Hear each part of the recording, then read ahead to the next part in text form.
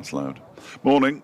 Welcome to the Incora County Ground for the final game for both Derbyshire and Somerset in the one-day cup. Dave Fletcher alongside Anthony Gibson from BBC Somerset. Anthony, this is the second time we've worked together. I mean, I've only been doing it 6 years, of course, but it shows you how rarely these two sides play each other. Well, they haven't played each other here in 40 or 50 over cricket since 2006. And actually, the last time I was here was either 1973 or 1974. Wow. Scoring for Brian Johnson in a Sunday League match. Marvellous. 50 years ago. Marvellous. But it's a great pleasure to be here. And as ever, the sun is shining here in Derby. We've barely had any rain, as everybody will know. The news from the toss is that Derbyshire won it and they're going to bowl first. They have named the same side, unsurprisingly, that won at Northampton on Sunday. The only slight surprise is that Matt Lamb has recovered in time to play in this one because he virtually crawled from the field. He was in so much pain with his back, but he is there. He said the main problem was that they had to field first before he batted. Well, they're going to have to do the same again here this morning,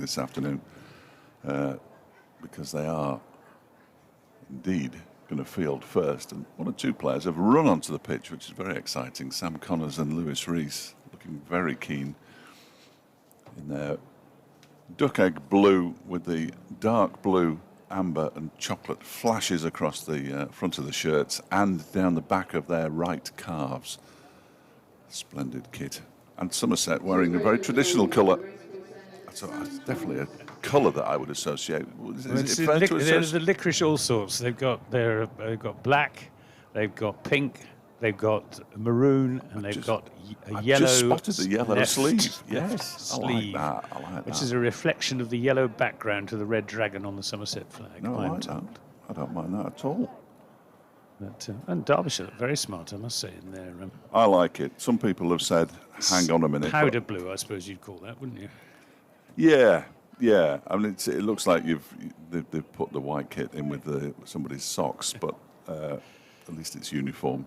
No, I don't mind it at all. We're going to start early because it's only 10:58. Good morning and welcome on the BBC Sport website and on the Derbyshire stream.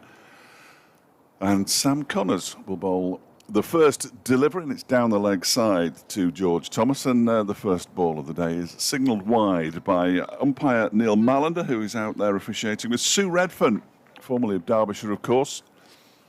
And the first time, we are fairly certain, that a Derbyshire first-team game has had a female umpire, which is excellent news.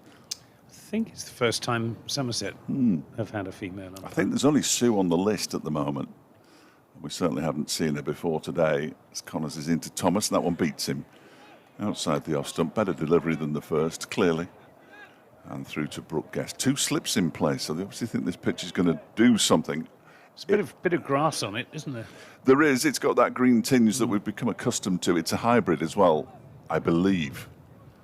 But as I've said many times over the course of the last couple of years, green pitches tend not to play like the old green pitches that Derbyshire played on once upon a time with Ollie Mortensen and Mike Hendrick.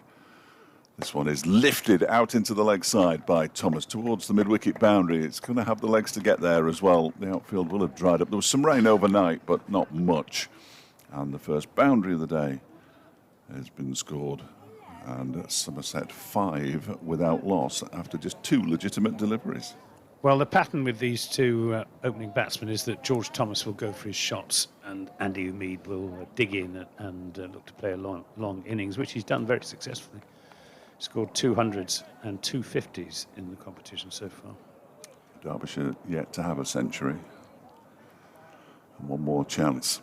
Connors in and bowls, edged and caught. And Thomas has gone. Harry Kane with the catch at first slip. And Derbyshire striking the first over. Somerset 5 for 1. He went hard at that. It was a decent enough catch at a good height, but it went quickly. It was a good catch. It was a poor shot, though. Didn't move his feet at all. Just waved his bat at an outswinger. And he'd been warned earlier in the over that there was a little bit of away movement. And that's disappointing for George Thomas, who's a very accomplished striker of a cricket ball, but shot selection leaves a lot to be desired, as on that occasion. So not the ideal start for Somerset. You said he'd go for his shots, and he certainly went for hard at that one outside the off stump. Might just have left him a touch, and a thickish edge to first slip. And Harry came, pouched it nicely. Unusual to have 2 slips. There won't be 2 slips for very long. I'd be fairly certain of that. But Derbyshire make the early breakthrough, and it gives me something to tell everybody in the 11 o'clock bulletin, which is always a tricky one, because you normally just say somebody's won the toss, they're doing something, and it's 0 for 0. But on this occasion, I'll be able to give them some good news from a Derbyshire perspective. I shan't be long. Connors then to bowl to the new batsman, who is Lewis Goldsworthy, young Cornishman.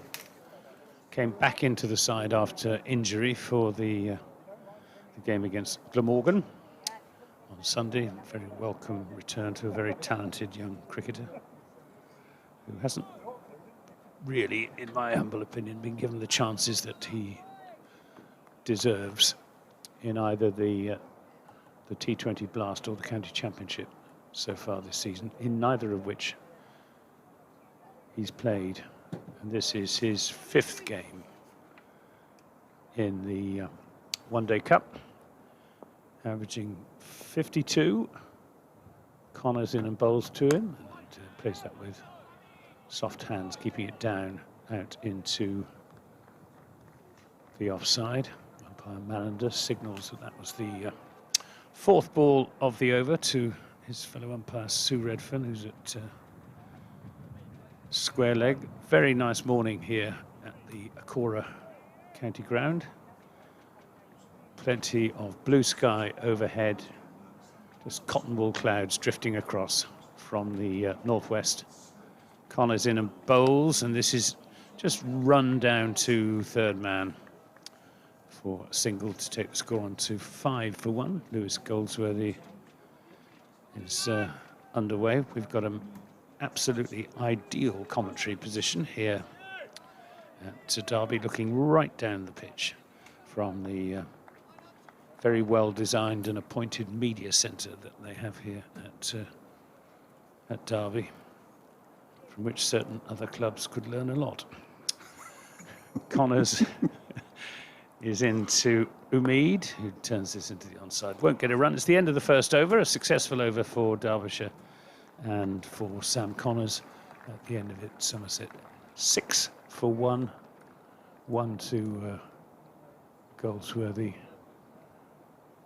And there must have been Thomas. Did Thomas get? You only got. Yeah, there was that wide one. There was a wide. Yeah. A wide. First ball of the match was a wide. It was a wide. Yeah. See the very tall figure now of Harry Moore, playing in only his 3rd senior game. Just been called up to the England Young Lions. Which is good news for Derbyshire. Finally seeing some products of the pathway making progress. He is tall as well, isn't he? He was born, this is horrible by the way, April 2007. I mean, that's mad, isn't it? That is just horrible. He's tall he's only 16. 16 and, what, 4 months? Ridiculous. 2 slips for Moore, coming in from the pavilion end, and beats Goldsworthy with a good one. Just a little bit of movement off the seams. Quite a stiff breeze blowing across the ground from right to left as we look out from our commentary position. Decent crowd. How many do you reckon here, Dave? That's a great question. I'm not very good at this kind of thing. 1,500, something like that? Well, I'd be surprised if it was that many, but there are people to our right and left as well that we can't see, so, well, I assume there are anyway. Certainly some down to our right. There might be 1,000 in. More again from the far end, and that, I think, not sure whether there's any bat involved.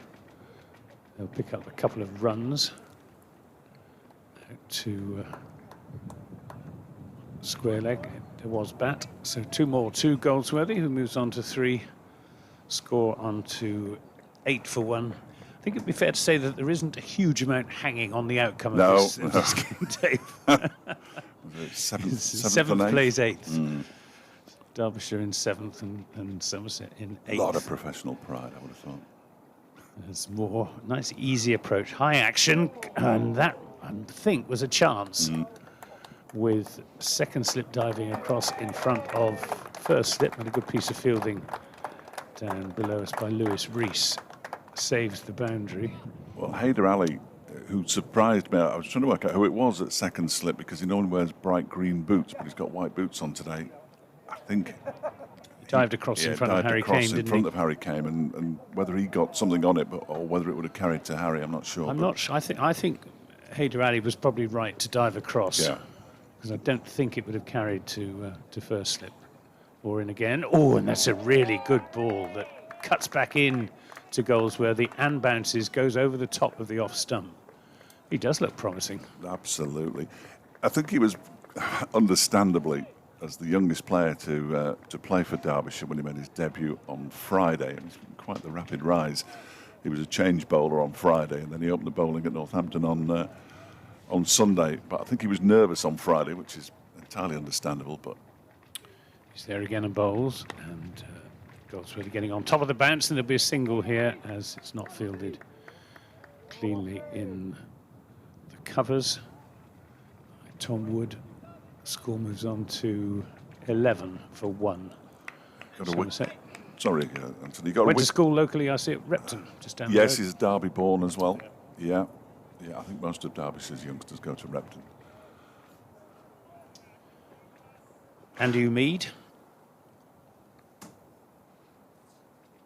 As more bowls to him, and Umid gets another good ball on a good length, right on off stump. That was a very good first over from Harry Moore, I must say. Every ball absolutely on the spot, on a good length, on or just outside the off stump. He had a difficult chance, dropped at second slip, and well, he certainly looks the part.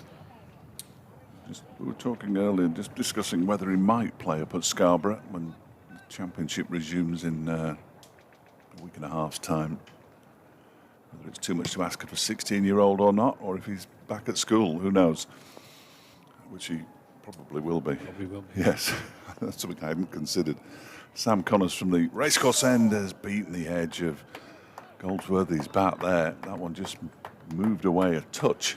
I'm not sure if it didn't actually take the edge. It didn't carry to Oh, okay. Guest. I thought, sorry, I assumed it had gone through to Guest, but no. Oh. Yeah. It did look like he'd edged it, I have to say. A good delivery again from Connors. These two have hit the ground running, which Derbyshire haven't always done this season. In any form of cricket, really. Goldsworthy waits and Connors bowls. Jimmy gets bat on ball, pushes it out towards Tom Wood, who's fielding at cover inside the circle. The two men out are at third man and long leg. It's young Harry Moore at third man. And Mark Watt, the Scotland international, down at long leg in front of the East Midlands demolition stand. Away to our right-hand side. Is it really called the East Midlands Demolition Stand? I don't think so, but they're the main sponsors on the. I've always called it that. I'm sure if I ever want anything demolishing, there'll be very preferential rates the next. Thinking what a romantic name it is for a stand. It's the only stand with any cover on the entire ground, so it is generally quite well populated because it's either raining or cracking the flags. We don't seem to get anything in between. That next ball was pushed out into the offside by Goldsworthy. 6 for him. Umid has only faced a couple of deliveries. He's yet to get off the mark. 11 for 1 Somerset in the third over. As Connors is in again, and that one just about gets some bat on that. Bit of a leading edge. He was trying to turn it into the leg side. The ball goes up to Alex Thompson at mid-off, all along the ground. There's Dahl, vice-captain to Brooke Guest, in conversation there with Tom Wood on the offside. One of those days where it isn't easy to talk to each other because the wind is quite strong. I'm just glad it's returned to coming in from the west, though. I know where the weather's coming from. Off the back foot, punched into the offside by Goldsworthy, fielded by Wood. And there's no run. We had Neil Mallander on Sunday at Northampton. some of the poses, he's just striking a pose now. Some of the poses he strikes are fairly bizarre. He must be nearing retirement, I would have thought, Neil. Yes. Great character.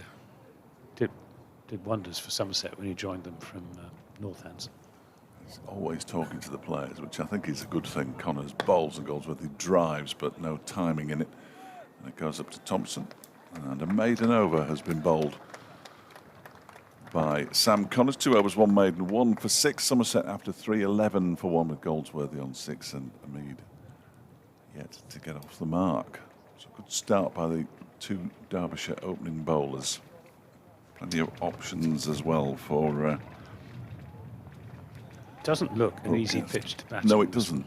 It doesn't. So it was used on Friday. 30 overs a side game, and Worcestershire made 252, I think, and won it relatively comfortably. Here comes young Harry Moore again from the far end, the pavilion end.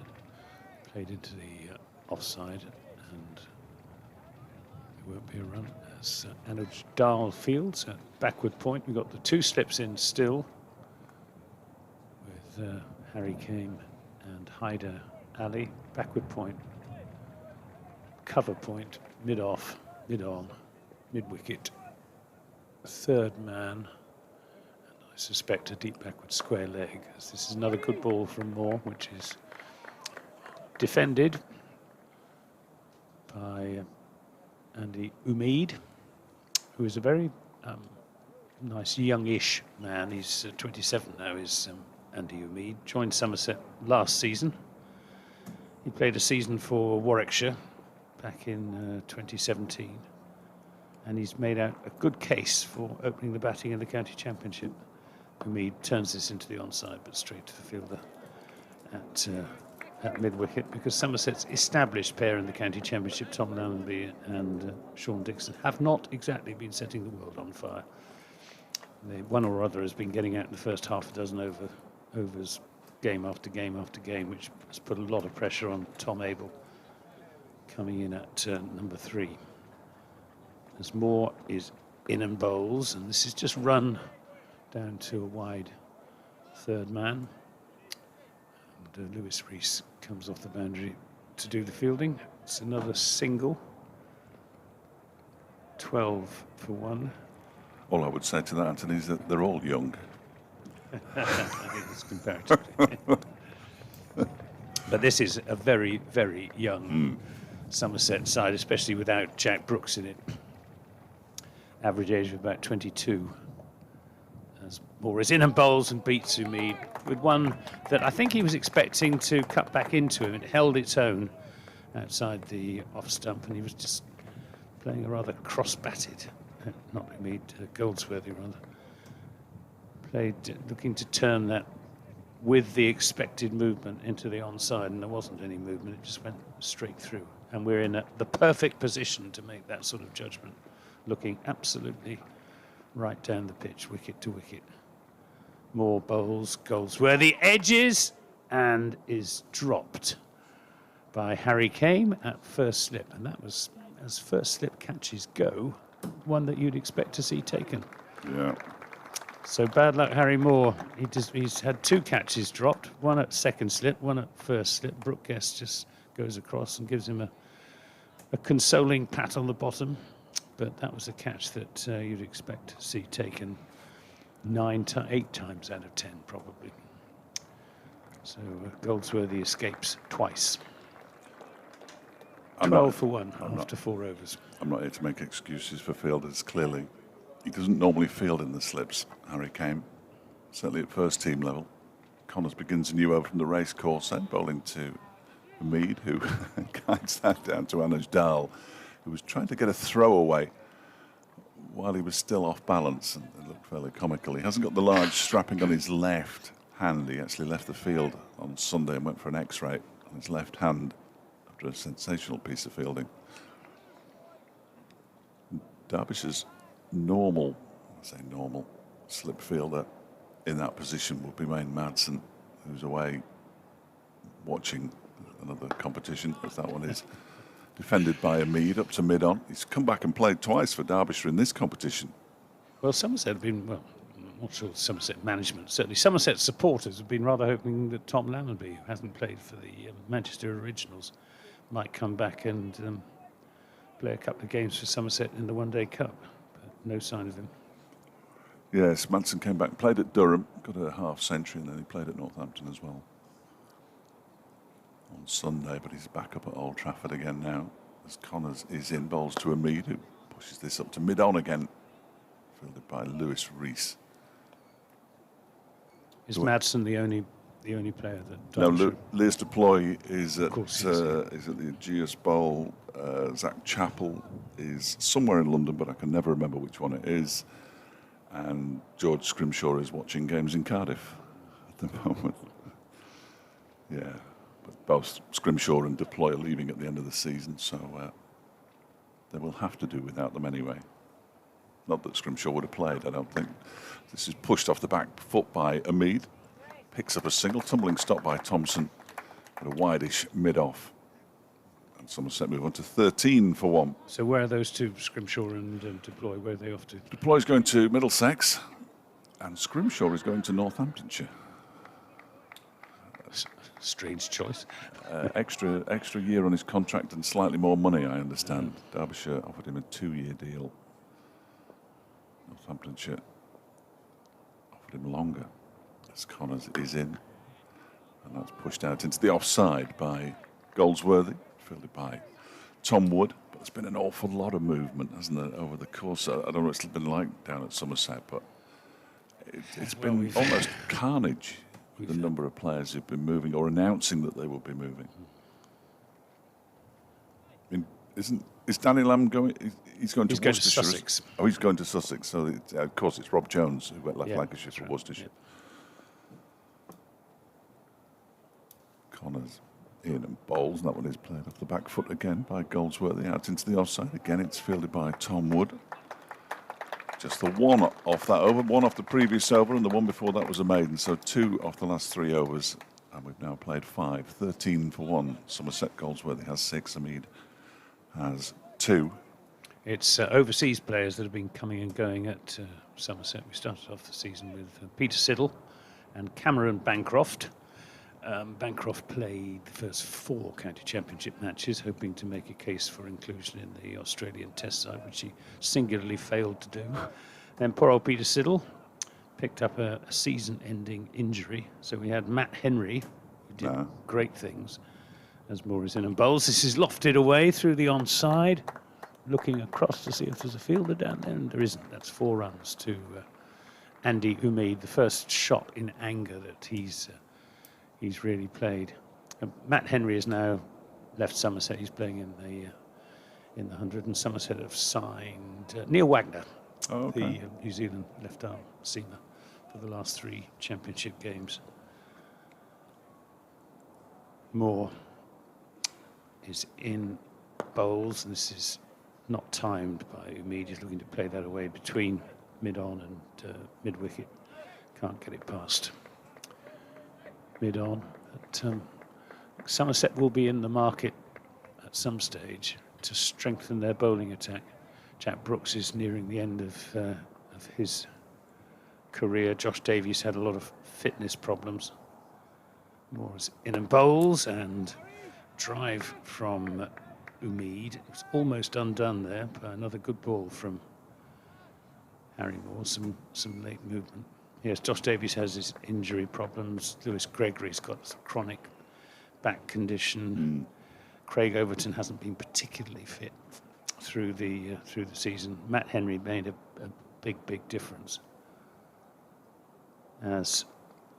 What a good ball that was! That went between bat and pad, over the top of middle stump, through to Brooke Guest, who just got his left glove up to his head in shock and admiration for that delivery from Harry Moore. Yes, so Somerset's bowling is looking a bit threadbare at the moment, because the young seam bowlers aren't really making a case. As this is played into the onside, there'll be a single here, as it's not fielded by Alex Thompson at Matt Lamb at mid-wicket. Another run, 18 for 1.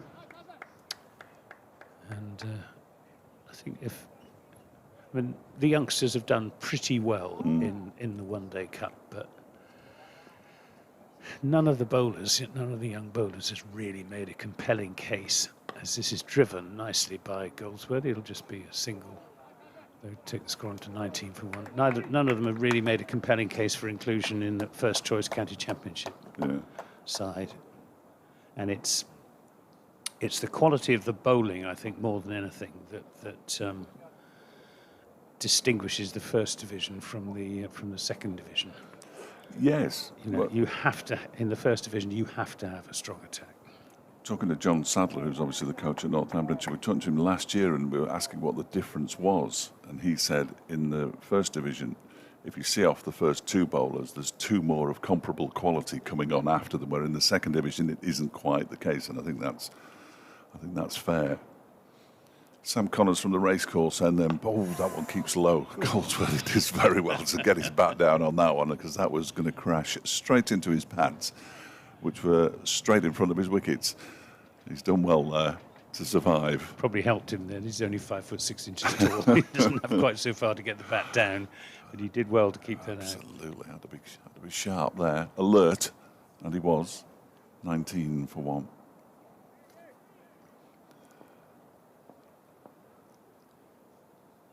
Connors turns again.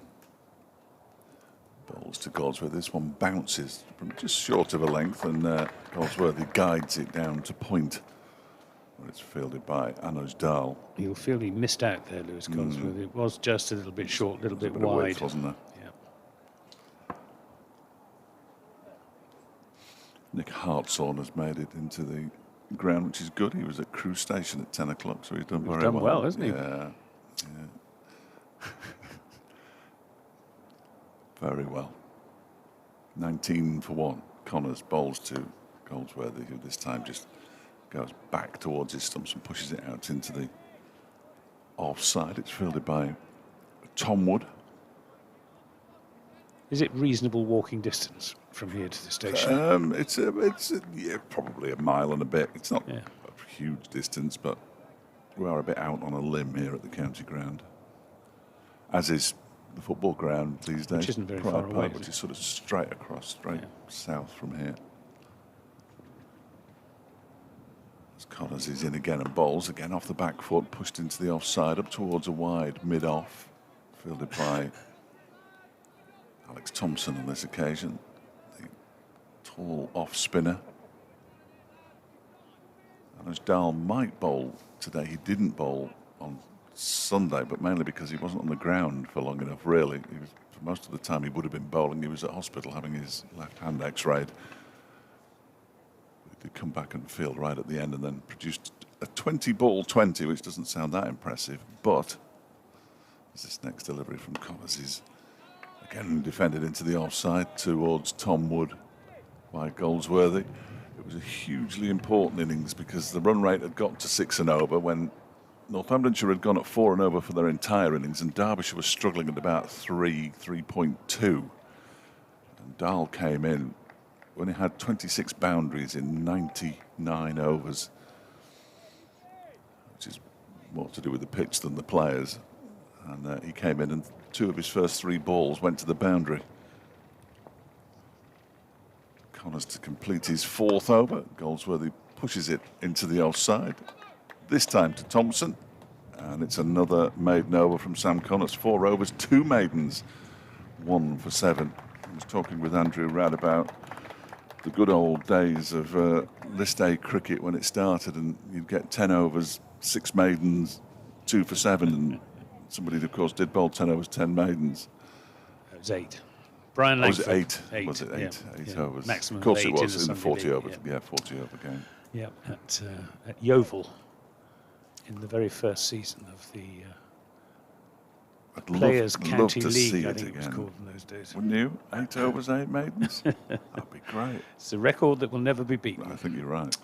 Harry Moore in and bowls, and right on the spot again is Harry Moore. He's bowling at a lively, fast medium pace. He's not an out-and-out fast bowler. You wouldn't expect that at just 16 years of age, but he'll get quicker as he fills out and gets stronger. The gun at Northampton had him at 77, and they reckon it's 3 miles an hour. I was going to say it's wrong. Yeah, it understates the speed gun at Northampton. This is just played down into the offside, fielded at backward point by Anish Dahl. My warm-up act, ABBA, are on. I've got to go. 19 for 1 here at the Incora County Ground in Derby on a nice sunny morning. Decent crowd, despite the fact that there isn't really anything hanging on this game. Derbyshire in 7th, playing Somerset in 8th, and this is punched into the offside for a single by Umid, who moves on to 8. 20 for 1.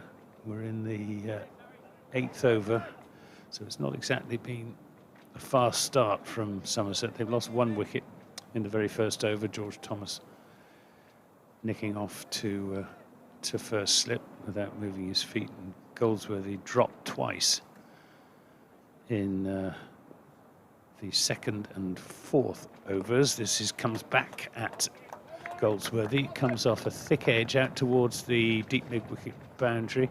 Matt Lamb is in pursuit, puts in the slide. They'll come back for 3 runs, 23 for 1. Goldsworthy on to 10 as the boundary on the eastern side of the ground out towards the players' pavilion away to our left is rather longer than the boundary to our right towards the main scoreboard. But decent boundaries all around the ground as Moore is in and bowls to Umid, who gets on top of the bounce and plays that down into the offside. Andy Umid, this is his 8th innings in this season's One Day Cup, and he really has established himself top of the averages for Somerset. 441 runs before today at 63 at a strike rate of 91.5 with 2 centuries and 2 50s. As Moore is in and bowls to him, and he drives firmly, and it's misfielded at mid-off. And they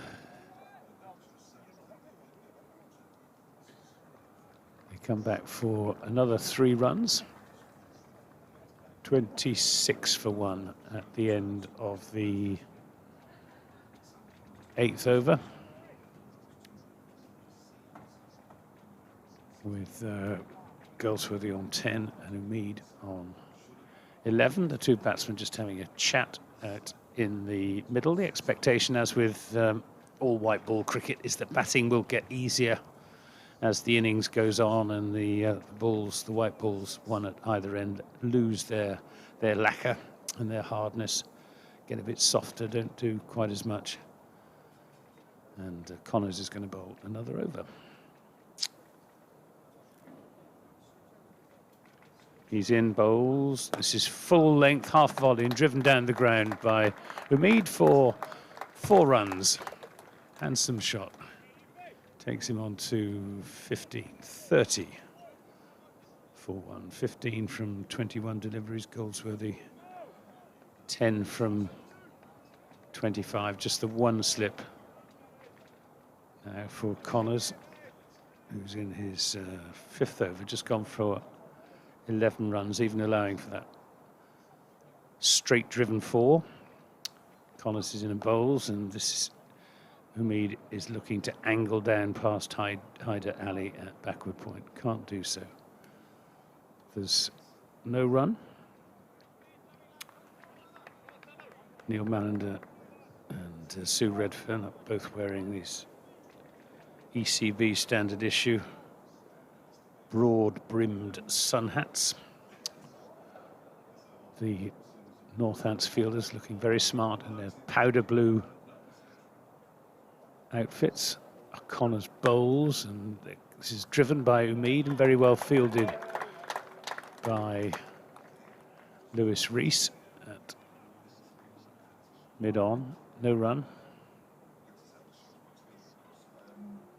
Andy Umid, I asked him if he thought he'd made it a case for himself to be included in the county championship, to be opening the innings in the county championship for the next game, which is against Hampshire a week on Monday, and he didn't say yes and he didn't say no. As Connors is in and bowls, and he pulls this away through the onside. Handsome shot, didn't move his feet, but it was short, inviting the pull shot, and perfectly executed by Umid. 4 runs, moves on to 19 from 24 deliveries, 34 for 1, which means that they have added 29 so far for the second wicket. These two, not without some good fortune, particularly on the part of Lewis Goldsworthy, who was dropped at, first of all, that second slip by Hyder Ali, and then by Harry Kane at first slip, both of the times off 16-year-old Harry Moore. Connors bowls, full length, driven down the ground. Nice, juicy half volley. Thank you very much, says Andrew Umid. He's a very strong driver of the cricket ball, and Sam Connors just bangs his hands together in frustration at letting that, just floating it up to half volley length.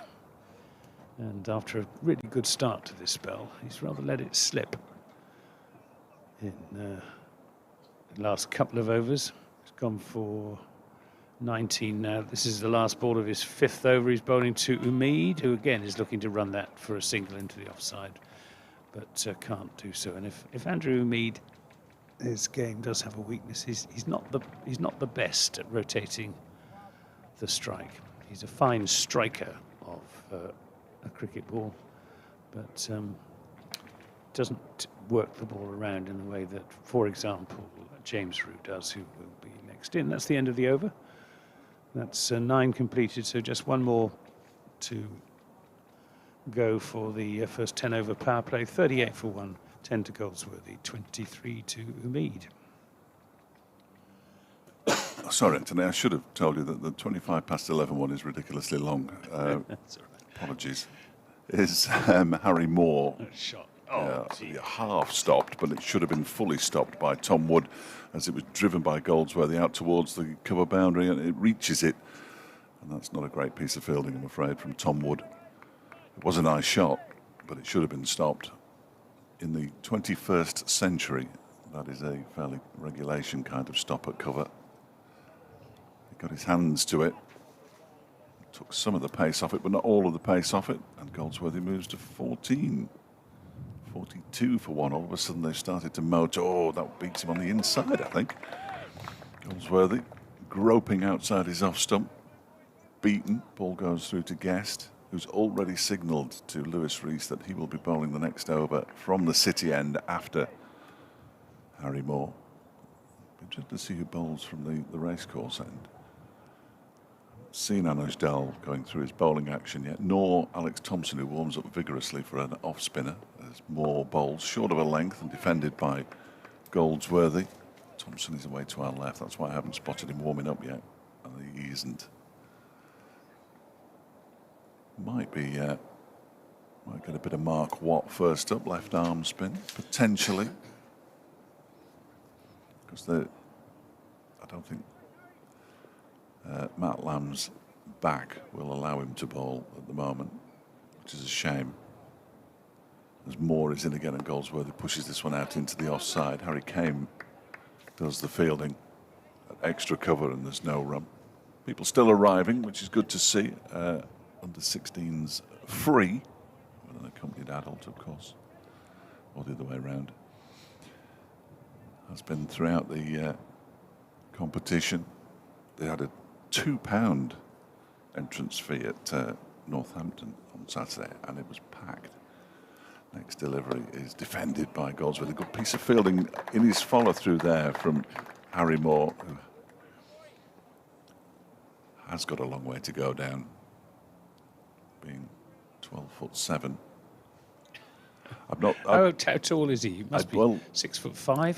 I would think he's probably 6'5", 6'6", but I haven't spoken to him yet because you've got to go through all sorts of... Probably still growing at 16 as well. You've got to jump through a lot of hoops to interview 16-year-olds.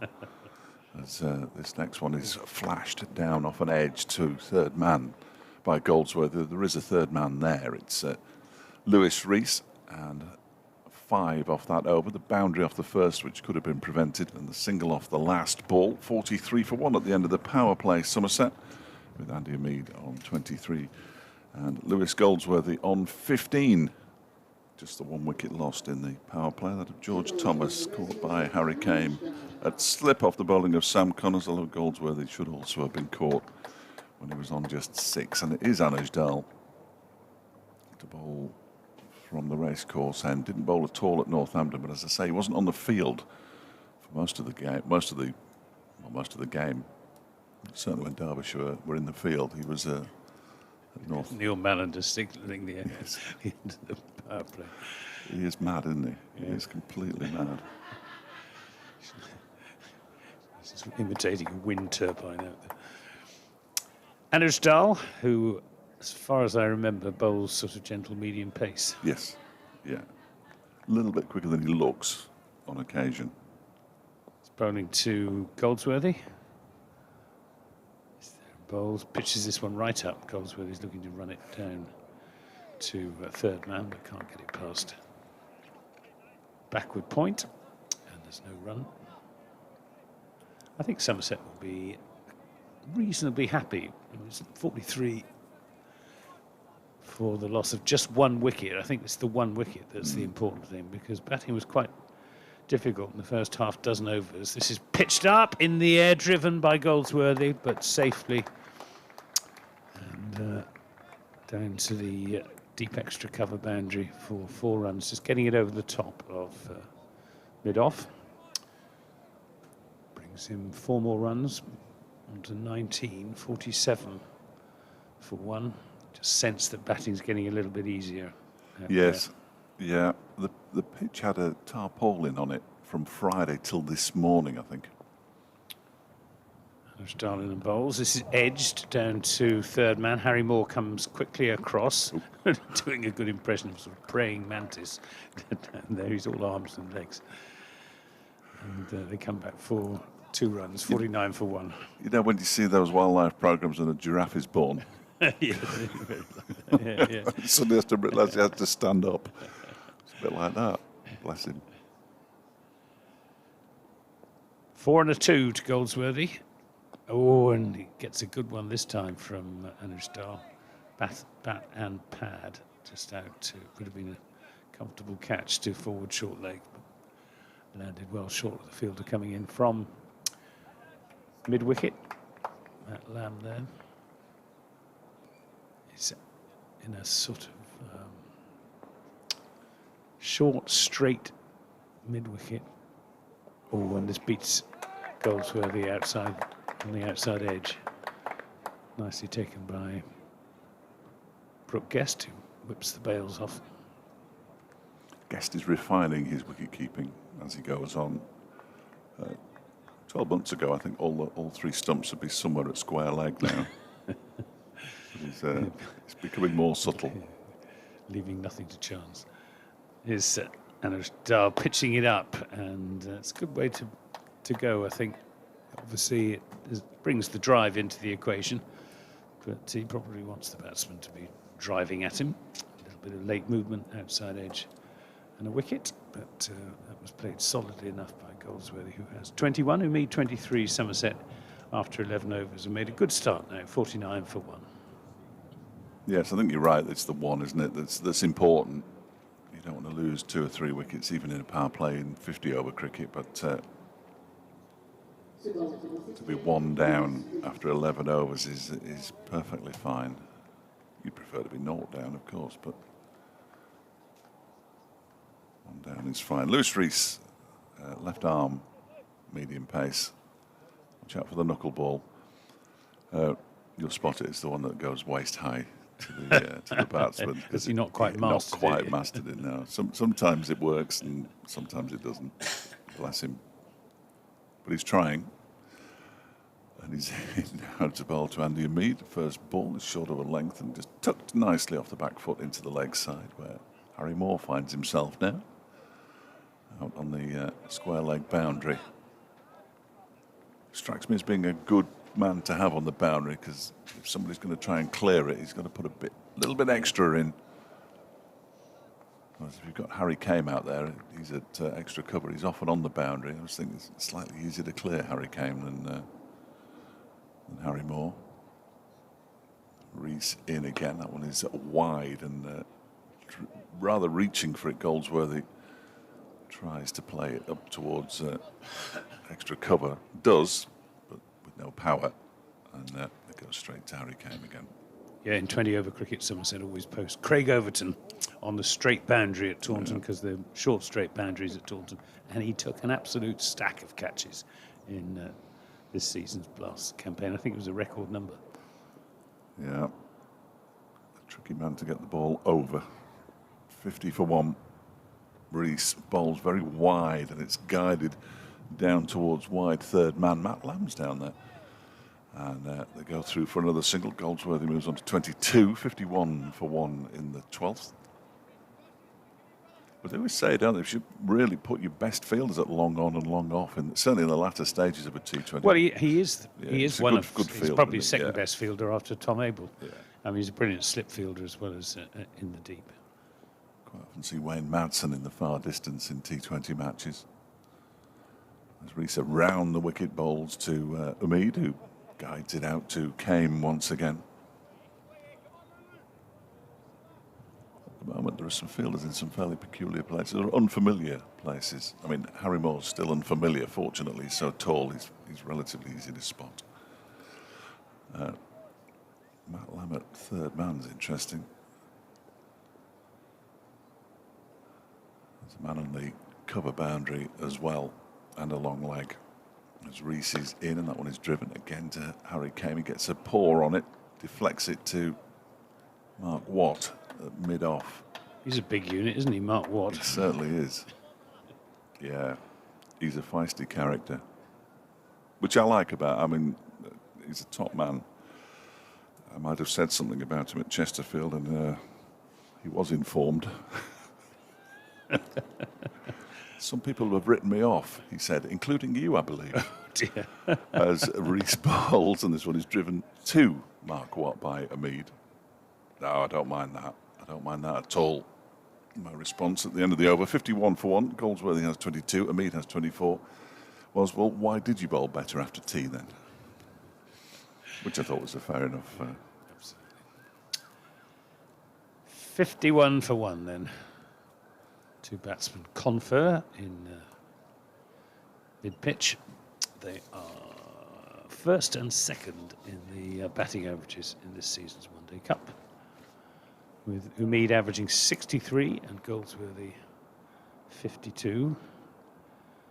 Umid's played 3 innings more than Goldsworthy. Anuj Dal for another over from this racecourse end. And it's just played into the offside.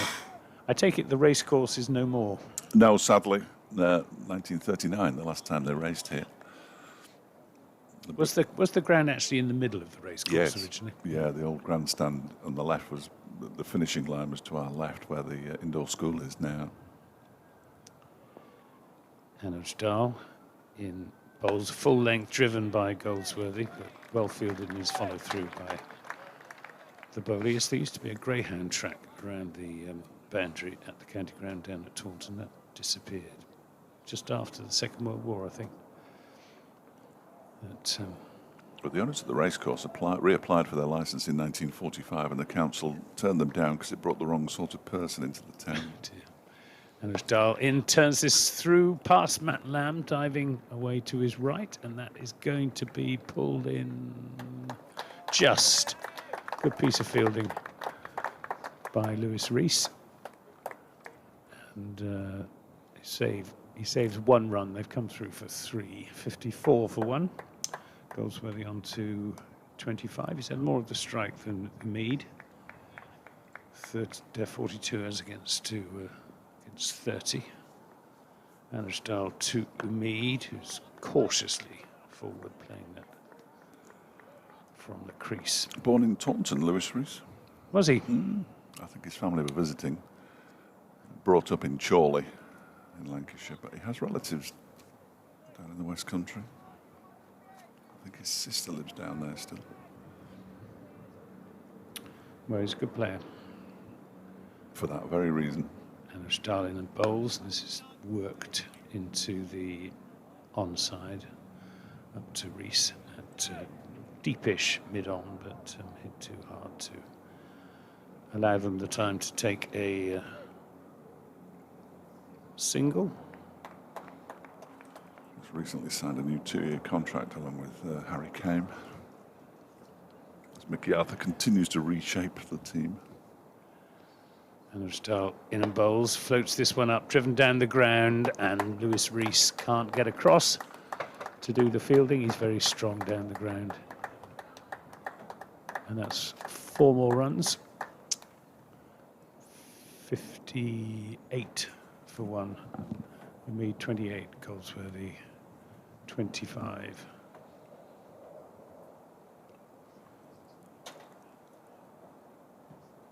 Dave from Cork on Twitter says the power is off today. Something to do with the transformers. So following Somerset the traditional way, listening to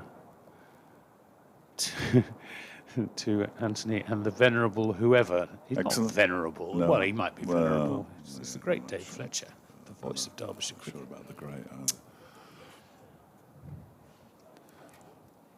I'm not surprised people don't know who I am, because we've only worked together once before. And I've been doing this for 6 years. This is my 7th year. Lewis Rees to continue from the city end around a wicket to Goldsworthy, who drives to Harry Kane. It hits him on the finger end, I think. That would have been back, what, 2021 in Taunton? Yes, we had a 50-over match. Yeah. It was the cider festival, I believe. That's right. With the 2 o'clock start. That was the cider festival when they ran out of cider. It was a warm day, though. I'm not surprised. It was. A lot of thirsty people in the ground. Derbyshire, 296 all out. Finn Hudson Prentice made 93. Yeah, no, good player, Finn. Next delivery from Rees is guided out towards the covers at one point, really. Anisdale gets a right hand to it. They go through for a single. Goldsworthy moves to 26.59 for 1. Yes. Sonny Baker got 3 for 46. He made his debut there, and so did Lewis Goldsworthy.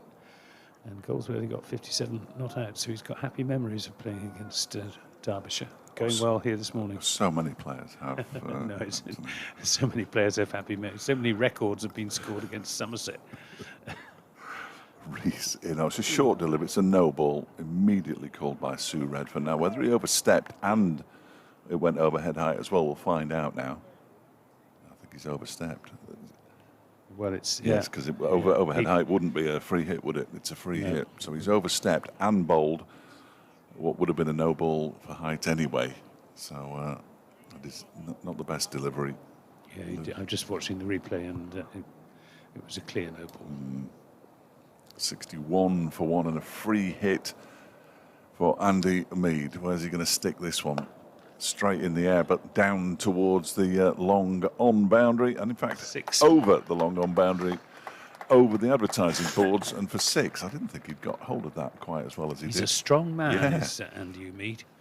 He hit a 6 at Northants a couple of weeks ago, which cleared the Spencer Pavilion.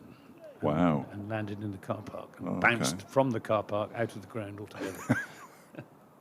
Good effort. And even Andrew Rad was impressed with that. Yeah. That's a fair hit. 67 for 1. Rees is in. That one's on his hips, so Umid just turns it up to square leg. Oh, there's a little misfield there from Harry Moore, but no damage done as he quickly reacts.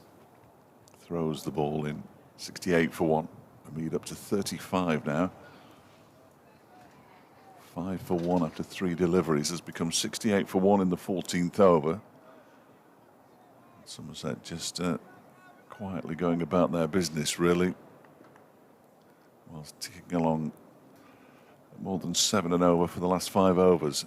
As Rees is in, and that one is dabbed down to third man by Goldsworthy for a single. 27 he's on to now from 44 deliveries. Umid 35 from just 36. 69 for 1. You're getting support from Tony Hardwick on Twitter about Thank you, Tony. the 100 watching briefs of the absentee county players not playing cricket at all, when playing is of vital importance to both bowlers and batters. They haven't released many bowlers as far as I can work out. A couple of batsmen have been released. Durham were looking to get Ben Rain back, but were turned down, I believe. As that one is turned into the leg side by Umid, out towards Moore, who fumbles again before throwing the ball back to Brooke Guest, and it's the end of the Rees over. Not a particularly good over from Lewis Rees. 12 runs in total coming off it, including that no ball. Somerset after 14 are 70 for 1. Yeah, the run rate is getting up to 5 runs and over, which is more than useful. It means they should be on course, if they keep wickets in hand, of something over 300, which I think, Dave, would be a defensible score on this pitch. Yeah, well, 250 in 30 overs seemed too many, which it turned out to be, which is what Worcestershire got on Friday on the same pitch. So assuming that the pitch has deteriorated a touch, if they get beyond 300, it will be, they'll certainly be in the game. Alex Thompson is going to come into the attack from this racecourse end.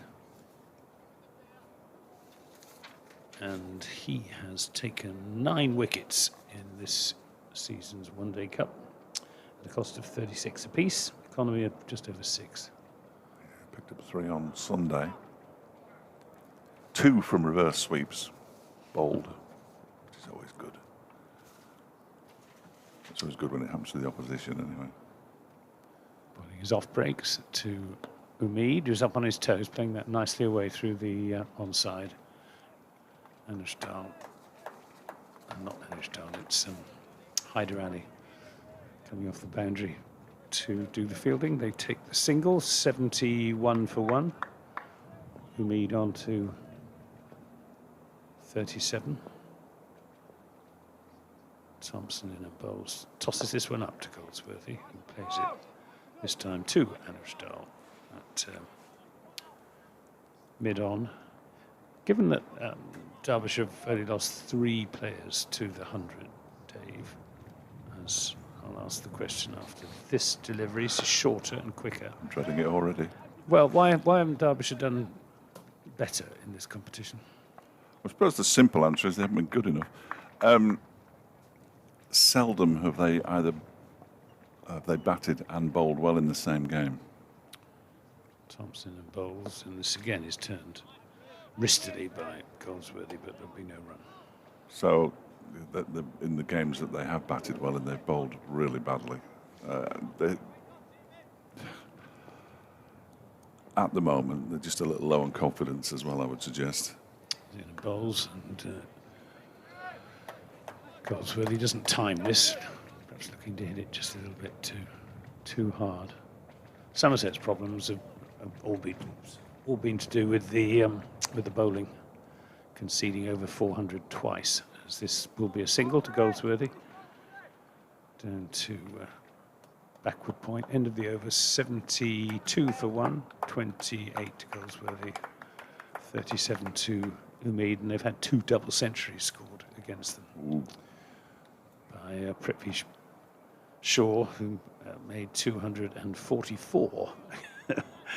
And Bobby Bracey, James Bracey from Gloucestershire, who made 224. That's what I mean about records being... They were both records. The 244 was a record for Northamptonshire, and the 224 was a record for Gloucestershire. And Gloucestershire beat Somerset by a little matter of 198 runs. It was one of the most humiliating days cricket I've ever watched, I think. Yeah, that's given the intense rivalry between Somerset and Gloucestershire.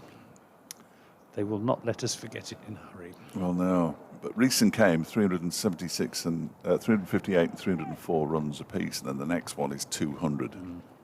So if the openers don't get good runs up top, they tend not to score very many. Mark Watt into the attack with his left arm spin, bowling to Goldsworthy, who pushes the first ball up towards Anushtal at extra cover. Keep an eye out for the 24-yarder. I always tell everybody, not see one in the first over. This one's going down the leg side, and Goldsworthy can't turn it away with his bat. Floods into his pad. It's picked up by Brooke Guest. Huge experience of 50-over cricket, playing for Scotland, of course. Mark Watt, who bowls, and that one is played off the back foot, back to the bowler by Goldsworthy. Good start. by the man from Edinburgh.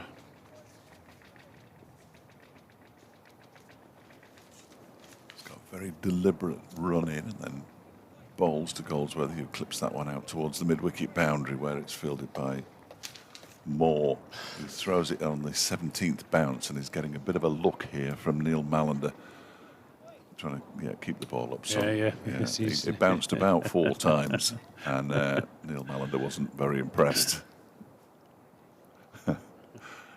Just turned around and just told him to keep it up if he possibly can.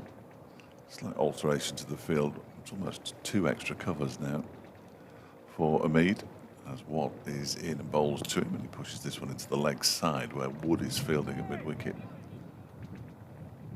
As Anthony said, very breezy here. It's as breezy today as I can remember it for a while, actually. The flag on the left-hand side of the members' pavilion is billowing. That one is turned down to short fine leg by Umid and fielded by Thompson. So a good start for Mark Watt. Just the 1 run off the over. 73 for 1 after 16. Goldsworthy 29, Umid 37. Yeah, Mark Watt and Andy Umid, both from Scotland. I don't think they will have played together for Scotland, because I don't think Andy Umid has actually played for Scotland in a one-day international, whereas Mark Watt has played 61 one-day internationals. Alex Thompson's going to bowl another over from the racecourse end, and Goldsworthy down the ground for 6. 2 paces down the pitch, nice swing of the bat, and away she sails over the straight mid-wicket, wide long on boundary. In other words, cow corner. But it wasn't a slog, that. It was a nice pickup shot. Second 6 of the innings, because Andy Umid hit a 6 off a free hit. Thompson to Goldsworthy. This time he contents himself with a single into the onside, with Haider Ali coming in off the boundary to do the fielding. 80 for 1. Slightly shorter boundary out there, but not much shorter. Good boundaries, good long boundaries up. Square of the wicket here at the county ground. Thompson bowls short, and there's a comfortable single here to Andy Umid, who moves on to 38. 81 for 1. Runs coming pretty readily for Somerset now. Going through the gears. 43 they made for 1 in the 10-over power play. Thompson bowls, and this again is just worked through that gap between where a mid-wicket, it was almost exactly where a mid-wicket would be. We've got a wide-ish mid-on and a backward square leg and a deep mid-wicket, but there's no one saving a single at mid-wicket, and that's being exploited by these 2 at the moment. And Umid's looking for that gap again, but can't find it. Gets it straight to mid-on. Managed Dahl, the fielder. The sun's just gone behind the clouds for the time being. It's still a very pleasant morning as Thompson bowls on a good length, and Umid is forward defending. End of the over, 82 for 1. Thompson's 2 overs have cost 11. Lewis Reese's 2 overs cost 14. Andrew Dahl 2 overs for 13. And Harry Moore, 5 overs for 24. He, for my money, has been the most impressive of the bowlers we've seen so far. Connor's the wicket taker, 1 for 19. Not much turn out there. Mark Watt's not a big turner of the ball. It's more about a variety of length and pace. I mean, he can bowl quite a quick delivery. Not much turn for Alex Thompson. 82 for 1, 17 gone. Watt is in. That one is turned down to fine leg. They're going to go through for a single. Whether it came off his bat, which Sue Redfern confirms by doing nothing that it did. Goldsworthy moves on to 38. 83 for 1. Can get through their overs very quickly. The spinners between them, can't they? As this next one is slog swept backward of square and 1 bounce 4 by Andy Umid. Good shot. It was a good shot. 42. He moves on to 87 for 1. Played it from outside the off stump, which is it's a shot you see more and more often these days, particularly obviously in white ball cricket, but sometimes in red ball as well. Relatively safe as long as you don't get a top edge. Yes. Watt's response is to bowl another ball on the leg stump, and it's clipped away. Tom Wood is chasing it out towards the straight mid-wicket boundary, and it will stop before it gets there, but the batsmen go through for 3. You could almost have run 4 there. Yeah, it's a long way out there. Probably the furthest part of the boundary. That's at straight mid-wicket. It's not a good day to be sitting on the grandstand in front of the players' pavilion, really, because a long way away. You're about 30 yards from the boundary. Which doesn't happen an awful lot here at Derby as Watt bowls, and that one is just clipped away. Possibly off bat, possibly off pad for 4 runs, and it is off bat. And Goldsworthy moves to 42, 94 for 1 now in the 18th over. Last time I was here, I watched Mike Hendrick in the nets. I was hugely impressed as Dave goes off to provide his latest update for BBC Radio Derby. Mike Hendrick was great England medium-fast bowler. Didn't play as many tests as he might have done in another era because of the competition all around him. It's Mark Watt from the pavilion end, bowls to Goldsworthy. Plays it defensively, 94 for 1, Somerset. These two have added 89 so far for the second wicket since George Thomas was out in the very first over. Goldsworthy's looking for a single into the offside, but it's not there as Anuj Dal comes quickly around to do the fielding. Goldsworthy has 42, Umid has 45 in 45 from 45 deliveries. As Andy Umid, who's looked better and better, I have to say, as this competition has gone on. He needs another 14 runs to reach 500 runs in the competition. Yeah, I was just saying, Dave, last time I was here, I was watching Mike Hendrick in the nets and was hugely impressed. Absolutely. And I think Alan Ward was also playing for Derbyshire that day, who was one of the quickest of that era, if not the quickest. Derbyshire were a good side in those days. Absolutely, yeah, no question. Lewis Rees has taken over from Alex Thompson. This is played on the bounce back to him by Andy Umid. They could do with a wicket here, Derbyshire, couldn't they, really? Good start, but Somerset are 7 runs and over from the last 5, and it's been at that for a while now. Yeah, they're going well, these two. It's Rees emerging from behind umpire Malander, and this is invitingly floated up outside the off stump. And a little bit surprised that Umid didn't go harder at that. He does rather invite the drive, does Lewis Rees. It's very gentle, medium pace. Can be very loopy. Yeah. Tossing the ball from hand to hand. Here he comes in, arms down by his side. He's there and bowls, and this is driven by Umid up 2. Long off, just for a single. As Anuj Dal with the fielding down below us to our left. We're looking right down the pitch from wicket to wicket. Could not be better placed. It's a very well appointed ground from what I've seen of it so far here. It's obviously changed a lot since I was last here. Shouldn't it? It was a single building. No, I don't think there will be. Here now, that would have been about 50 years ago. Rees into Goldsworthy, who plays this back to him, and it's a caught and bowl leading edge. Well, a disappointing end for Lewis Goldsworthy. And, well, maybe that was Lewis Rees's knuckleball, just holding it back. Goldsworthy playing too soon, looking to work it into that gap at mid-wicket, which had been purposefully left vacant by Derbyshire in order to encourage that sort of shot. And Goldsworthy falls straight into the trap. Leading edge, the easiest, most straightforward caught and bowled you'll ever see. It's 95 for 2, Goldsworthy gone. Caught and bowled, Rees for 42. 62 balls, 3 fours and 1 6. Yeah, very straightforward for Lewis Rees. Barely had to break stride.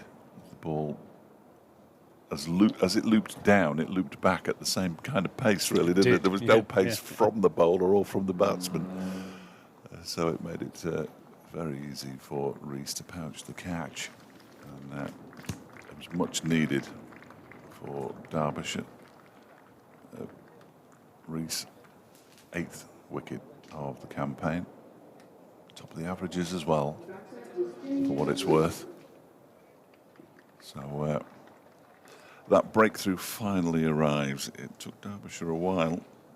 18 overs and 1 ball as they added 90 for the 2nd wicket. And now a new batsman who is James Rew. It is James Rew. Yeah, and we've all come to watch. We'll have to start again. Is he the kind of batsman who'll just get going from the start then? It's hard to say. I mean, well, it's not as you said. It's probably not the easiest pitch to go at it from the start. I think is it? He's a very sensible young lad, and I suspect he'll have a bit of a look first. The last few innings he's got starts without going on. He got a century against Worcestershire in one of the 2 matches that Somerset have won in this campaign. The other one being up at Gosforth against Durham last week. But he'll probably have a bit of he's got all of the sort of modern shots, if you like, the scoops and reverse sweeps and ramps and all that sort of stuff. But he's basically a very well coached, conventional batsman. Rees in and bowls, and Rew just plays that gently out into the offside. He was mentioned in dispatches as a possible contender for a place in the England white ball squad to play Ireland, but he didn't get any serious runs in the first couple of games in this campaign and faded out of contention. But he's very good. This time he's playing this characteristically late. It's one of the things that my regular summariser Mark Davis, who's a very experienced coach and former Somerset fast bowler, says about James Rew is he plays the ball so late. He watches the ball very carefully, plays it late, and combine that very sound technique with very good sort of temperament. He's unflappable, is James Rew. It's the perfect combination. So he's got, it's all there. And 5 centuries in the county championship so far this season, including a double against Hampshire at the age of 19. It's not bad. It's not bad. No, not bad at all. I've been happy. There's the 24-yarder from Mark Watt. It's defended by Umid up to Sam Connors at sort of straight mid-wicket, really. There's a long on and a long off. So Sam Connors is a bit wider than the mid-on. But he'll chuck one in every now and again. This is more conventional, and it's cut out towards the backward point boundary where Hayder is fielding. And it'll go through for a single. Umid moves on to 47, 96 for 2. Brings James Rew on to strike. You see, his kit should be the other way around, shouldn't it? So that the yellow sleeve is pointing towards the bowler. They should do a reverse for a left-hander. Because they put if they have advertising, shirt advertising on their sleeves, they put the advert on the right sleeve of a left-handed batsman, which makes sense. Slip in place. Sam Connors has gone into slip. Mark Watt bowls to Rew, who guides this out nicely and gets off the mark with a very comfortable single. Anuj Dal couldn't get across to do the fielding.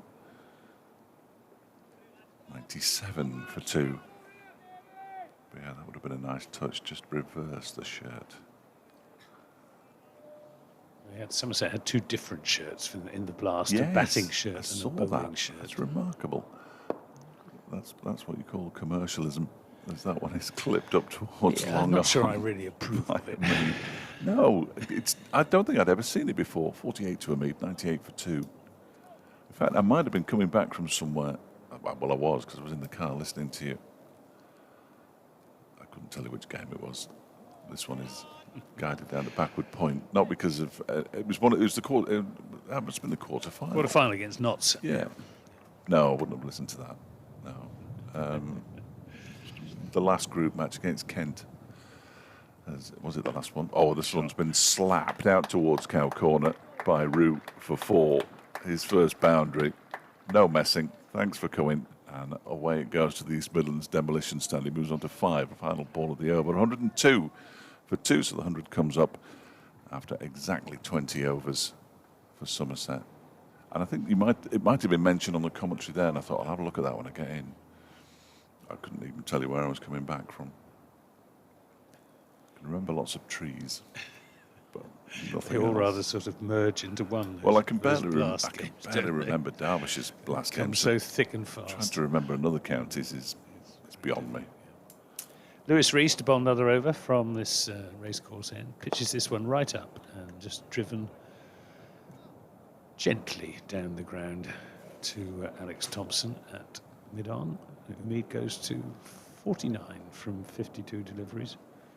And of course, a completely different kit to the one-day kit. So there are 3 kits available these days, or in Somerset's case 4. Yeah.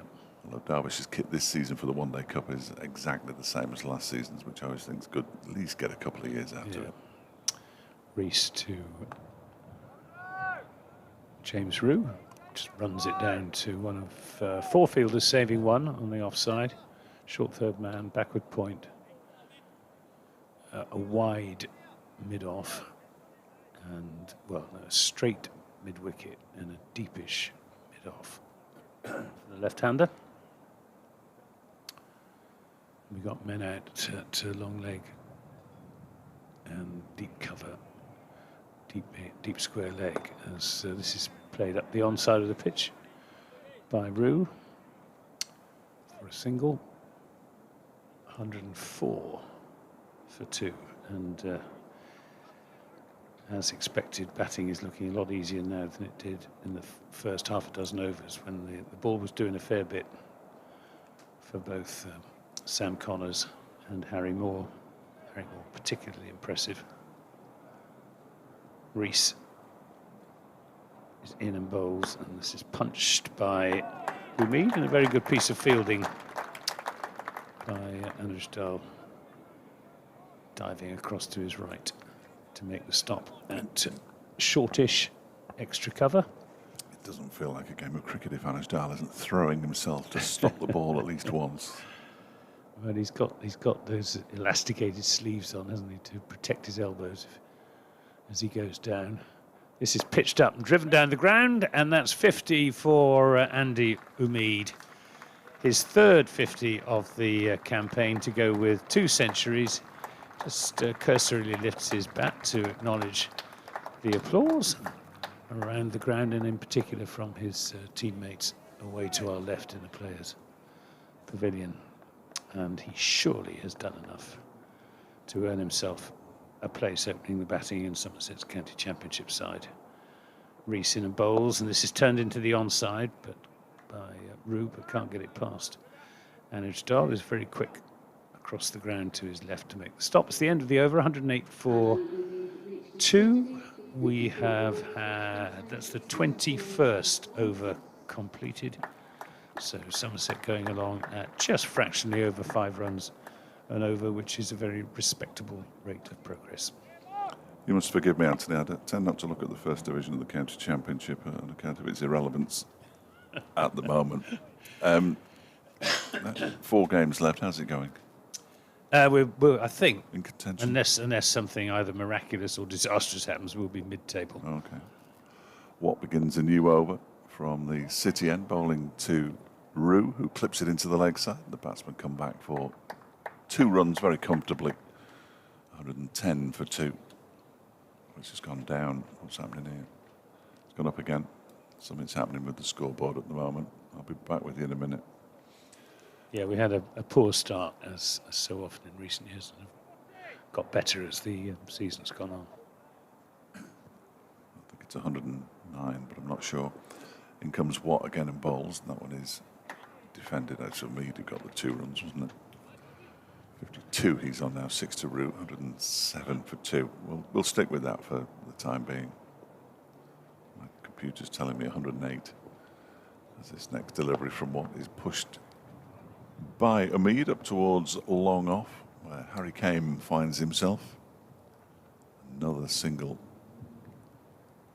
108 for 2 potentially. Umid moves to 53. I'm going to believe the scoreboard. That's what comes in again halfway through his over, and that was a reverse sweep, and he's got it very, very fine. He hasn't got enough on it to get to the boundary though. Root, and he picks up 2 more. Thompson with the fielding. He likes to play the reverse sweep, James Root, but he's not the best exponent of it. Well, you've got to practice, haven't you? Yeah. You've got to practice. I don't think there are many club cricketers who don't like playing it, but with varying success rates, this one is defended by Root out into the offside, and Adel trots in to pick up. 1 ball left of the 22nd over. Mark Watt, 3 overs and 5 balls, 25 runs conceded, as that one is cut away by Root out towards Moore. Picks it up cleanly, and they go through for another single. So Root on 9, he'll pinch the strike as well. Mead has 53, and Somerset are 111 for 2 after 22 overs, going along very nicely. That Harry Moore, he must be a real weapon in schools cricket, mustn't he? Yes, you wouldn't want to face him, would you? You wouldn't. No. I mean, on school wickets as well. Some of them are very good, but the Repton under-16s turn up and he unpeels himself out of the minibus. Because not only is he tall, but he uses his height well, doesn't he? Yes, yes, he does. He bangs it into the pitch from a great height, so he gets lots of bounce. Lewis Rees, a very different style of bowler, and goes past the outside edge with his left arm over the wicket to the left-handed Root. Got Emilio Gay on Sunday early, and he played on because the extra bounce that he was getting, because he is coming down from such a height. Yeah, and he showed really good control as well. Very promising. Rees is in bowls. This is turned into the onside just for a single by James Root. Harry Moore with the fielding sends this first bounce into Brooke Guest, the wicketkeeper. So no ticking off this time from Neil Mallender. He's an umpire in need of a conversation, Neil Mallender, isn't he? He certainly is. 112 for 2 as Rees is in and bowls to Umid on a good length, and it was the length that foxed Umid there. He was in 2 minds as to whether to play forward or play back, and in the end he ended up playing a sort of nothing shot at it and could easily have nicked it through to Brooke Guest, the wicketkeeper. But he gets away with it. He's 53 not out. And this is played up through mid-on, up to Alex Thompson coming in off the boundary at long on. Another single for Andy Umid, who needs 59 to complete 500 runs in this season's One-Day Cup. Very good effort. Which is, yeah, indeed, it is a very good effort. He's shown just what a good player he is. Rees in and bowls to Root, who cuts this away down towards backward point. It will be cut off by Haider Ali. They come back for 2 runs. Root going on to 12, 115 for 2. It's not the most easily read scoreboard, this, in the country, but it's pretty quick in putting the runs up. Reese bowls short, and this is pulled. It's just going to be a single to Harry Moore on the deep square leg boundary. End of the over, 116 for 2, 13 to Rue and 54 to Umid. Yeah, she's very quick, Jane. Next door on the scoreboard. Sometimes it goes backwards.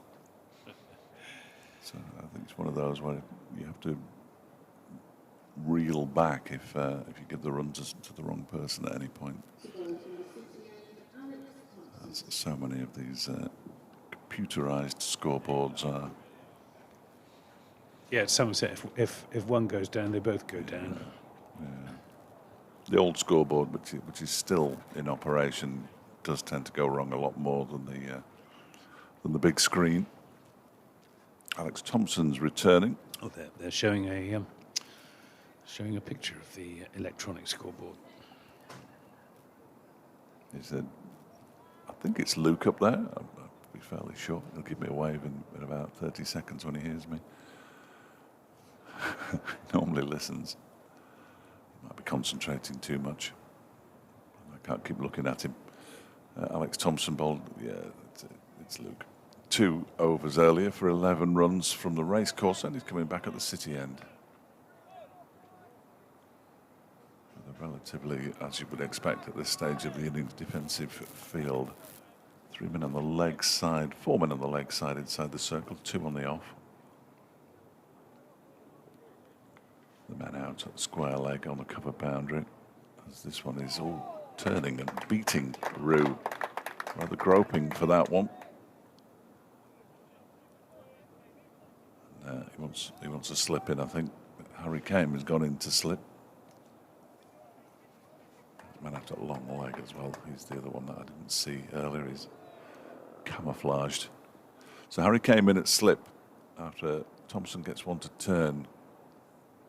He's in again, and that one is defended by Rue and to the offside. Anuj Dal does the fielding. I'd say another decent crowd. Yeah, it is. Nice atmosphere around the ground as well, isn't there? One of 4 days of cricket in August on this ground. Why would you want cricket on when the kids were on holiday, though? Man at we sort of gone to Cow Corner. It's a straight mid-wicket. Matt Lamb's gone out there, and that one is played off the back foot by Rue.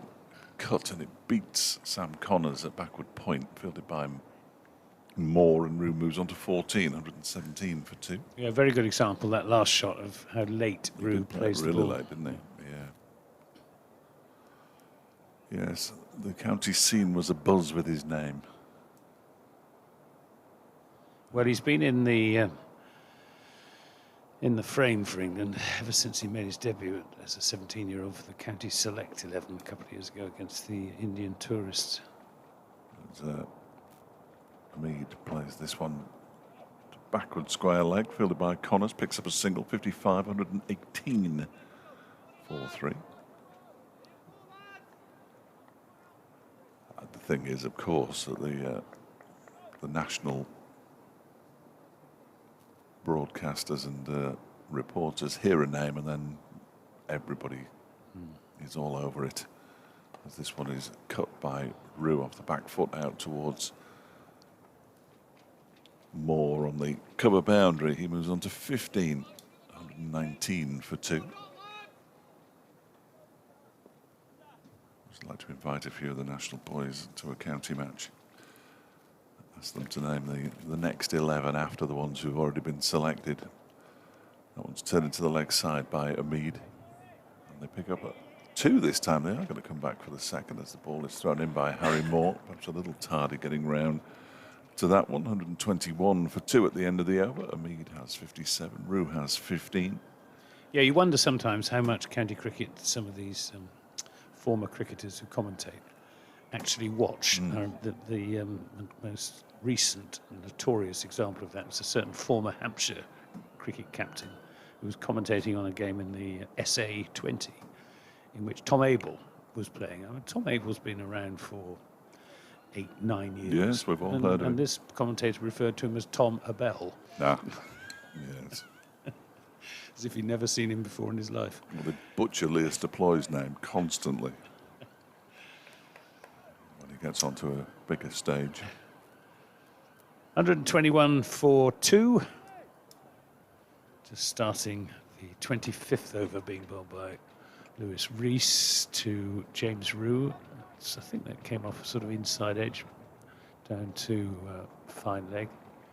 Just watch Neil Mallender. Yeah, no signal of leg by. So a run to Roux, who's going quietly about his business. He's 16 from 20. Umid leading the way for Somerset, as so often in this competition this season. His third half-century. He's on strike, right-handed, drives down to long on, but not at full power because he wasn't quite at the pitch of the ball and just hesitated rather than going through with the shot at full power and possibly holding out down at long off. He is very, very powerful down the ground, is Andy Umid. He's a very fine driver of the cricket ball. And he's got better as his confidence has grown on the back of the runs he's scored. Rees in and bowls. This is turned into the onside, but straight to Anuj Dahl, who is patrolling a pretty big area there at short mid-wicket. There's no other fielder within probably 40 yards of him. He's the lone fielder saving one on the onside to the left-handed James Roux, 4 saving 1 on the offside as Rees is in and bowls, and this is worked away through the onside by Roux and will go for 4. Just a turn of the wrist there from James Roux to make sure he got that far enough away from the boundary rider on the onside, Harry Moore, so that Moore would have no chance of cutting it off. Nicely timed as well. 4 runs. Moves on to 20. Nice wristy shot from James Roux. Hit it hard as well, didn't he? He did. 127 for 2 as Rees is in and bowls. And this is lofted down the ground for 4 more. Away just out of our sight down to the left. It was in the air for quite a long time, but again, it was a pickup shot. Timed it beautifully. Consecutive boundaries. 24 he has, Somerset. 131 for 2. Extra man on the leg side boundary now, so Anuj Dahl, still a long way from anybody else, has gone out to the boundary, and I was just going to say they might want somebody in close on the leg side because there was nobody there. Harry Moore rather is in there now as Rees is into Roux, who shapes to make room for himself outside the leg stump, doesn't in fact, holds his ground, plays a quiet defensive shot out into the offside. It's the end of the over, 131 for 2 with 24 to Roux and 58 to Umid. Somerset have lost the wickets of George Thomas for 4 in the very first over, and Lewis Goldsworthy caught and bowled by Lewis Rees for 42, but batting looking pretty straightforward out there at the moment. It is, and Brooke Guest having a conversation with his number 1 bowler, Sam Connors. I just wonder if he's thinking of bringing him back for a couple of 3 overs just to see if he can pick up a wicket. Because wickets often crucial, even in 50-over cricket, as they are in T20 cricket, to slow down the run rate, which at the moment is over 5. Thompson, first ball of a new over, is on the pads of Umid, who clips it into the leg side out towards Harry Kane. And they go through for a comfortable single, 132 for 2.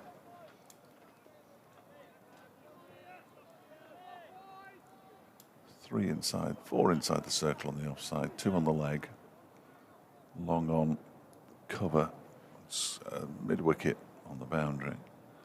As Thompson bowls, that is a very stylish looking drive from Roux up to the edge of the 30-yard circle where it's filled. High right elbow, isn't it? Beautiful. led by Tom Wood. Rue moves to 25, 133 for 2.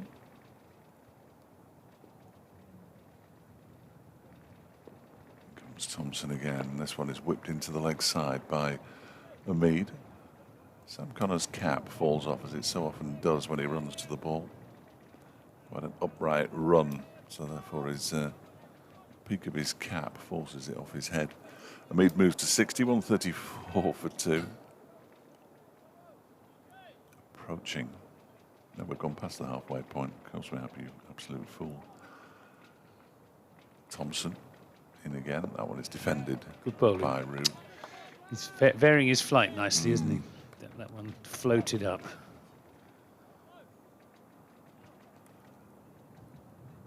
Try something that's not getting an awful lot of turn out to the pitch. He got one to turn in the first over of this spell and brought a slip in immediately, but I don't think he's turned one since. Although he is bowling towards us, which makes it tricky to work out. As the reverse sweep comes out, the dive from Sam Connors is in vain as it races towards what was the backward point boundary that turned into the backward square leg boundary from the reverse sweep. Really good execution that time. He nailed it, didn't he? From Rue, who moves to 29 off 27, 138 for 2. He's in an aggressive mood, is James Rue. Oh dear. That's not necessarily a good thing for Derbyshire then. No. Good for the spectators though, who will all have heard of him, I'm sure, as this one is defended by Rue. Back towards Alex Thompson, final ball of the 26th over. 24 to go, 138 for 2. Somerset, who were put into bat this morning. They lost George Thomas early and Lewis Goldsworthy after he put on 90 with Andy Umid. Umid is on 60. Rue has 29, 138 for 2.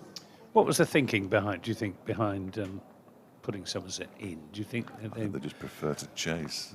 I would think, unless they thought anything that was in the pitch, because it had basically been under a tarpaulin. They hadn't put the sort of covers on to allow it to breathe at all. I think it's clearly Neil Godrich, the groundsman, wanted some grass to grow before he mowed it this morning.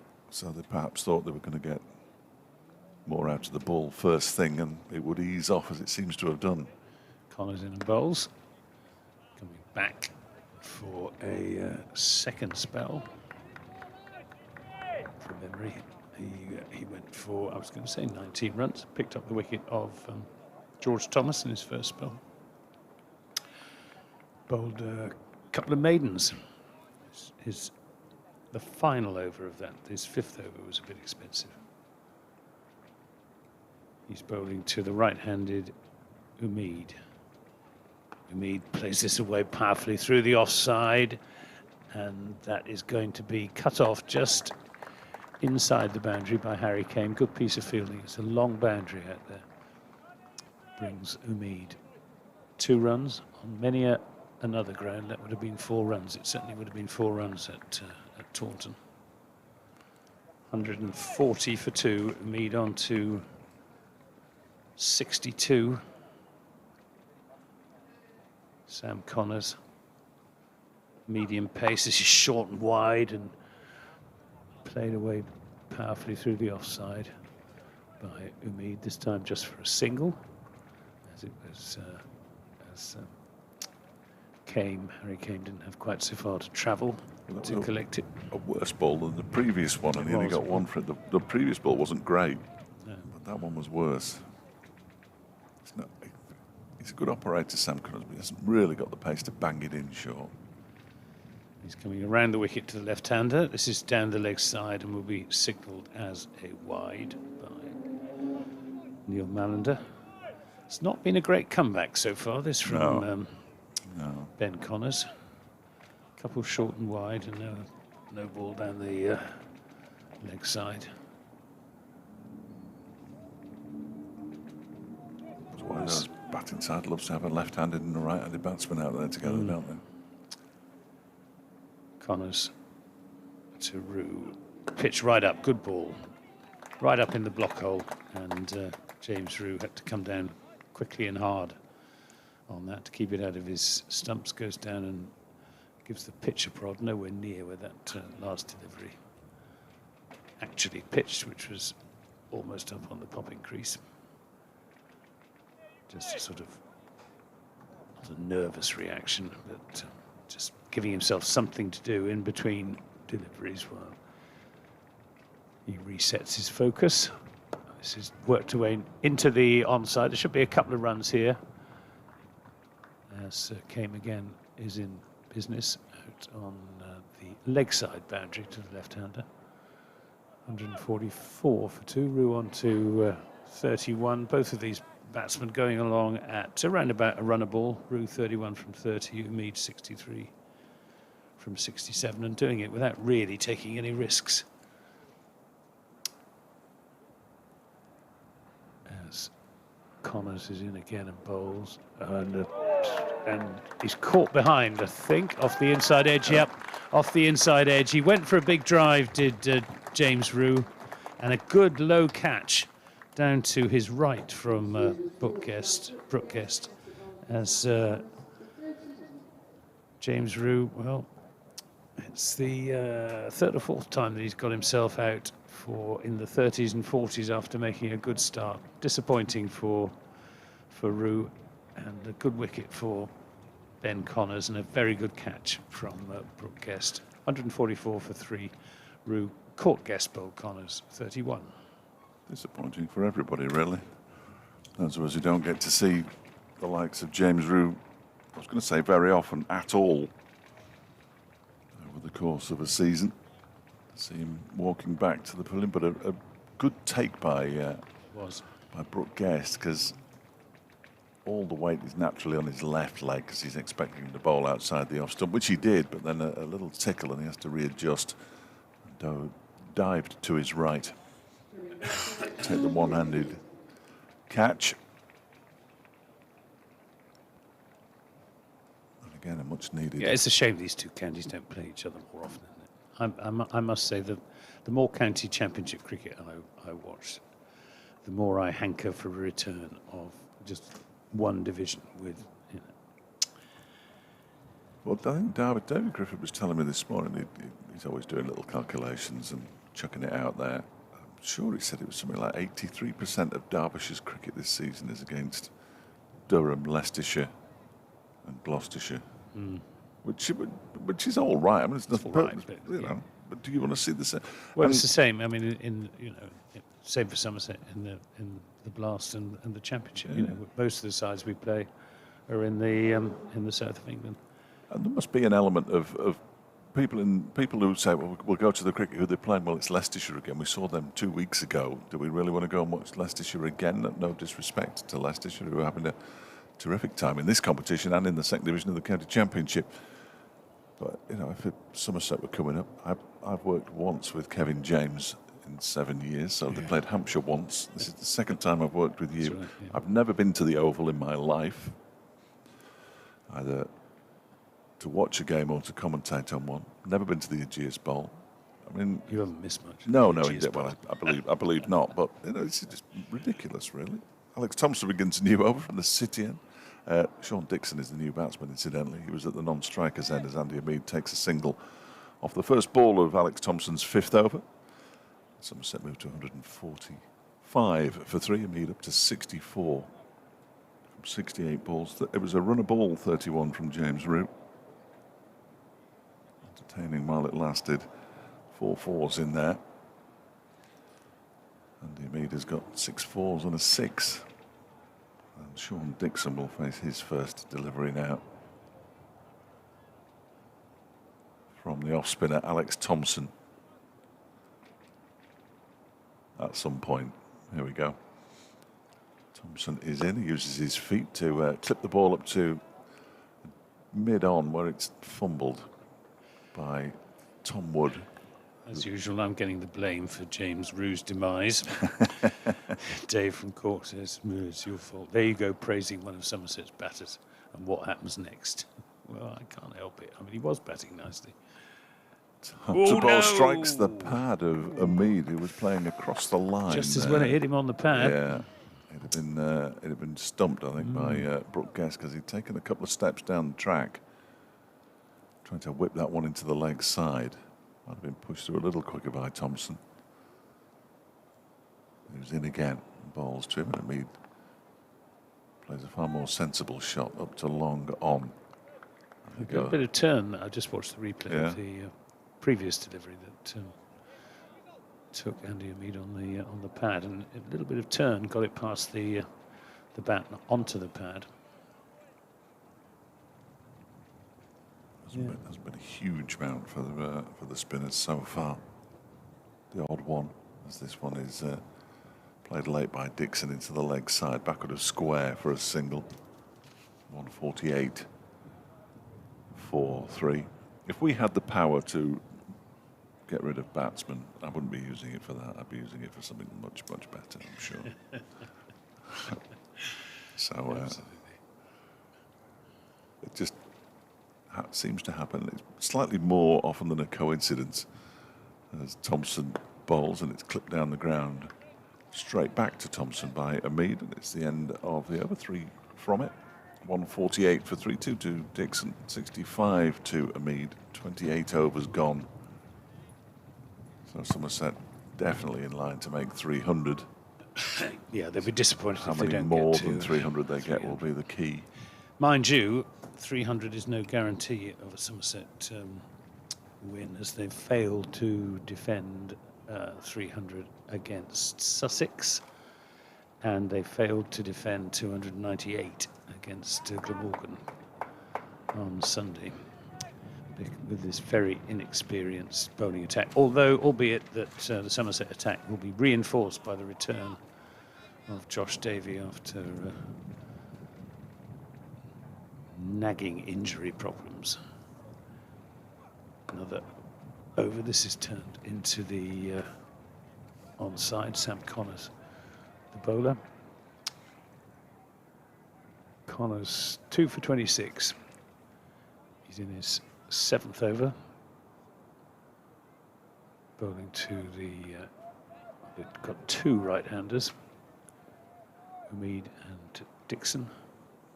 More conventional field, 3 saving 1 on the off, 2 on the onside.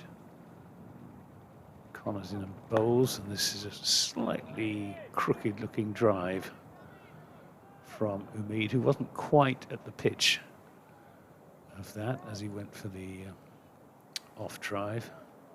Gets away with it. There's no run. 149 for 3. We're in the 29th over. Somerset, I was going to say, they've got plenty of batting to come. They've got George Bartlett in next. This is turned into the onside. Then Danny Lamb and Josh Thomas. And the return of Josh Davey also strengthens the lower order batting, which has been pretty fragile. 149 for 3. Ben Connors plugging away. Bowling over the wicket to Umid. He's there and bowls, and Umid plays this lofted drive. That's a handsome shot. 6 runs, bang, into the wall of the media centre away to our left. That's what he can do. He's very, very strong down the ground. Got hold of that one all right. That's what we'd like to see. Takes him into the 70s. 71. He has 155 for 3. Good way to bring up the 150 for Somerset. Umpire Manander inspects the ball. I'm going to challenge him to clear the media centre. Alex Hughes did it some years ago. Really? It hasn't been done very often. I think that's the only time I've seen it, I'm sure. True, that on the up. Connors in and bowls to him, and this time he's just running that down, deflecting it down to Mark Watt at 3rd man for a single. 156 for 3. And Umid has now passed his 500 runs in the One-Day Cup in 8 innings, which is good going by anybody's standards, because it's not necessarily easy opening the batting in this form of the game. This is driven nicely by Sean Dixon through the offside. Will, I think, be cut off. It will indeed. Away down to our left. They come back for 2 runs. Harry came a lot of ground to make to do the fielding there, but it was quick across the ground. End of the over, 158 for 3, 72 to Umid, 5 to Sean Dixon. You'd have seen a bit of Sean Dixon playing for Durham. Yes, absolutely. A good player. 10 off that over. A little bit too expensive, and now Sam Connors is asking for a drink. I thought he was going to ask to go off. I've got an email from Nick Buxton. I think he's looking at, well, he is looking at it through Derbyshire spectacles. Nice to see some of the second 11 get a game in first-class competition, but there's absolutely no future for this format in this country if they're going to schedule it at the same time as the 100. I think I would agree with you there. There have been some seriously depleted sides fielded in the last month. I was expecting to see you as 12th man at one point. Well, if that ever happens, then we've all got problems. You cannot ask people. This is an important point. The bigger crowds have been the ones. The one at Durham where it was free entry a couple of Fridays ago. Big crowd there. £2 in at Northampton on Sunday. Big crowd there. It says you cannot ask people to pay first-class prices for largely second-class quality cricket. Derbyshire aren't that depleted, in fairness.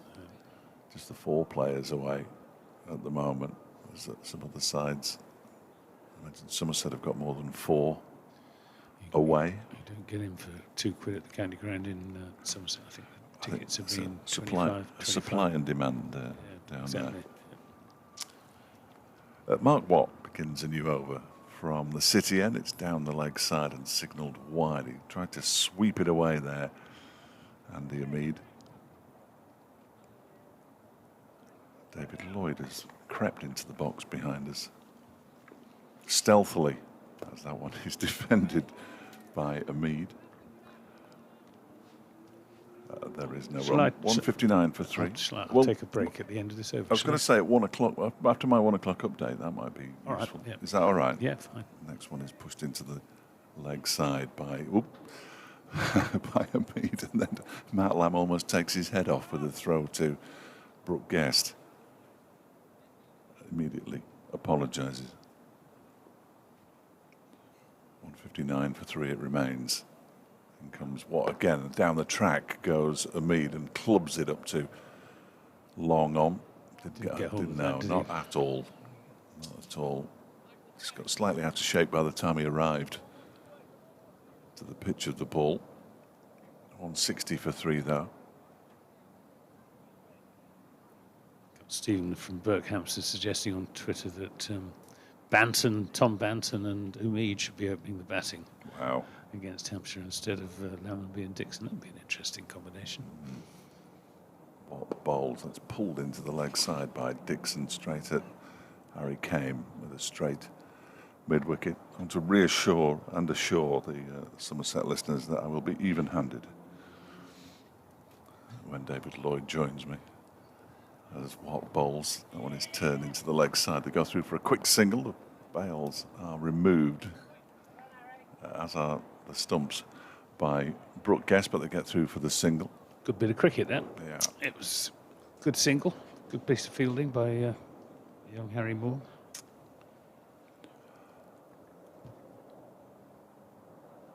The bizarre thing about David Lloyd coming up is that he's not officially a Derbyshire player till the start of next season. He's only on loan from Glamorgan at the moment. We'll be going back at the end of this match, pretty much, as Watt is in, and that one is turned into the leg side by Umid for another single. In off the boundary comes Connors, loses his cap.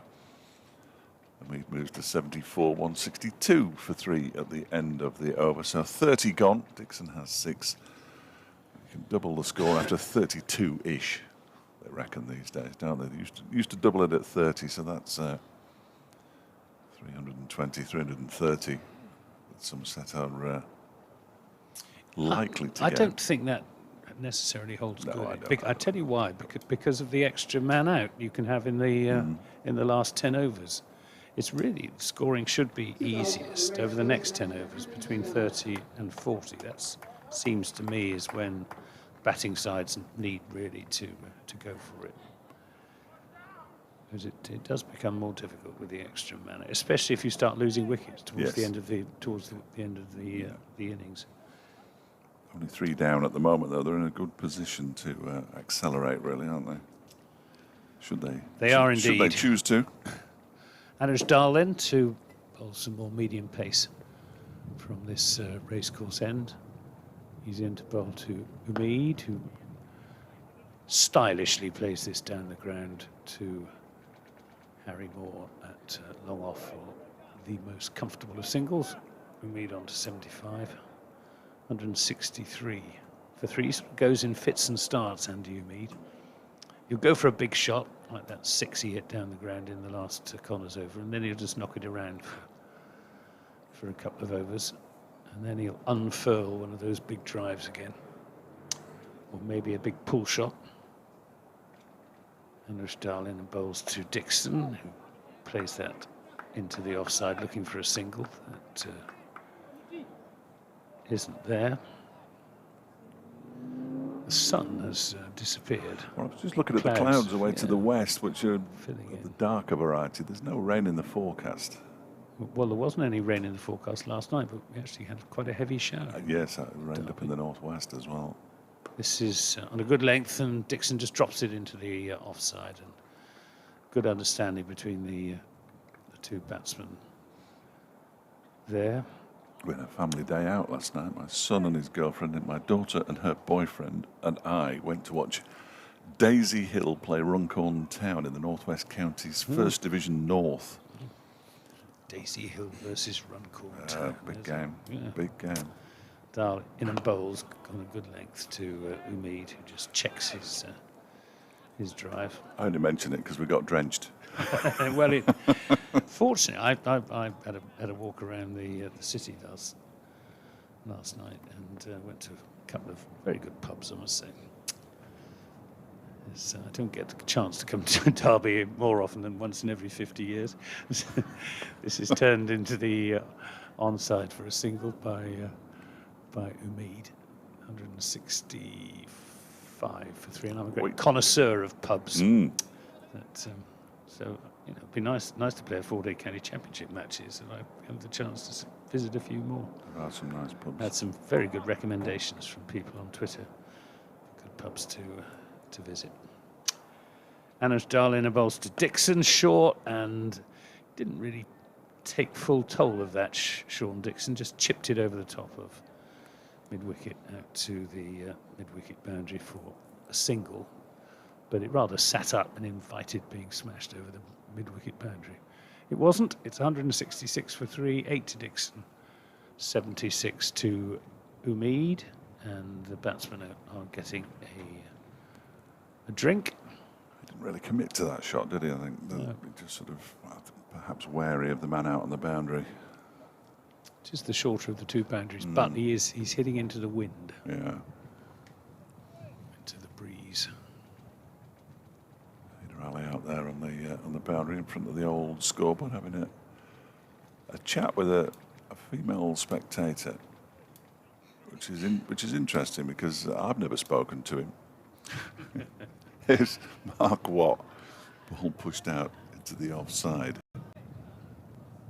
Dixon goes through for a single, 167 for three. Dixon moves on to 9.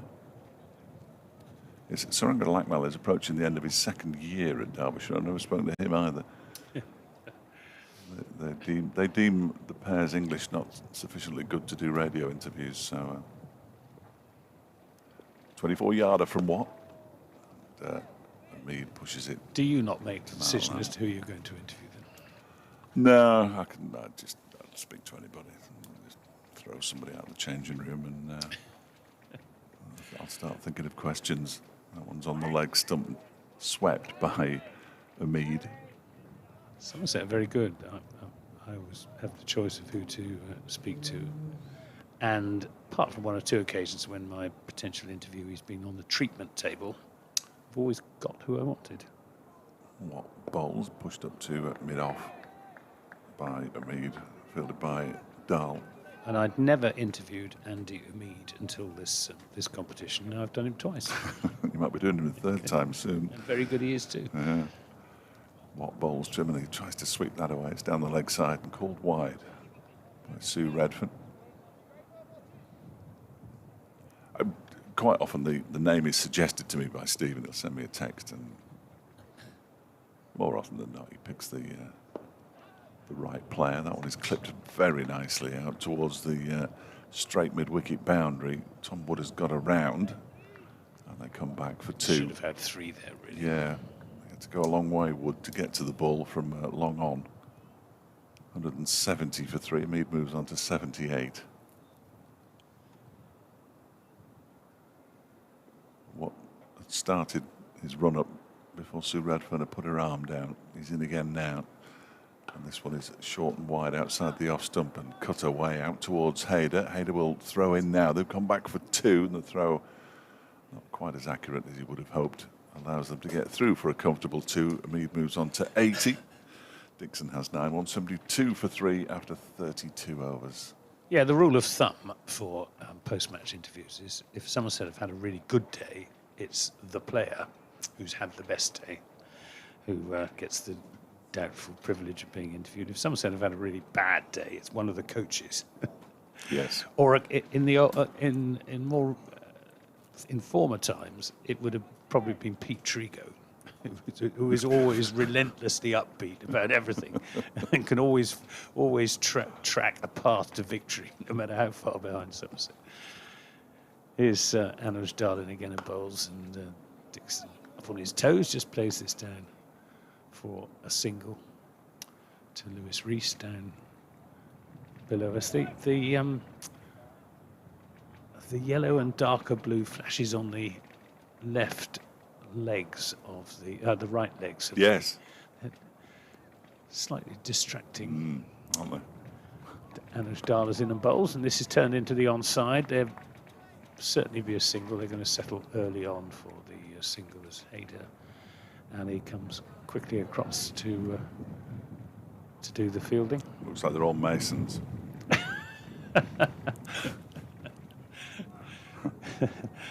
I wasn't aware that the Masons had a particularly strong following in the cricketing fraternity. But you never know. You never know. Surprised.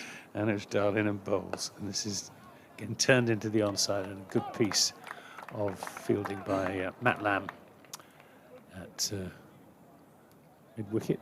174 for 3. We're in the 33rd over. Somerset well placed to put themselves in a strong position. And this is a slightly crooked off drive by Sean Dixon, but it brings him a single. 175 for 3. We've had 3 sixes so far. The best of them, that big off drive that crashed into the media centre from Andy Umid. Anuj Darla's in and bowls, and he plays this one down the ground. It'll be a single. Rees again. The fielder. Umid picking up runs almost as he pleases at the moment. 82 from 89. On course, one would think. I'm sorry to say this, but for his 3rd century, it could be the kiss of death as that's played defensively out into the offside. End of the over, 176 for 33 overs have gone, so another 17 in the innings. Doing your best to get your main man out there, Anthony. That's I'm just trying to disprove this this notion that cricketers actually, the commentators have any influence on the course of the game, which we clearly don't. Anuj Darla's cap's just blown off, and Brooke Guest is in conversation with Lewis Rees. They both had a look towards the scoreboard, and they'll see that Sam Connors has got 3 overs left. Harry Moore 5, Anuj Darla 6. Rees himself has 4. Thompson's got 5, and Mark Watt is about to bowl his 7th over from the City end. He bowls it to Andy Umid, who just guides it out towards the cover boundary for a single. Hayder does the fielding. Umid moves to 83, 177 for 3. I'd like to see Somerset showing a bit more urgency. They missed out in the middle overs against Glamorgan. They should really have got 330 against Glamorgan, and they got 298, and it wasn't enough. Comes Watt again around the wicket, bowls to Dixon, who drives backward a square on the offside. It's going to beat Haider and go for 4. I'm not sure whether Haider Ali moved as... He was a little bit slow off the mark, yes, wasn't that's exactly what I was trying to say. He seemed to react very slowly to that one. Haider out there on the cover boundary. Dixon moves to 15, 181 for 3. Watt in again, and that one is pushed gently by Dixon out towards Haider, who does react this time, and the batsmen go through for a very comfortable single. 182 for 3. Love it when the news is in my ears and I start playing Russian roulette with the update. Here comes Watt, and that one's whipped into the leg side by Umid. He's run the first one very quickly. He definitely wants 2. Connors comes around to do the fielding, and the first was taken sufficiently quickly for them to stroll back for the second, and Umid moves to 85. The partnership, a runner ball 40, 184 for 3. Next delivery from Watt is whipped into the leg side. Nice stop by a sprawling Harry Kane. 1 ball to go. Can I get through the over? There's another audio clip, so the answer to that is yes, as Watt is in, and that one is defended up towards Anuj Dal, and the over comes to an end. 34 overs gone, 184 for 316 to Dixon, 85 to Umid.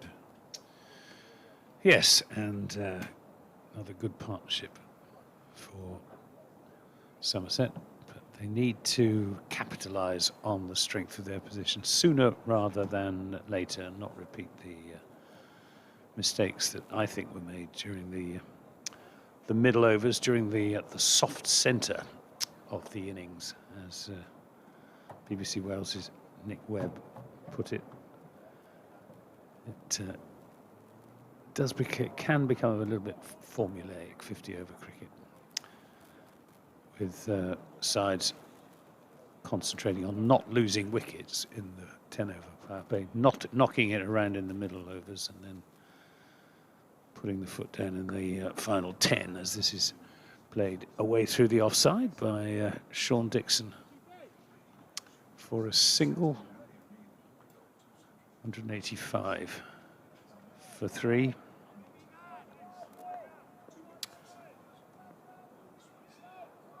Dixon has 16 from 16 deliveries. Andy Umid leading the way for Somerset. Plays this back on the bounce to the bowler. I'll just finish this over, and then David Lloyd will come in alongside Dave Fletcher. 1-4 and 1-6 in the last 51 deliveries, I'm told. Yeah, it's very similar to the pattern against Glamorgan. This is played down the ground for an easy single. The singles and the occasional 2 coming readily enough, but boundaries rather drying up. Sean Dixon has hit 1 boundary, I think, hasn't he? Since he came in. Anuj Dal in, bowling wide of the crease. Turned into the onside again for a single. Out to Haider Ali on the mid-wicket boundary. Batting looking pretty straightforward, although it'll be interesting to hear what David Lloyd has to say about the pitch. And both short and pulled, that's more like it. Not a very good delivery, and dealt with handsomely by Andy Umid. Brings him 4 runs, takes him on to 90. 90 from 96. Poised for his 3rd century in the Metrobank One-Day Cup. Which you should really commentate on, shouldn't you? No, that's all right. Anuj Dal is in and bowls, and this is punched down the ground by Andy Umid. 91 he has to his name. That's the end of the over. I'll take a break, and David Lloyd will come in alongside Dave Fletcher. Thank you, Anthony. I'm just going to have to pass me those headphones from over there, David. Thank you. it'd be easier for you, I think.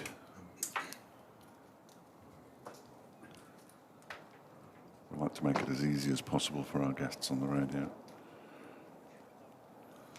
So, I'll just plug this in. It's great radio, me describing how I'm plugging something in, but that's what's going to happen. We're plugged in. Yeah, perfect. It'll be really loud, so that's fine. How are you? Well, obviously you're not very well, but it was just a sort of general how are you. It was more of a hello than a how are you. Well, let's go how you are properly in a minute. Yeah, I'm not too bad. It's yeah, nice to be here today and obviously join yourself. Yeah, it's been a frustrating week or so for me personally. But yeah, it's still good to be around the lads in the dressing room.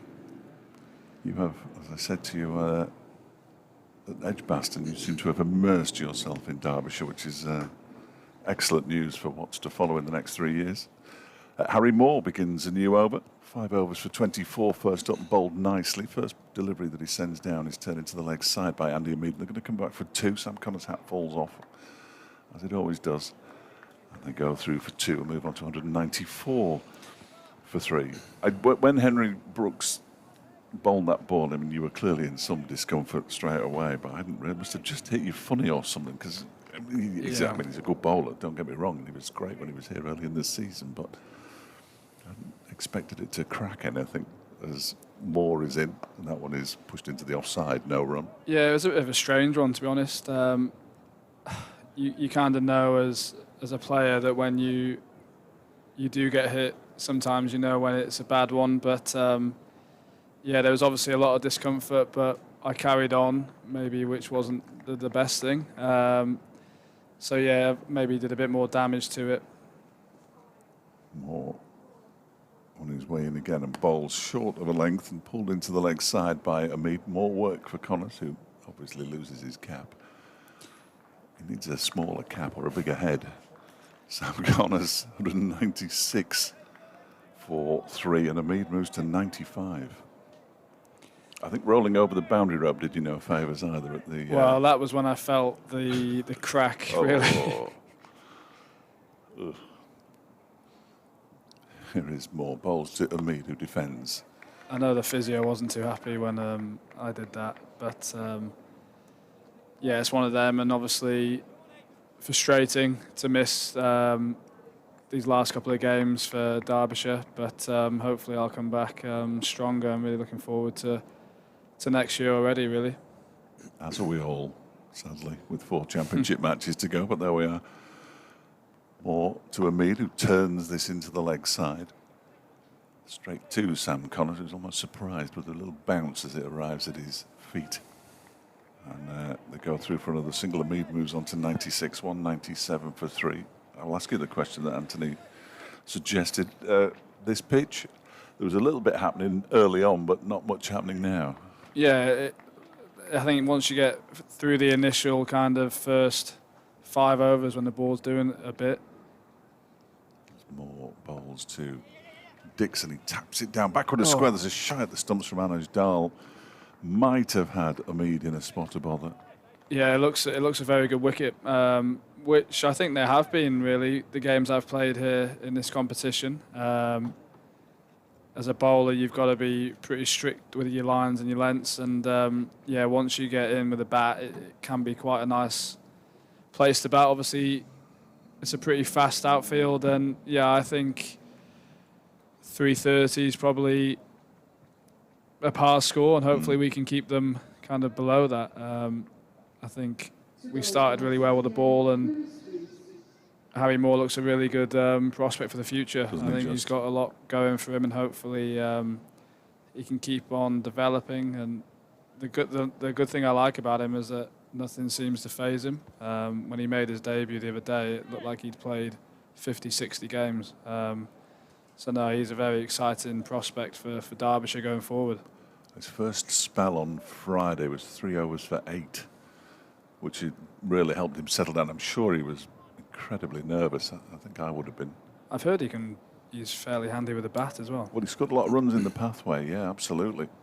Around the wicket, bowls to Dixon, who just guides that one out into the offside for a single. Dixon moves to 20, 199 for 3. So I think they're just protecting him a little bit by putting him below Mark Watt.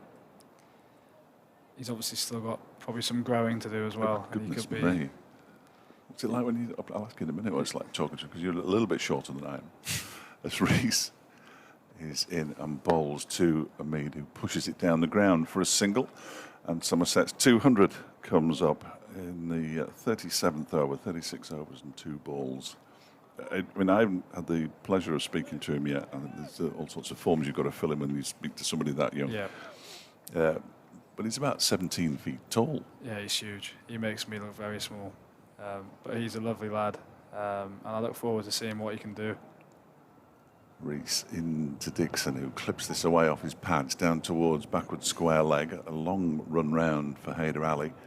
And they come back for 2. Dixon moves to 22, 202 for 3. The clock, the speed gun at Northampton, when we're playing Northamptonshire on Sunday, said 77 miles an hour for him, but they say it's at least 3 miles an hour slow. Yep. So he's bowling at 80 miles an hour. Excuse me, at 16. As Rees comes in to bowl to Dixon, who drives. It's an expansive looking drive, but not much connection, and Harry Kane fields at long off. Mickey was telling me in the winter that I think they must have been up in Loughborough and they had the speed gun out, and he'd clocked 85. So obviously he's got a lot of pace, and he's obviously going to get stronger and stronger as he gets older. So he could be frighteningly quick. Absolutely, from that height as well. Dear, oh dear. 203 for 3. Umid on 97 defends this next delivery from Lewis Rees straight back to him.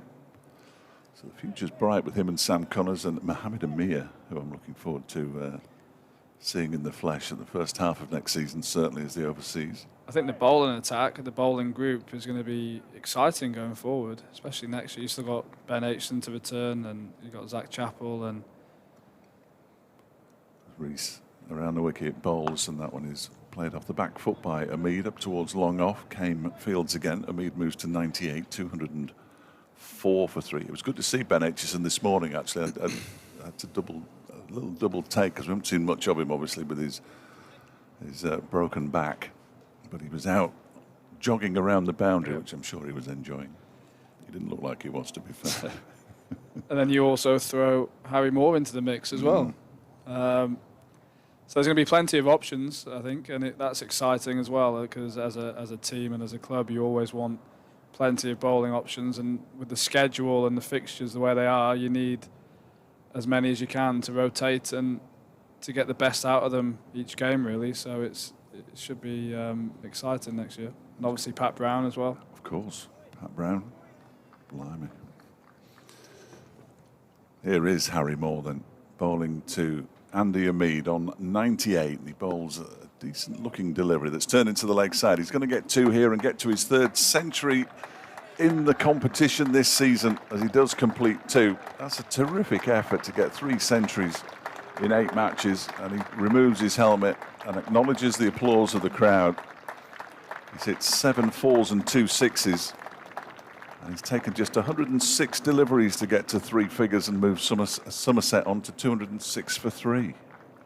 3 centuries in one 50-over competition is a decent effort, David. He looks a man in form, and yeah, fair play to him. He's batted lovely again today. It's amazing what some confidence does to you, really. And I think he's looked very good. He looked good right up until that moment there, as he took 2 steps down the track and 1 into the leg side and was reaching for a shortish delivery and basically swished at it as it went through to Brooke Guest. Quite an important stage now, really. If we can get a breakthrough now, then it'll make the last 10 overs quite interesting. Yeah, 206 for 3, 12 and a half overs to go, or thereabouts. This next one is short of a length and pulled around the corner by Umid out towards Sam Connors once again. Umid moves to 101, 207 for 3.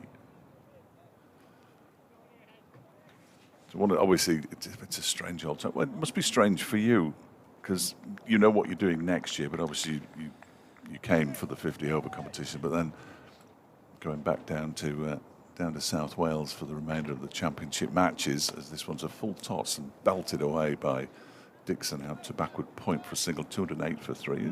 Is it a bit weird? It's almost like being in limbo a bit. I know you've committed to Glamorgan and you've said so a number of times, and that's absolutely right, but it's just a bit strange. Yeah, it is.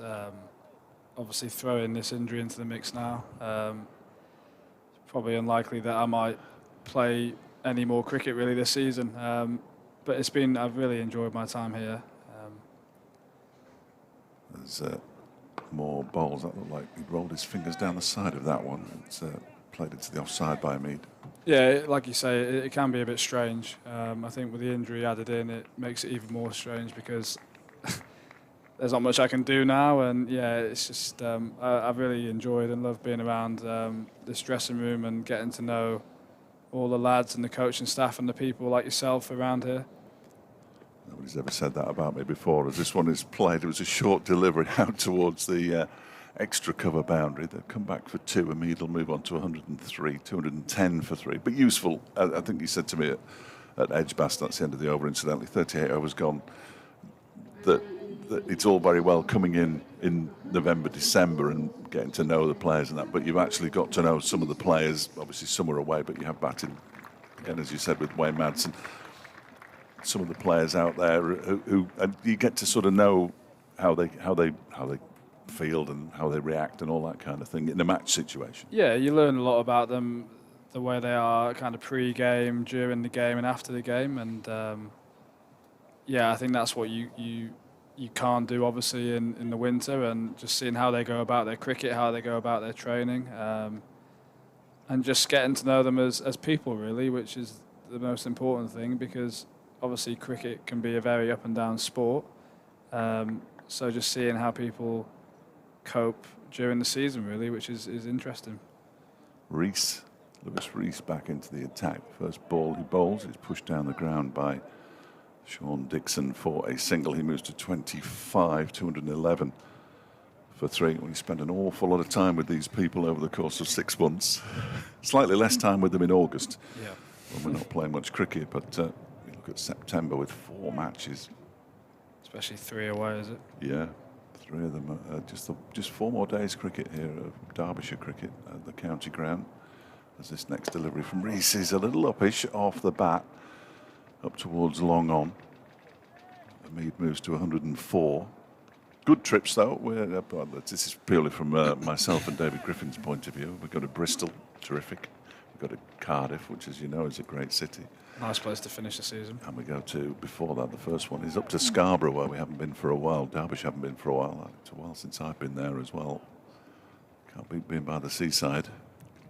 As Rees is in, and that one is off a thickish edge. Nice stop by Matt Lamb. How on earth he's done that with the back problem that he's got, I've no idea. It was a seriously good innings from Matt Lamb, wasn't it? 213 for 3, incidentally, on Sunday. I was in agony watching him because he was grimacing every time he played the ball. No, I was really pleased to see him do well. Obviously, he's had a frustrating year with his back, and it just shows what he can bring to this team going forward. Rees is in, and that one is clipped straight to Tom Wood, who's fielding at straightish mid-wicket. It was typical Matt Lamb from the few times that I've spoken to him, basically saying, no, it was all about the innings from Anuj Dal and the innings at the end from Alex Thompson, but to stick it out for as long as he did on a very difficult pitch was a really good effort. 213 for 3. Rees bowls. That one is hit into the offside off the back foot by Umid, who moves to 105, 214 for 3. He's obviously come from he's played in the Warwickshire team with a lot of experience and also won a few trophies. So to have someone with his quality and also not just dependent on cricket, but what he can offer to the group off the field in terms of the way we go about things. And Rees bowls to Dixon, who turns this one into the leg side. Hayder has more work to do. He gets the ball quickly. Single. Dixon 27, 215 for 3.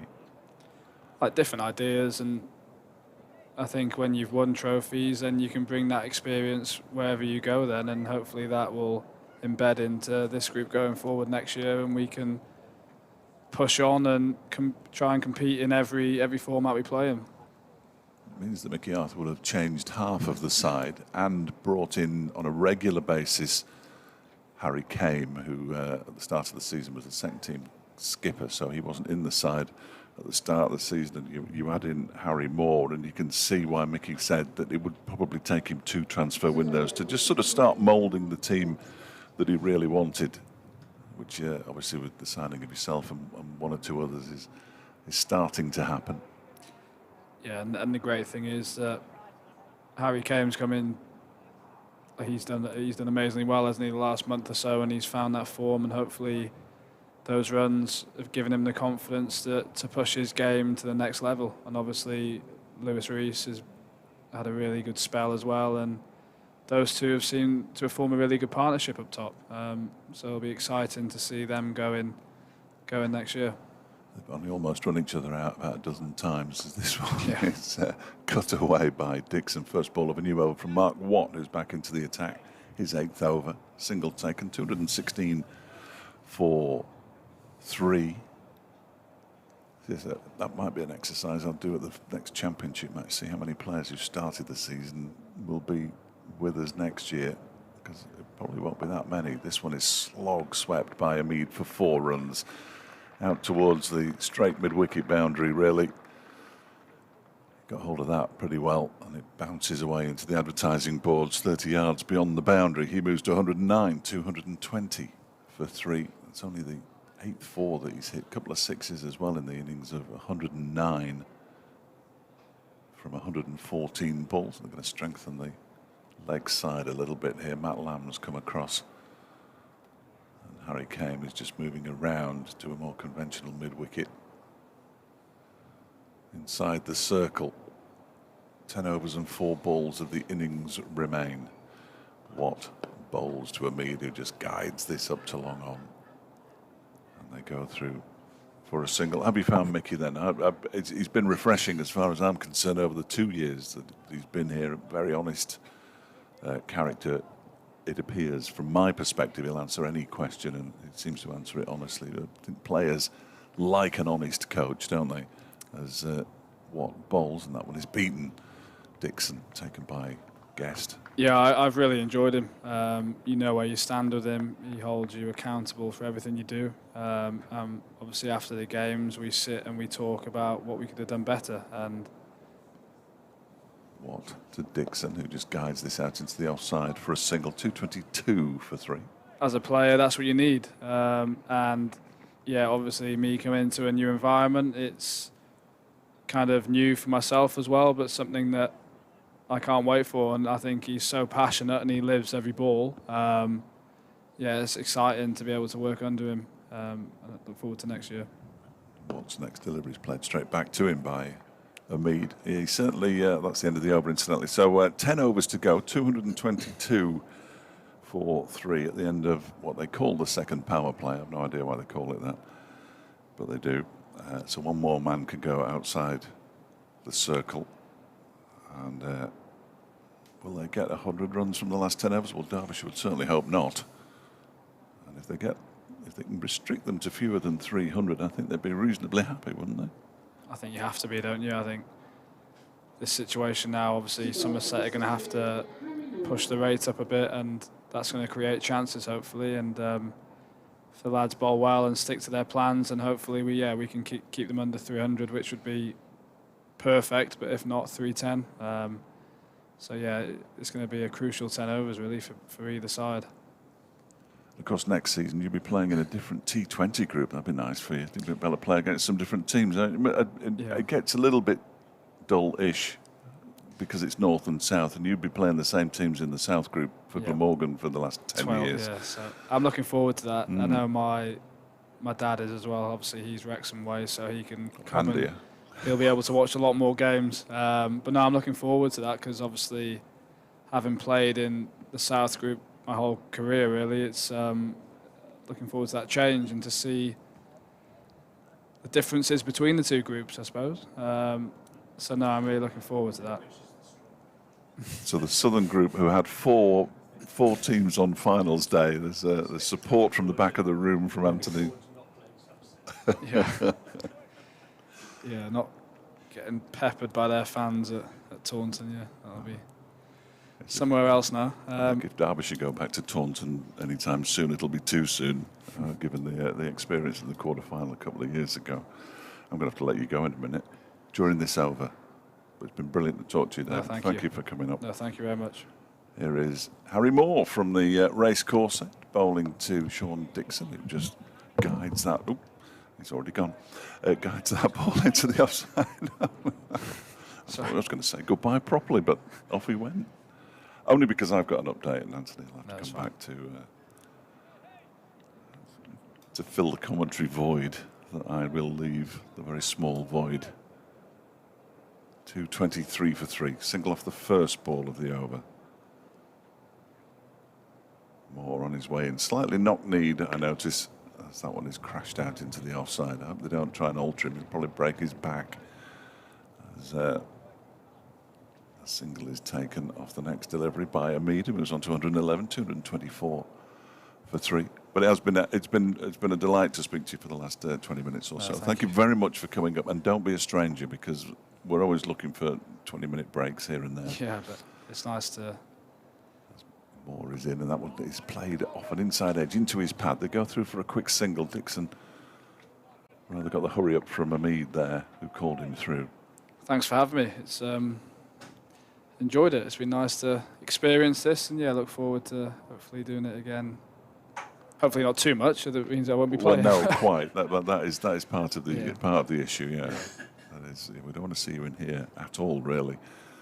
As Moore is in and bowls on the pads of Umid, who'll pick up at least one. It will only be one as Hader comes around to do the fielding. He moves to 112, 225, 226 for 3. But yes, good luck with the ribs, and thank you very much. We'll see you. We'll see you around, obviously, but we'll see more of you around next year. No, thank you. Cheers, Fletch. Thank you. No worries, David Lloyd, coming to Derbyshire next season on a permanent basis, I'm delighted to say. And in goes Harry Moore, bowling to Dixon, who pushes this one out towards the extra cover boundary. There's a sliding stop there by Sam Collins. He's done well. The batsman will come through for 3 runs, though. Comfortably enough in the end, as it turns out. And the score moves on to 229 for 3, with 1 ball of the 41st over. Still remain. Anthony Gibson, having allowed me the privilege of speaking to David Lloyd for a few minutes, as this one is swung into the leg side for a 1-bounce 4 by Umid. Much needed boundary, really, for Somerset. 116 he moves on to at the end of that over, the 41st. 8 overs for 47 now, young Harry Moore, and 233 for 3 with 9 overs to go. Yes, and it's important that these two see this innings through pretty much to its conclusion. George Bartlett will come in next, who's not naturally a particularly fast scorer. And then Danny Lamb, it might be sensible to send Danny Lamb in next, actually, who can score quickly. Josh Thomas, who's a very capable young batsman, but again, it's asking quite a lot for an 18-year-old to go along at 10 runs and over, which is what Somerset are looking for. We got Mark Watt bowling from the pavilion end to Sean Dixon, who's on 34. Slow left arm. Dixon will pick up 1 out into the onside, but no more than 1. Score goes on to 234 for 3 as Watt bowls, and Umid plays the ball in a very similar direction for a similar result. Another single. Nice to hear David Lloyd's opinions on this game, and the fact that he'll be happy to be playing in the northern group of the Vitality Blast next season. This is quicker. just turned away into the onside. Again, no real fireworks from Dixon and Umid at the moment. Just content to accumulate just the occasional big shot, like that pull shot in the last over from Umid. Watts there and bowls, and Umid again for the 4th ball of the over, 4th successive delivery played into a similar area.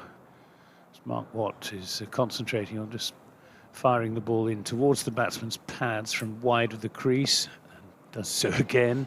This time there might be 2, but they're going to settle for 1 as Anuj Dal quickly onto the ball from deep mid-wicket. 238 for 3. Last ball coming up of the 42nd over. It's bowling to Umid, who again turns this backward a square into the onside. So 6 balls, 6 singles, all into the onside. No boundaries. 239 for 3. Run rate is 5.7, which is respectable. But Somerset ought to be bearing in mind what happened to them on Sunday against Glamorgan, when they lost momentum towards the end of the innings. Ended up scoring 298, which proved not to be enough given their inexperienced attack. Now they've got a stronger attack here today with the recall after injury of Josh Davey, but there's no Jack Brooks, and there's no JT Langridge, who was expensive on Sunday, but Shoaib Bashir has been recalled, and he hasn't exactly been setting the world on fire with his off breaks. So I would have thought Somerset need 330. Yes. Well, Derbyshire scored 298 twice. In fact, in the first 2 matches of the competition, and lost them both as well. 300. You have to get 300 these days, don't you? Yeah, you do. It's Harry Moore from the racecourse, and now there's a big heave into the offside. It's going to land safe for Umid. He'll get back for 2 runs. Oh, and the ball skids along the floor and absolutely foxes Brooke Guest as well as it's thrown in by Tom Wood. 241 for 3. It's the worst shot he's played. That wasn't great. It was a slog. When he stepped 2 steps down and 1 step back in the just after David Lloyd said how well he'd played, wasn't great either. But he's on 121, so he's probably entitled to the odd lapse. As Moore goes in and bowls to him, and it looks like he's going to swing at everything. This one's gone up in the air. Who's going to get underneath this one? Hayder is missing it. And it'll be fielded by Harry Kame. Somebody ought to have caught it out there. It was very high, wasn't it? It was in the air. There was a lot of hang time there. And he's not having much luck, young Harry.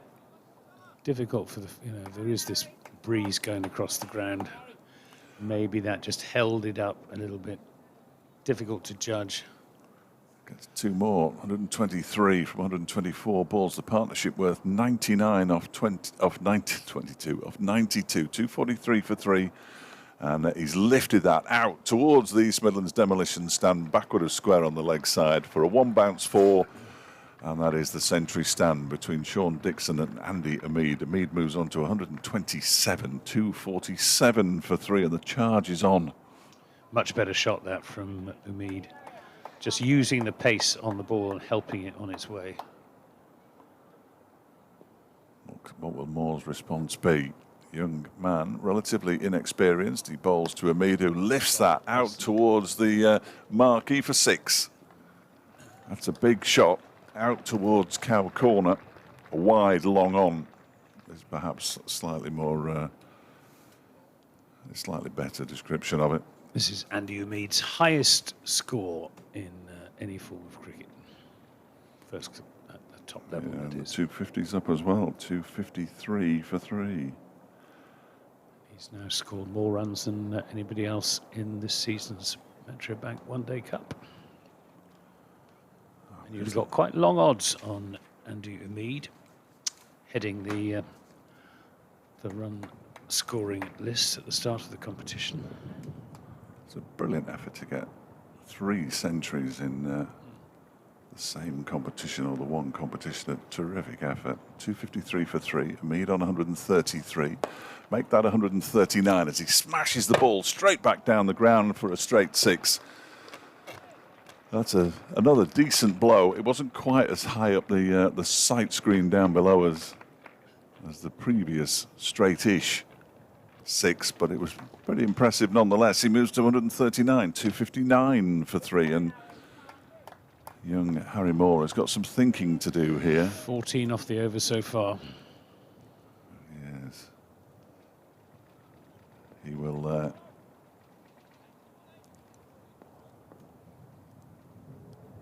come in to bowl the final ball. He's in and bowls wide of, oh, it's a no ball, wide of the off stump, guided down to third man by Umid, but it will be a free hit. Oh dear. So it's 12, 13, 14, 15, 16, 23 off the over, in fact, with those back-to-back 6s. He was looking for that Yorker outside the off stump, wasn't he? On and the just, blue line. just overstepping has put that extra couple of feet into the... It's going to happen to a 16-year-old in his third game, though. He's going to face some adversity, and he will come out the other side stronger, I'm sure. But at the moment, it won't feel like that for him. So he's going to bowl the last ball of the 43rd over once again. In he goes, bowling to Sean Dixon, who lifts it, and he's caught out at, well, of course, it's a free hit. Caught by Matt Lamb. I've been fooled. That's pathetic by me. And the over comes to an end. I was fooled at the end of the quarter-final in the Blast when Somerset were playing Nottinghamshire, and they needed 2 to win, I think it was. And it was a free hit, and it was caught on the boundary, and by the time the ball was in the air and caught and returned, they'd run the 2 runs. And, and I said, oh, and Somerset now need one to win, and Mark Davies said, no, they don't, they've just won. So I've forgotten to count the 2 runs that they'd scored whilst the ball was in the air. 23 off the over, including the no ball, off which they also took a single. So his figures are now looking slightly messy at 9 overs for 70. He will come back, though. He'll certainly come back. He will. I thought from he was really impressive, I thought, in his first spell.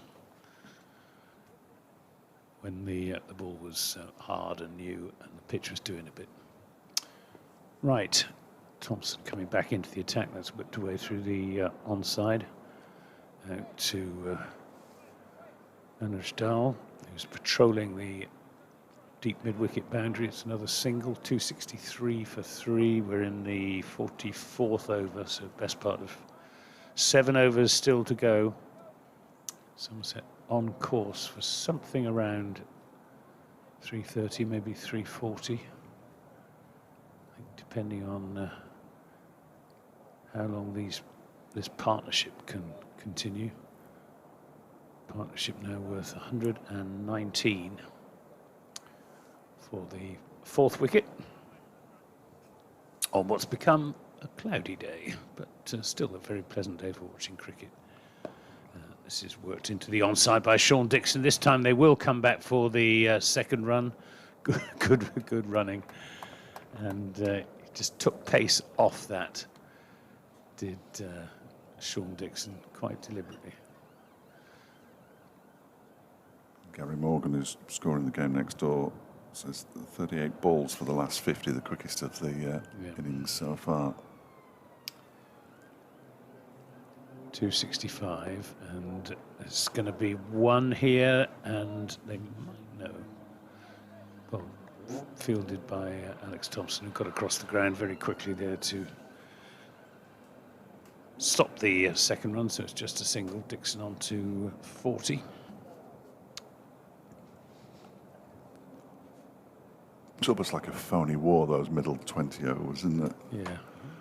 Nick Webb called it the soft centre, which I thought was rather good. Good description, absolutely. This is tossed up, swept by Umid. There's a fielder out there in the deep, so it's just a single. 267 for 3. Umid on to 142, his highest score in this day cricket. As far as I'm aware, his highest score in any form of top-level cricket. As this is played backward of square for a single by Dixon. The ease with which Somerset have scored runs since about the 6th or 7th over, really. Because towards the end of the power play, although they only scored 43 in the power play, half of those came off the last 4 overs. This is Umid going for a big hit, but not getting hold of it at all. Just a single out to deep square leg to Sam Connors, who I think is going to come in and bowl his last 3 overs. 2 for 35 he has. It's 269 for 3 after 44 overs. 143 to Andy Umid and 41 to Sean Dixon. Sam Connors can bowl the last 3 overs from the racecourse end now, so just have to sort out the city end. Will Brook Guest.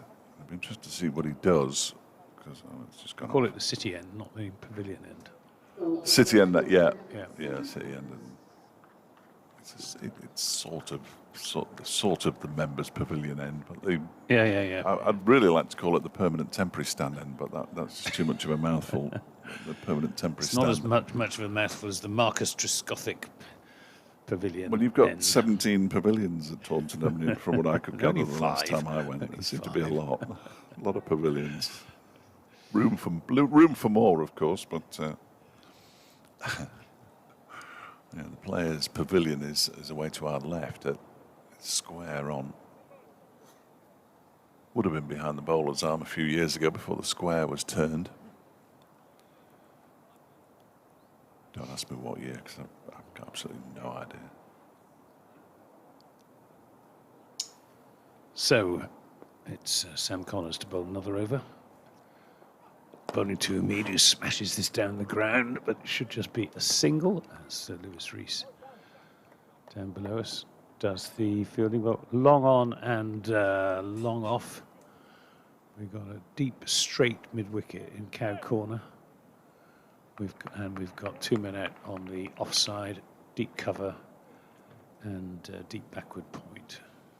270 for 3. Connors to Dixon, comes across his stumps and just gets it over the top of Mark Watt at short third man with a reverse scoop. 4 runs to Dixon. He moves on to 45. 274 for 3. The charge is on. It's just going to look gloomy as well. It's perfectly playable out there, but the pink and the yellow on the Somerset shirts are quite vivid now. They weren't quite so vivid when the sun was shining. I still like them. Yeah, I think I quite like them actually. Yeah, a bit different, isn't it? Yeah. Something a bit different. 274 for 3. Connors to bowls a Yorker, which is dug out by Dixon. They're looking for a single, but it's not there as it goes straight to Matt Lamb. They are nothing like, but they put me in mind of the Harlequins shirts, which I've always admired. Not necessarily the club or the team, but I do like the shirts. Yes. Connors, right arm over the wicket. He's there and bowls to Dixon, who waits on a slower ball and pulls it away for 4 runs out towards the scoreboard away to our right. Didn't quite get hold of that Sean Dixon, but he waited for that slower ball, but it rather sat up and asked to be smashed away through the onside. And Dixon moves on to 49. His highest score in this season. He's got 52 to his name. He's on the verge of 50 as Connors bowls to him, and he drives this down the ground over the top of the bowler. Doesn't get hold of it. Wood is coming around to do the fielding, but that is Sean Dixon's 50. Balls around the ground. It's been a unspectacular innings for the most part. He's just worked it around. The last couple of overs he's been going for his shots. He's reached his 50 off 43 deliveries. Just 3 fours. Just 3 fours, there we are. Means that Umid is on strike on 144. Connor's in and bowls a good ball, Yorker, right up in the block hole, and all Umid can do is just knock it out into the offside for a single. It means he'll keep the strike. He moves on to 145. It's 280 for 3, and 5 overs remain in the innings. One of them will be bowled by Mark Watt from the City end. Just handed his cap to Sue Redfern. I'm just disappointed, not for the first time, disappointed a nation by sending the news that David Lloyd was telling us about the fact that he thought he might not play again this season, down to Nick Webb. Yeah, because he's due back to finish off the championship and their promotion push, of course. They are, yeah. So they're going to lose their championship skipper. Here is Mark Watt around the wicket, bowls to Umid, who takes 2 steps down the track and deposits him halfway up the permanent temporary stand. That's his 150. Terrific effort. 151 from 134 deliveries. I think 150s are strange coves, aren't they, really? Because there's no column for it. Nobody ever takes any notice of 150. No. It just counts as 100. Yeah. 200, different kettle of fish, and who knows, he might still get there with 4 overs and 5 balls to go, but 286 for 3, and that totally north of 300 is certainly going to happen now, as that next delivery from Watt is clipped into the leg side by Umid, who moves to 152. Connors loses his cap as he throws the ball in. 287 for 3. Just needs to tighten it or something, or get a smaller cap, or grow his hair, anything. Watt bowls to Dixon, who clips this nicely towards just beyond the 30-yard circle at a wide mid-on, and they come back for 2. Dixon moves to 52. 9 off the over so far. 289 for 3. Halfway through his final over here, Mark Watt. The ball is punched up towards long on by Dixon, and he just saunters through for a single. 290 for 3. Poor old Harry Moore standing there at short fine leg with his hands on his hips, contemplating life. 9 overs for 70. Watt bowls, and that one is drilled into the offside, straight to Harry Kane.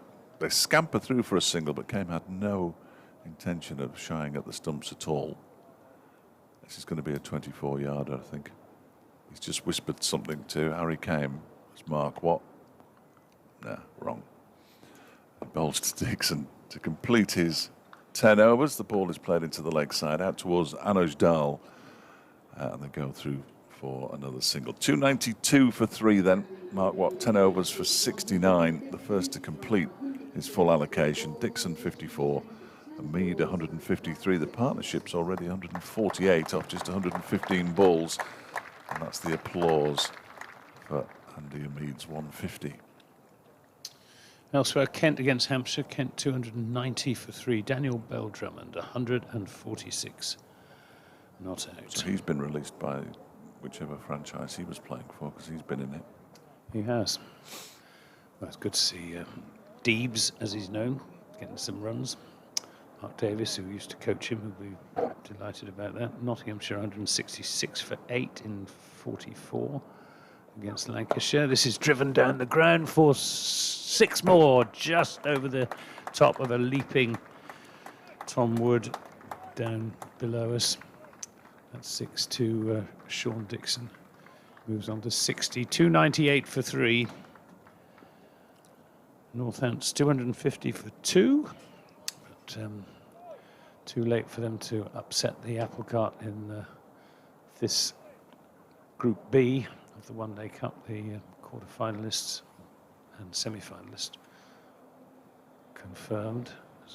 Connors in and bowls. This is hammered down the ground. It's just going to be a single, though, as Reese fields down below us. 299 for 3. Yorkshire 204 for 5 in 43 against Middlesex. Sussex 243 for 6 in the 47th against Warwickshire. as Connors is in and bowls, and this is ramped by Umid down towards the fine leg boundary, just for 2 runs. And applause for the 300. 300 for 3, Somerset. And still got 3 overs after this in which to add to them, so 330, 340. Oh, at least that last 50 came in next to no time. 3 overs and 5 balls, I reckon. Connors to Umid, short and hammered away through the offside, but it'll just be a single down to deep backward point. He does hit the ball hard, does Andy Umid. 302 for 3. 24 balls, in fact, according to Gary next door. Finishing off the scores, Essex against Surrey. Essex 298. Sorry, 229 for 8. 229 for 8. This is played out into the offside by Dixon. Doesn't really time it. Brings him a single. Takes him on to 62. Partnership now worth 159 from 120 deliveries. So on this occasion, Somerset have achieved the acceleration through the last dozen or so overs that they missed out on against Glamorgan. Connors to Umid, comes across his stumps and powers this down the ground. And they will come back for 2 runs, as Tom Wood, I think it is, has to get across to his left to do the fielding. So another good over for Somerset, 305 for 3 at the end of it. 3 overs remain. Umid, his highest score in this day cricket or in any other top level cricket, 158, and Sean Dixon 62. Eclipsing the 4th wicket record for Somerset. I don't think we'd mentioned it, had we? We haven't, no. No, they went past it hours ago. James Hildreth and Lewis Goldsworthy. Well, that was the last time these 2 sides played. Yeah, down at Taunton. I suddenly thought I probably ought to be looking at records, because it's that kind of area. But it's not only just that kind of area, it's miles past that kind of area. Lewis Rees is going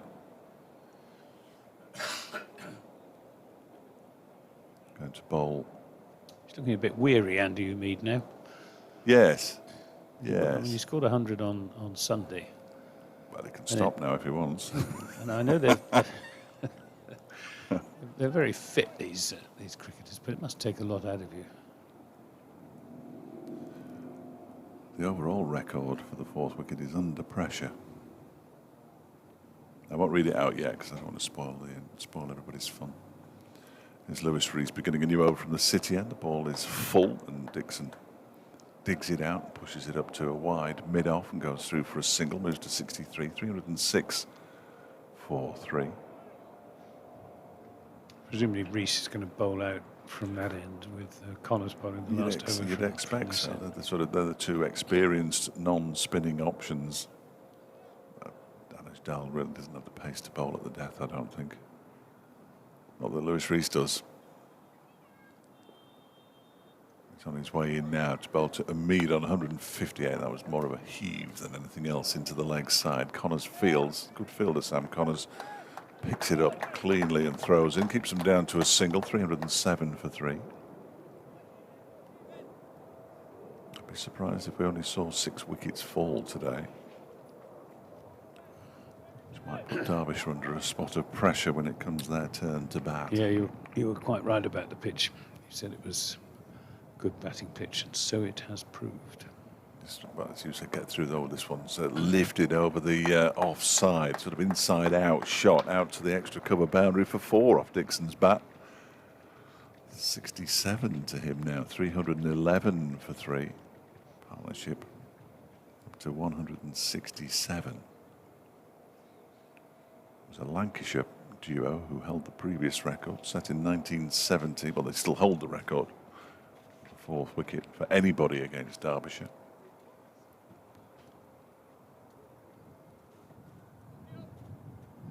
blasts from the past as well. Lancashire with a team that I sort of nominally followed as a youngster. Clive Lloyd, one of them. Not Clive. Oh, David. Bernard Reedy. Oh, now then there's a big be appeal close. for leg before Yeah. wicket, and they're not going to get the record because he went for the reverse something. It wasn't really a scoop, it was just a reverse shot, and he hit his foot right in front of the stumps, and Lewis Rees picks up a wicket, and Sean Dixon has gone for 67. Terrific knock, 167 the pair have put on. Dixon goes, that might just slow them down a touch, looking at it from a Derbyshire perspective, although the remaining batsman will come in and swing the bat, I'm sure, at 311 for 4. Yes, a very good knock from Sean Dixon. 52 deliveries, 4 fours and a 6. He really got going towards the end of that innings. And one score I neglected to give you, which is of considerable significance in the West Country, is Gloucestershire against Durham, because if Gloucestershire beat Durham, they could top the group. No, sorry, they could come second in the group and have a home quarter-final. So that's and Durham 218 for 5. That was in the 40. That was after 41 overs. The Decent side, Durham, I think. Derbyshire bowled their overs commendably promptly, haven't they? Yes, yeah, we don't mess about. It's just before 2 o'clock. Cut-off time is 2:30. They do have an inordinate amount of time to bowl 50 overs, They though, do, don't don't they? they? And it's 3.5 hours. Yeah. When you think, Could have a back in lot. the good old days of Oh. the Sunday League, used to get 80 overs in between 2 o'clock and 6 o'clock. What about when the List A started, before it was called List A? They bowled 130 overs That's right. in a day, Gillette Cup, if they 65 could. overs, yeah. Not if they could, if they needed, rather. Yeah. But they also had lunch and tea. Very civilised. So it's Lewis Rees from the City end to George Bartlett, the new batsman, who does what his captain would have wanted him to do, which is to give the strike to Andy Umid, who has 159 to his name, 312 for 4.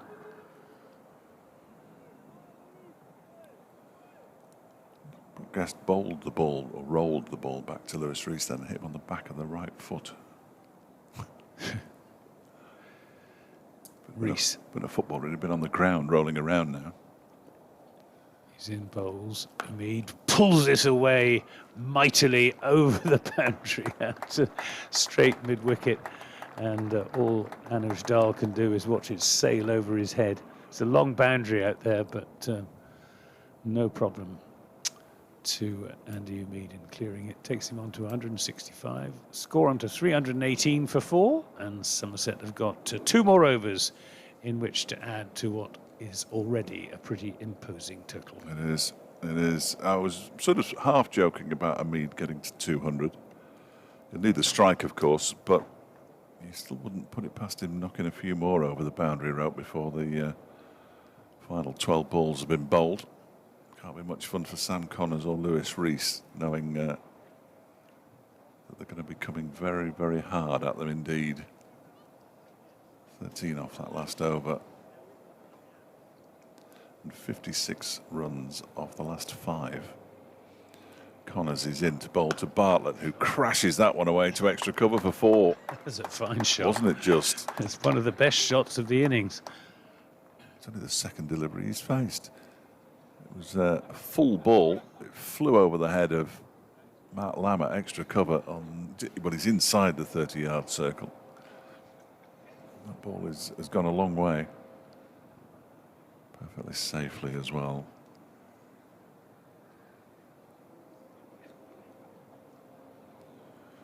.322 for 4 with 11 balls to go. That 350 is not out of the question either. I think that would put the game beyond Derbyshire, frankly.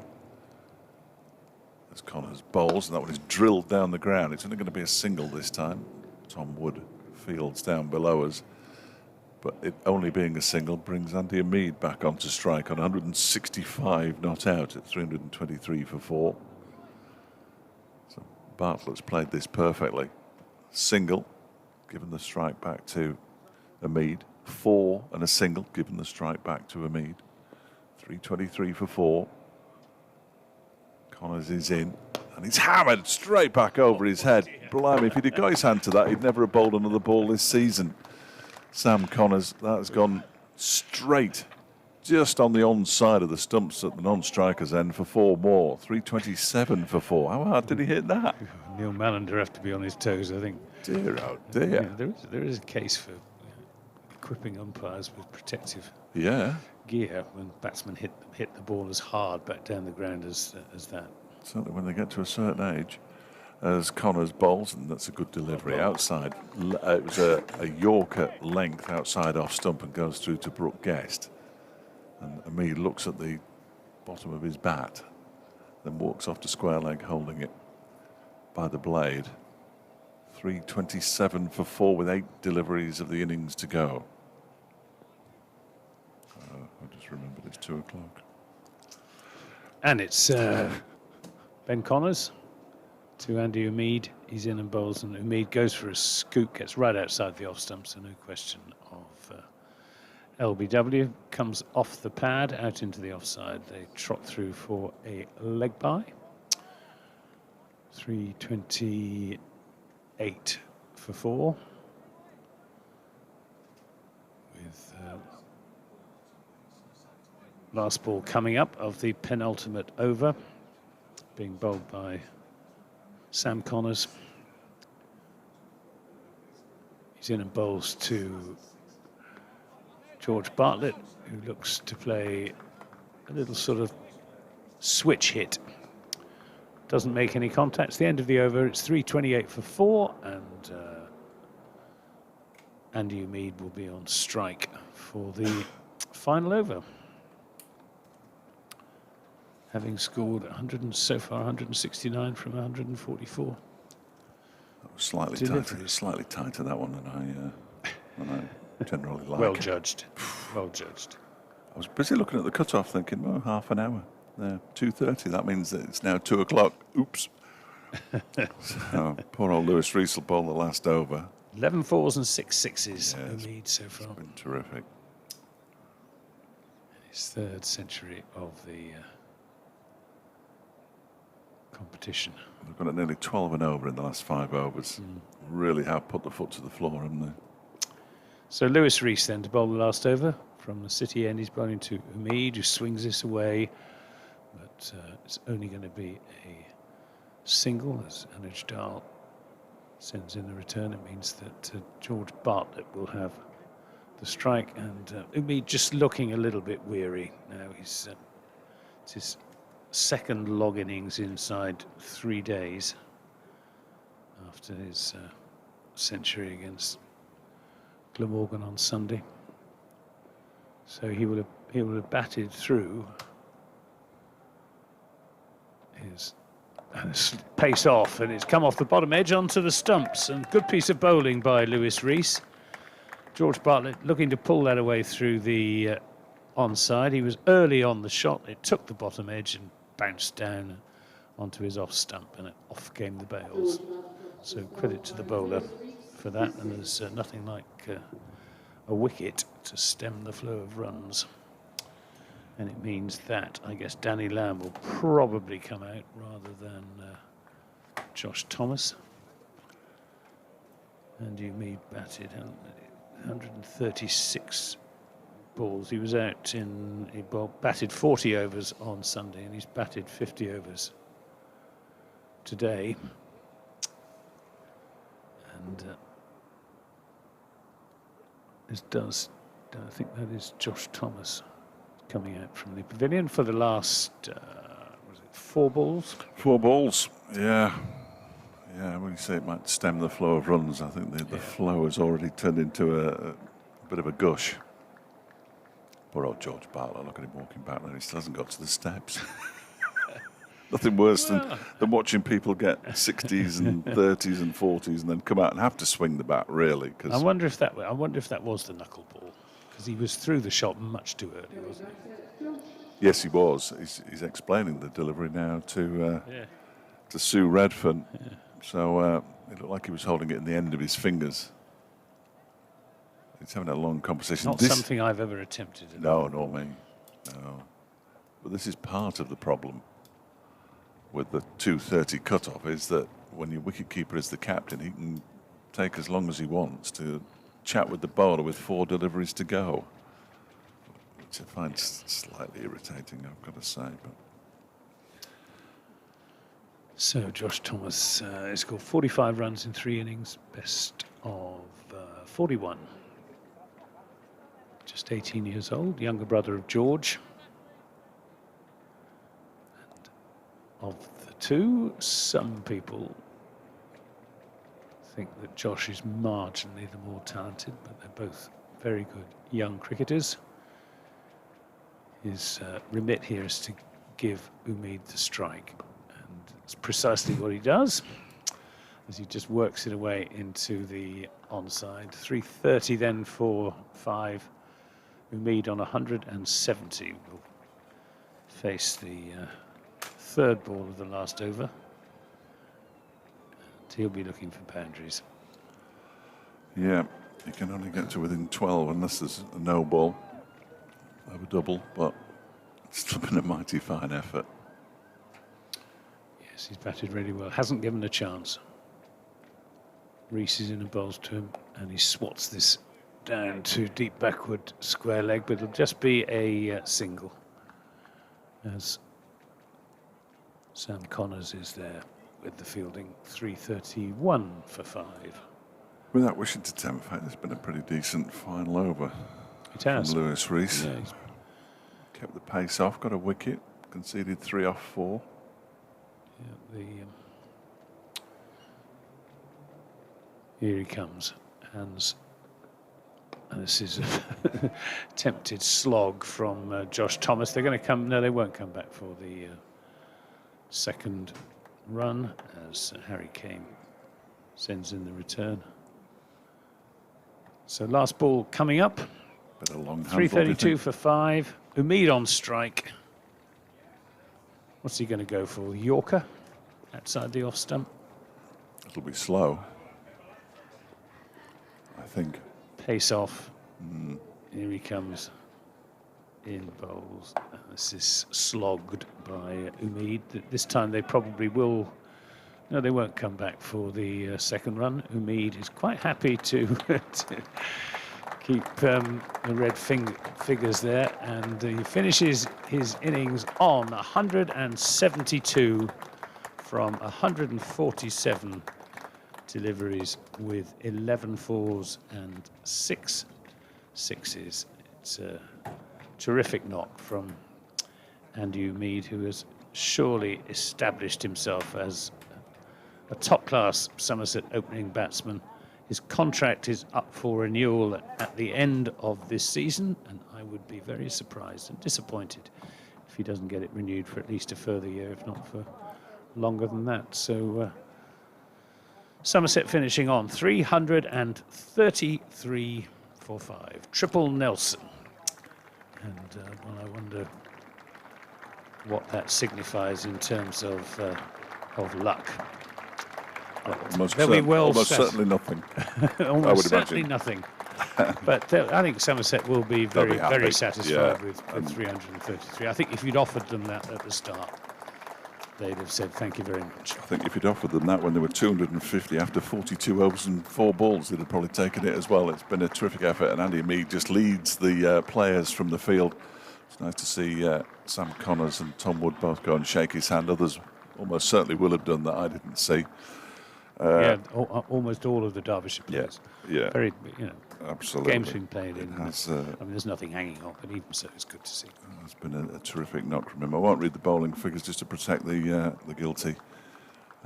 Just suffice to say, Lewis Reese ended with 3 wickets, and Sam Connor picked up the other 2. Poor old Harry Moore got a bit of tap in his 2nd and 3rd spells, which rather detract from his overall figures, but shouldn't detract from his performance, and he will come back from it. And we will come back, because the sandwiches go pretty quickly here at lunchtime at Derby. Inside half an hour for Derbyshire's pursuit of 334 to win this game.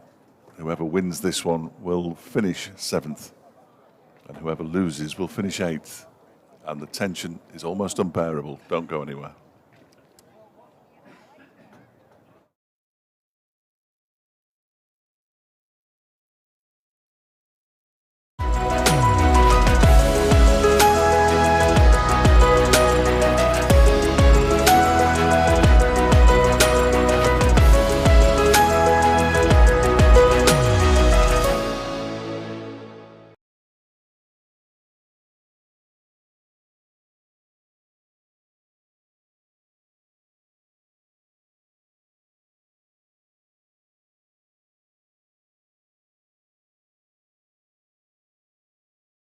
In and balls to Reed.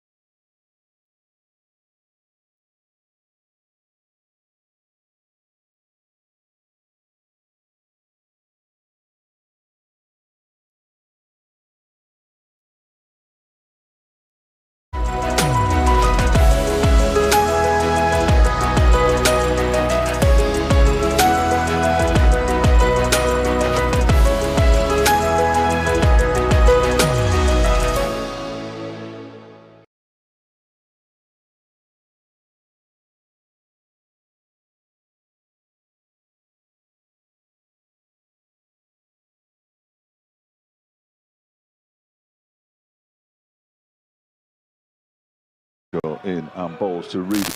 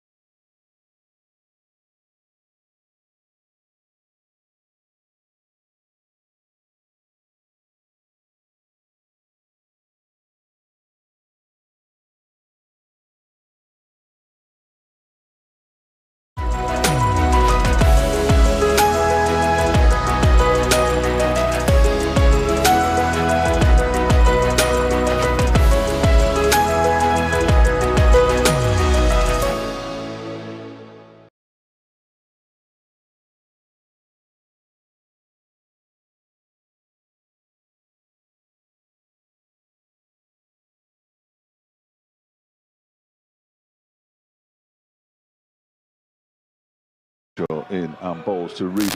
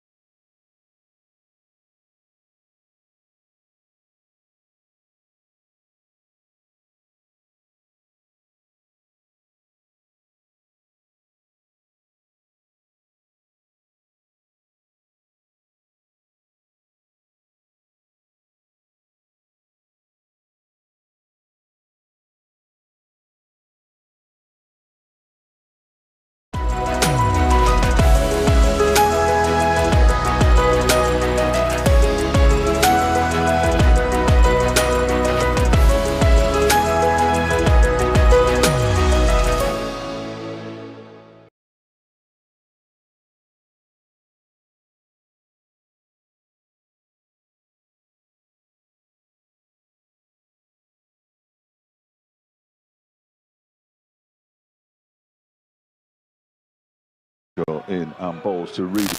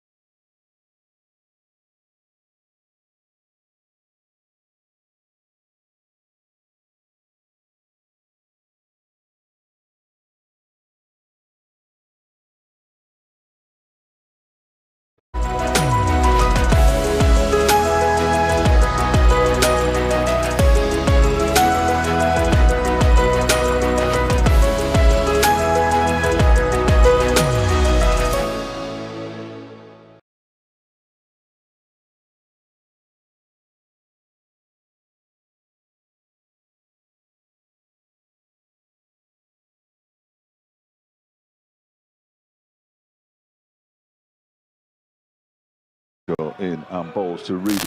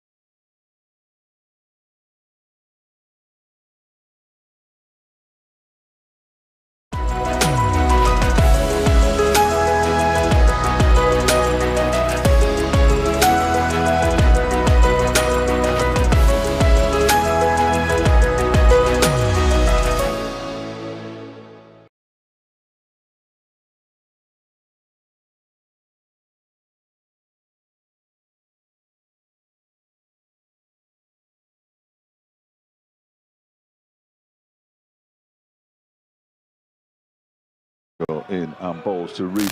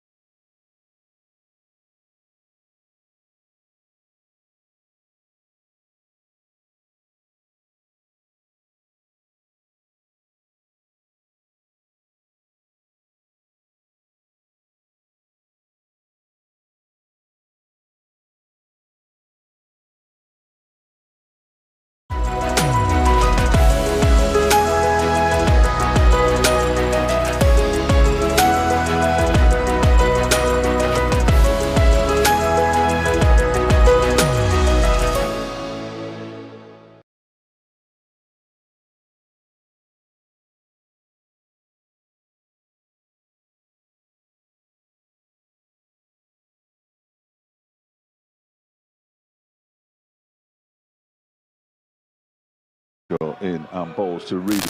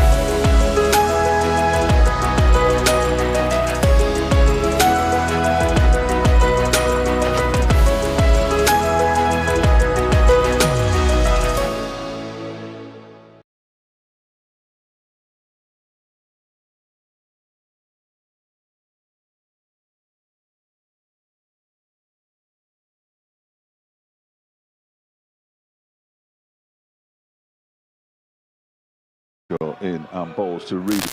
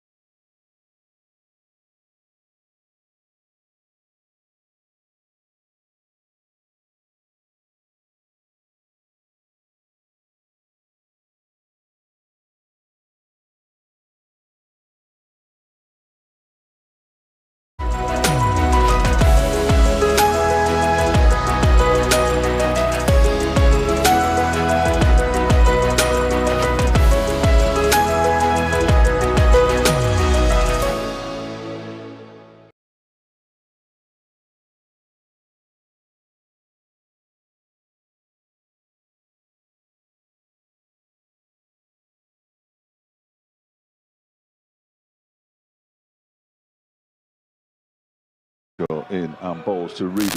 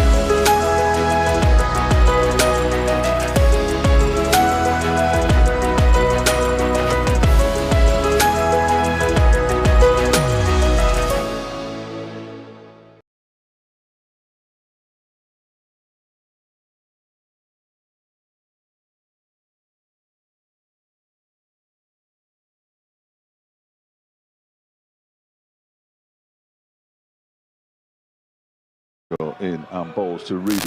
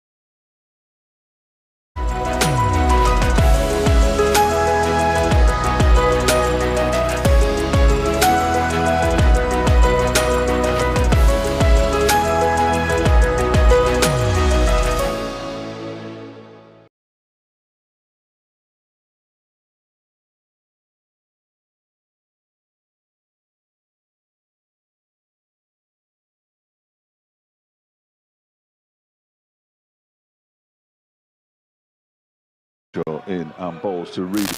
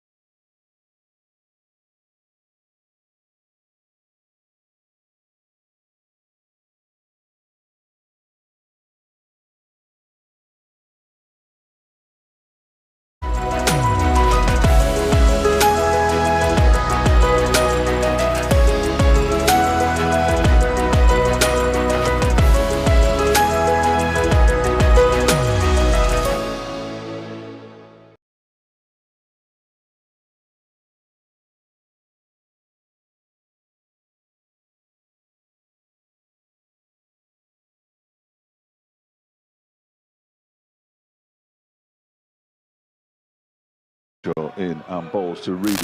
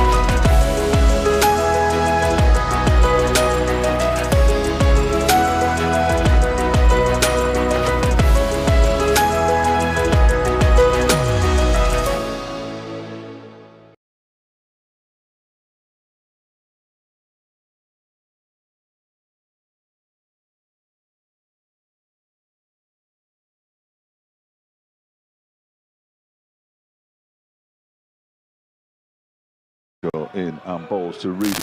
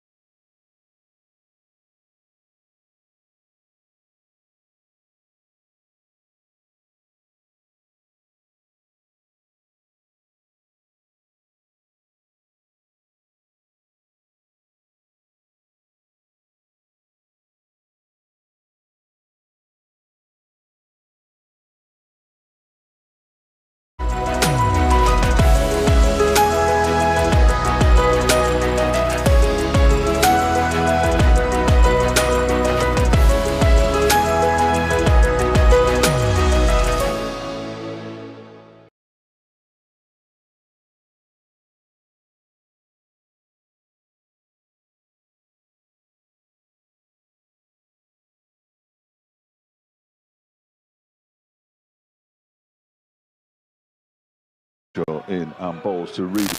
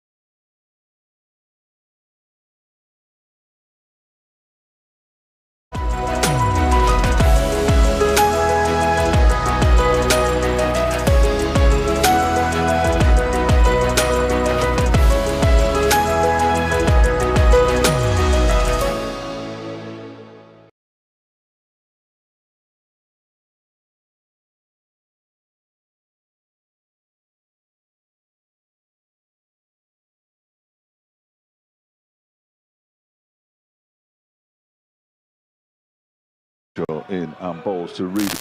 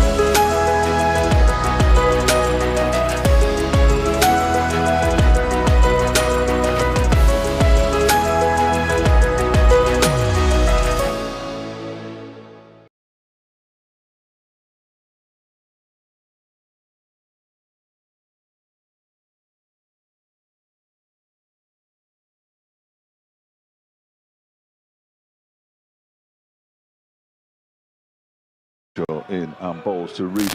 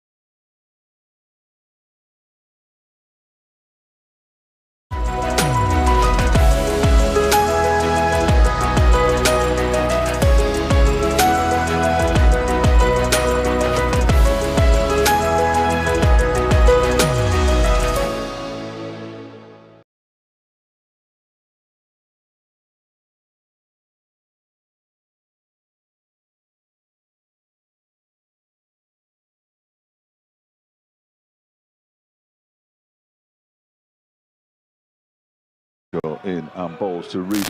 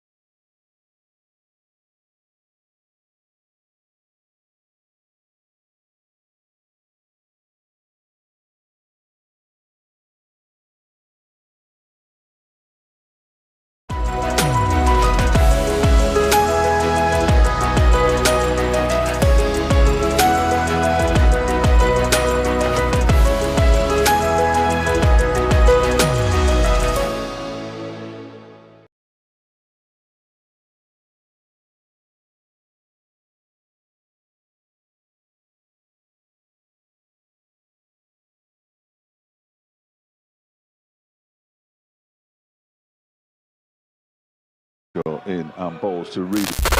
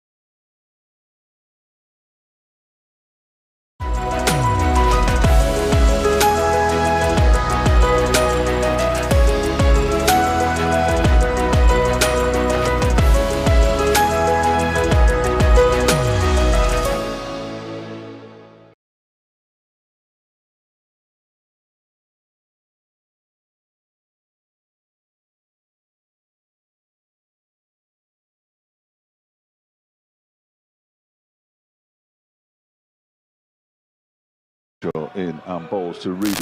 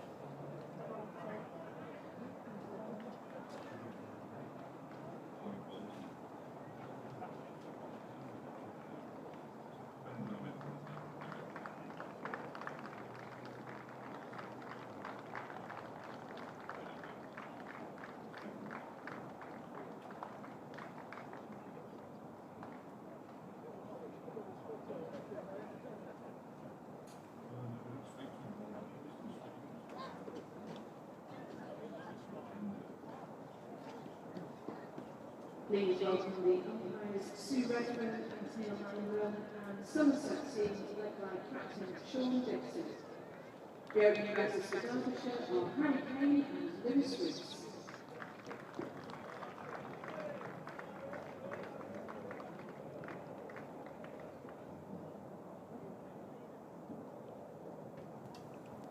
Well, after the shortest half hour in history, we're back. I'll come back to the Incora County Ground. Derbyshire will be chasing an improbable 334 to win this one. David Griffin is tweeting as we speak, and I'll be able to bring you the facts and figures if he hasn't already done it, which he might have done. Potentially, yeah, I think it might be there now, so let's have a look. Somerset. Andy Umid's score was the highest one-day score against Derbyshire at Derby. There's one record that he's already tweeted about. There'll be more. It's a long way above Derbyshire's most successful run chase, certainly, in their history, although I couldn't tell you. Is it really? Yeah. Scores have, over the years, scores in 40 over, 50 over cricket have got higher. Not for everybody. Derbyshire have got 21 scores of 300 plus in their history. So it's going to be tough. It's going to be tough, but there we go. You get nothing if things aren't tough occasionally. I think the white balls have had a lot to do with it. The fact that they lose their hardness so early. I mean, if you don't picking up 2 or 3 wickets early on, it becomes a real struggle to take wickets.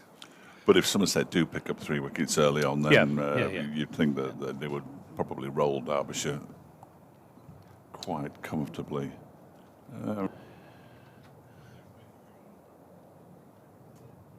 So Josh Davey is going to open the attack from the city end.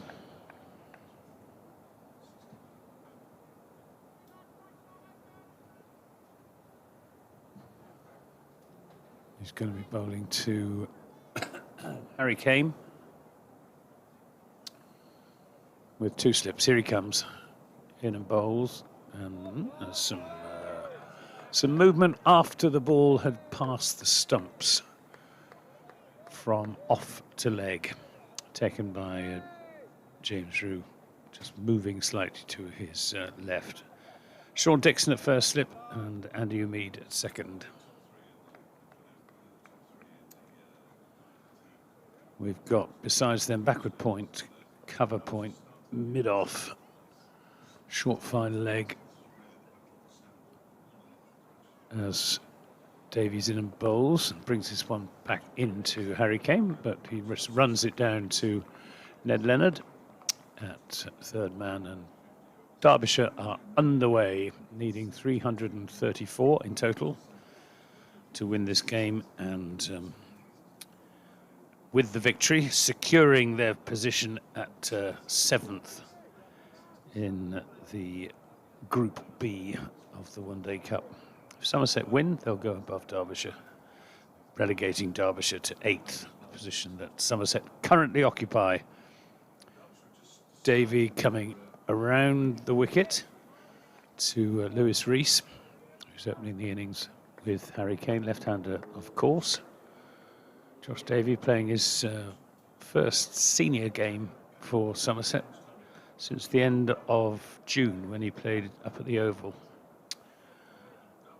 against Surrey in the Vitality Blast. He's had problems with his hamstrings, and he's been almost fit on several times since then. This is good ball on off stump, defended by Rees out into the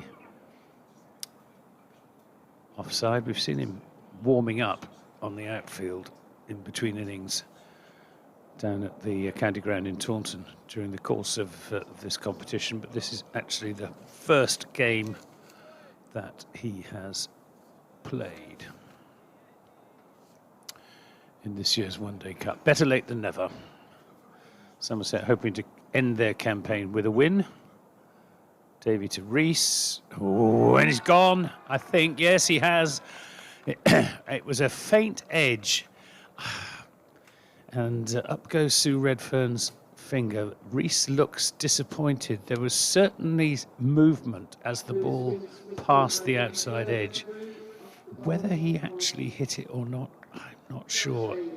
It was the movement that persuaded me that he did hit it. But there was just a scintilla of doubt there, as well as whether it was just very late movement of the ball. But it's not my opinion that matters. It's the opinion of the umpire. And up went Sue Redfern's finger, and Lewis Rees has gone without scoring, and it's 1 for 1. Yeah, I just looked up as the ball went past the bat, and it moved a lot, didn't it? It did move a lot. So if it didn't hit the bat, it was a remarkable delivery. I think Sue Redfern was fairly certain, wasn't she? It must have been a very faint edge, though. Well, here is a huge innings now for Tom Wood. Out of contract at the end of the season, unlikely to play in the county championship. So this could be his last innings for Derbyshire, and he hasn't looked in any kind of nick in the last couple of matches in which he's played. I'm afraid he's struggled to get the ball off the square. So a huge innings for Tom Wood. We've only had 5 balls, and they're already it seems a long way off, 334. Yeah, 4 innings, 45 runs. Best of 28, averaging 11.25 in the One-Day Cup, Tom Wood. Harry Kane, much better. 313 runs, best of 94, averaging 44.7, having played in every one of Derbyshire's 7 games to date. Yeah, he's really taken his opportunity this season, Harry Kane. He got into the championship side towards the end of last season, but then the start of this season wasn't in it. In fact, the 2 opening batsmen in the championship at the start of the season were Haider Ali and Billy Godleman, and neither of those will be opening in the final 4 matches, I think it's fair to say. Here's Davy then to Wood. Takes him on the pad as he looks to turn that into the onside. Haider partly because I'm hearing that he's away. He's in line for selection for the Pakistan side for the Asian Games, which is being played in China. They've got a T20 competition. And Haider Ali, it's like the second team, the Pakistan second team, and Haider is on his way. So it looks like they could play the last 4 matches of the campaign without an overseas if Saranga Lakmal doesn't play either, which wouldn't be ideal. But would it be fair to say, though, that Derbyshire don't have a huge amount to play for in the last 4 games? Well, I think they'd prefer not to finish below Yorkshire, who've been docked 48 points. That's about it, though. Yeah, you're right. They haven't won they need to win, because they haven't won a game this season in the championship. The last time that happened was 2016, when well, Derbyshire have won the county championship, which is more than Somerset. 1936, yes. Yeah. The much revered 1936 side. Ned Leonard, the magnificently named Ned Leonard. He's going to bowl the first over from the racecourse end. I don't know why it just sounds like a character from a Thomas Hardy novel. It's just brilliant. It's just a Ned Leonard. Brilliant name. The only other cricketing Ned I can think of at the moment is Eckersley, Ned Eckersley, which is another great name. It is. By Eckersley. Is Leonard a local boy from your neck of the woods, or? He is. Yeah, reasonably local. He's going to bowl to Harry Kane, who's got the only run of the Derbyshire innings so far, and he defends the first ball he faces from Leonard into the ground. He was born in London, in Hammersmith, but that's close enough. He's come up through the Somerset age groups and went to Millfield, which, along with King's College in Taunton, has produced any number of Somerset cricketers, particularly in recent years. James Rue, both the Thomas brothers, and of course Jos Butler, all went to King's in Taunton. Leonard, 2 slips in and bowls to Kane, who guides this one to point.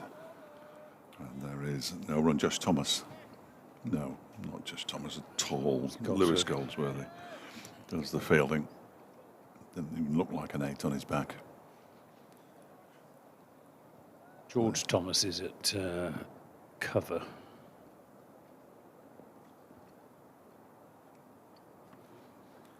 And Leonard is bowling. He's on his way in now. And that was a little inside edge onto his pads from Harry Kane. So it's just a sub-fielder, yeah. He's picked up 5 wickets, Yeah. Ned Leonard, in his 6 games in this competition, but they have cost him 67.4 runs apiece at an economy of just over 7. The economy would be okay. So Leonard bowls one that gets up a little bit, and it's well dealt with by Harry Kane. Guides it down to third man off his gloves, I think, as much as anything, for his second run. And Derbyshire's second run of the innings. 2 for 1. Brings Tom Wood back onto strike. Powerful man, the possessor of 2 of the 4 fastest centuries in Derbyshire history. One in the T20, one in this competition. Not this season, sadly, as he tries to pull that into the leg side, and he's out. That's Shoaib Bashir with the catch. And another time dismissal, I'm afraid, for Tom Wood. It got on him a bit quickly, and might have come off the gloves, or certainly the very, very top of the bat, and looped into the leg side. And Shoaib Bashir takes the catch, and Derbyshire are in a whole heap of trouble at 2 for 2. Yeah, there was nothing wrong with the shot selection. It was short and heading down the leg side from Ned Leonard, and it invited the pull shot. It was the execution that was the problem. Didn't get hold of it at all. Probably a mixture of gloves and bat handle.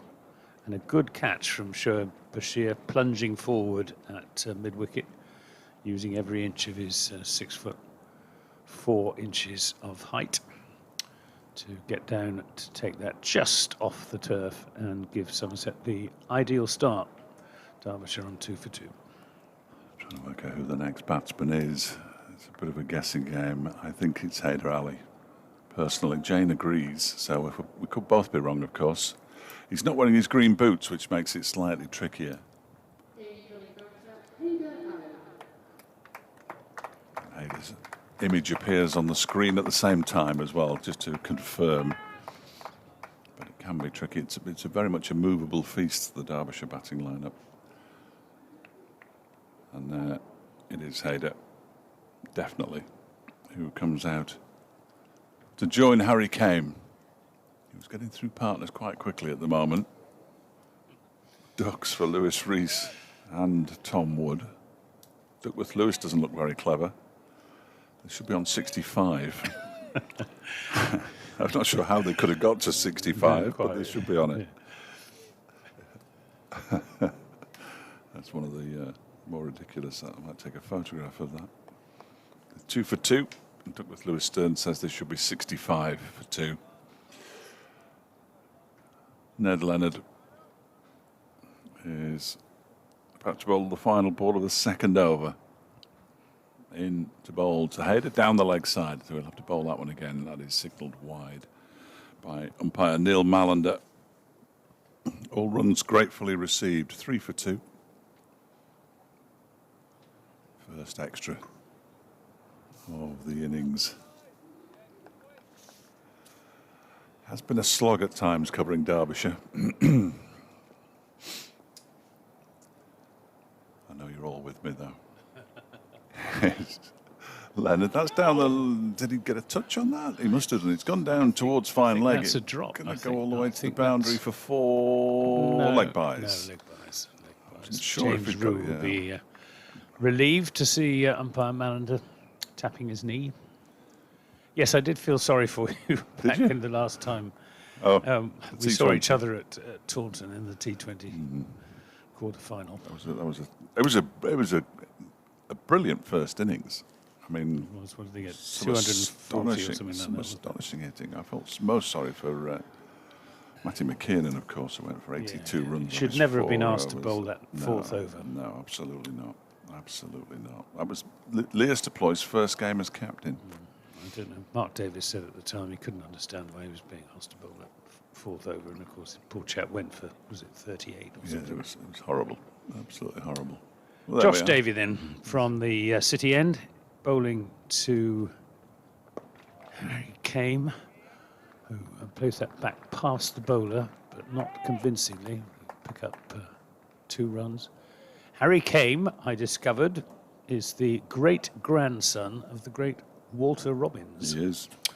R.W.V. Robbins of Middlesex and England, one of the titans of Lords in his day, one of the most influential men in English cricket for a very long time. I just feel a bit sorry for him because that's the first thing you see on his biography. Yes, it is. Yeah, good luck, Harry. 9 for 2 as Davy bowls to Kame, who drives this pleasantly up to the Somerset skipper. No, it's not the Somerset skipper. Who is it? At mid-off, might be Josh Thomas, I think, because Somerset skipper is at cover, clapping his hat. No, he's not. He's at first slip. There's George Thomas in the covers. Get it right in the end. Davy to Kame in and bowls in the air and caught. Very well caught, going to his left. And I think that Josh Thomas it was at mid-off, and that's the third wicket, and a big wicket it is too. Harry Kame just going too early at that delivery from Josh Davy, not keeping it down.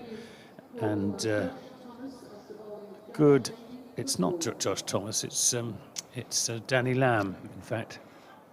It's Danny Lamb who took the catch. I was misled by Polly in the score box next door saying it was Josh Thomas, but it was Danny Lamb taking the catch. 9 for 3, and a good catch it was.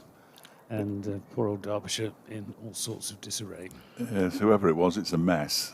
That's what it is. 9 for 3, halfway through the third over as Matt Lamb comes out to bat, the hero from Sunday. He would have been hoping, having fielded for 50 overs with his bad back, to have had a little bit of a longer rest, I fancy, because he did tell me on Sunday that the reason he looked in so much agony, and boy did he look in agony at times, was because he'd had to field for 50 overs before batting. If Derbyshire had batted first at Northamptonshire, it would have been a lot easier for him. But it does take it out of you. I mean, it's a long time since I've fielded for 50 overs, but when you're on your feet for that long, if you've got a back weakness, you do feel it. Well, even last night, when I stood up to watch this game of football that we went to, and getting back in the car, I completely stiffened up. Pathetic. Absolutely pathetic. Never get old, Anthony. That would be my advice. It's a bit late in my case. I think it's too late for me as well. So anyway, this one could be finished by the 3 o'clock update. 4 minutes to go before that. 9 for 3. It almost is finished now, I would suggest. Duckworth Lewis, incidentally, 102. Davy then to Matt Lamb, who's the new batsman. He's in bowls, and Lamb forward solidly, playing it up to his namesake, his fellow Lamb, Danny of that ilk at mid-off.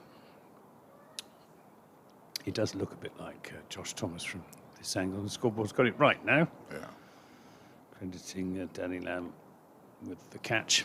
You know, I think Derbyshire have got a mental block against playing against teams, A, that they don't play against very much, and teams from the First Division. I'll try and explain in a minute. Josh Davy has got 2 for 3 at the moment.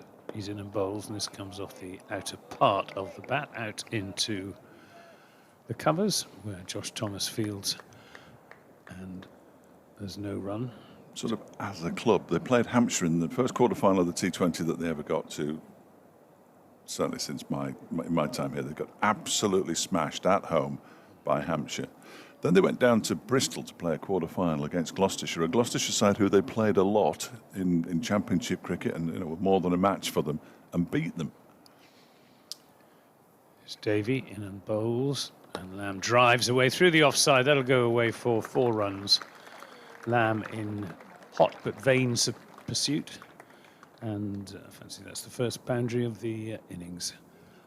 13 for 3 at the end of the third over, with Josh Davy figures of 2 overs, 2 wickets for 7 runs. There was, of course, the quarter-final down at Taunton, in which they were abject. They can't play against Notts in T20. Well, they can't play against Notts, full stop, for whatever reason. They always struggle against Lancashire. They struggle to a degree against Yorkshire, except at Chesterfield, where Yorkshire can't win. But everybody else even Middlesex, but Middlesex aren't really a big side. They just happen to play at Lord's. Here's Ned Leonard in and bowls to Hayder, who covers up and pushes it back to the bowler. Who are Derbyshire's great local rivals then? Well, they would regard Nottinghamshire as Nottinghamshire. it's about 12 miles down the road.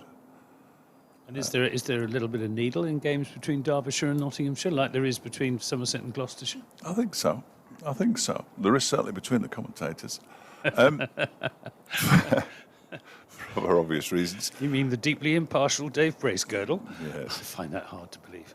It's Leonard in and bowls to Hayder, who tucks it into the leg side.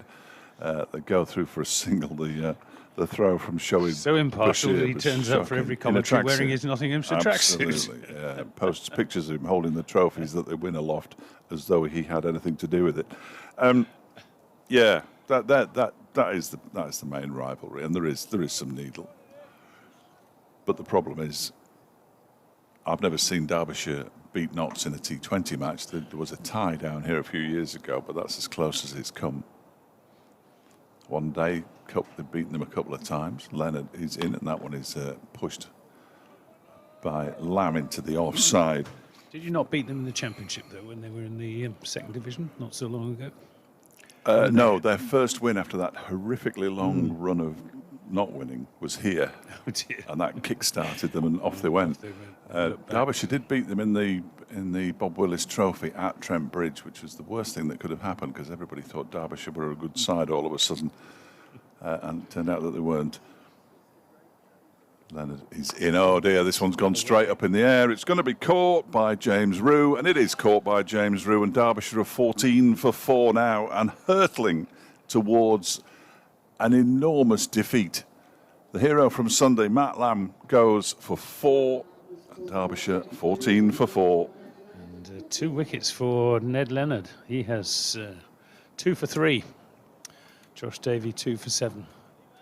And Dreamland for Somerset. If only this was the first game of their one-day cup campaign instead of the last.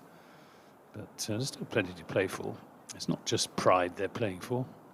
A win here would give their young bowlers a real injection of confidence, which they badly need after some of the maulings they've taken in the hands of Northants and Gloucestershire, for example, and will lift spirits in the club more generally as we approach the run-in to the end of the county championship. Somerset won't be playing any first-team cricket now until Monday week, when they take on Hampshire down at the Aegeus Bowl, a tough gig if ever there was one. But a win here today, which is looking increasingly likely. Not saying that it's a foregone conclusion by any means, because you never know. Let's look back to when Somerset were 25 or thereabouts for 6 a few years ago against Surrey, needing 270-ish to win. And Roloff van der Merwe came in and scored 150, and Somerset won. So it's not beyond the bounds of possibility. Brooke Guest, the Derbyshire captain, is the new batsman. He's going to be facing Ned Leonard. Brooke Guest, for Somerset listeners, he's 26 years old, born in Manchester, played for Lancashire for a couple of seasons, keeps wicket, and he averages 33 in this day cricket. Leonard in and bowls to him, and good ball, solid looking defensive shot, and no run is taken. 14 for 4, leading another 320. Derbyshire. 130 behind Douglas Lewis Stern at the moment. But they only need 7 and over. Here's Leonard from this racecourse end. He's in and bowls to Guest, who plays that quite late, but solidly enough. It's the end of that over from Ned Leonard, who has figures of 2 overs. We just had Yeah, it's just 4 overs. Oh, yes. 4 wickets have gone down in 4 overs. 2 overs, no maidens, 2 for 3. His best figures thus far in this day cricket. It's going to be a struggle this, I'm afraid. Very much a struggle. But part of the problem now is going to be that Derbyshire won't want to be all out for 30. So we could see some exceptionally defensive cricket. I'm not sure whether Haider Ali is capable of that, in all honesty. Brooke Guest certainly is a proper batsman. And then we're into the all-rounders and bowlers. Blimey. 14 for 4. Josh Davey. City end. 2 for 7 from his first 2 overs. Balls to Haider, who pushes it straight back to him. Well, at least they don't have to worry about net run rate or anything like that. No, that is true. That is true. They can, if they choose, throw caution to the winds. Well, I don't think there's any prize money down at 7th and 8th, is there?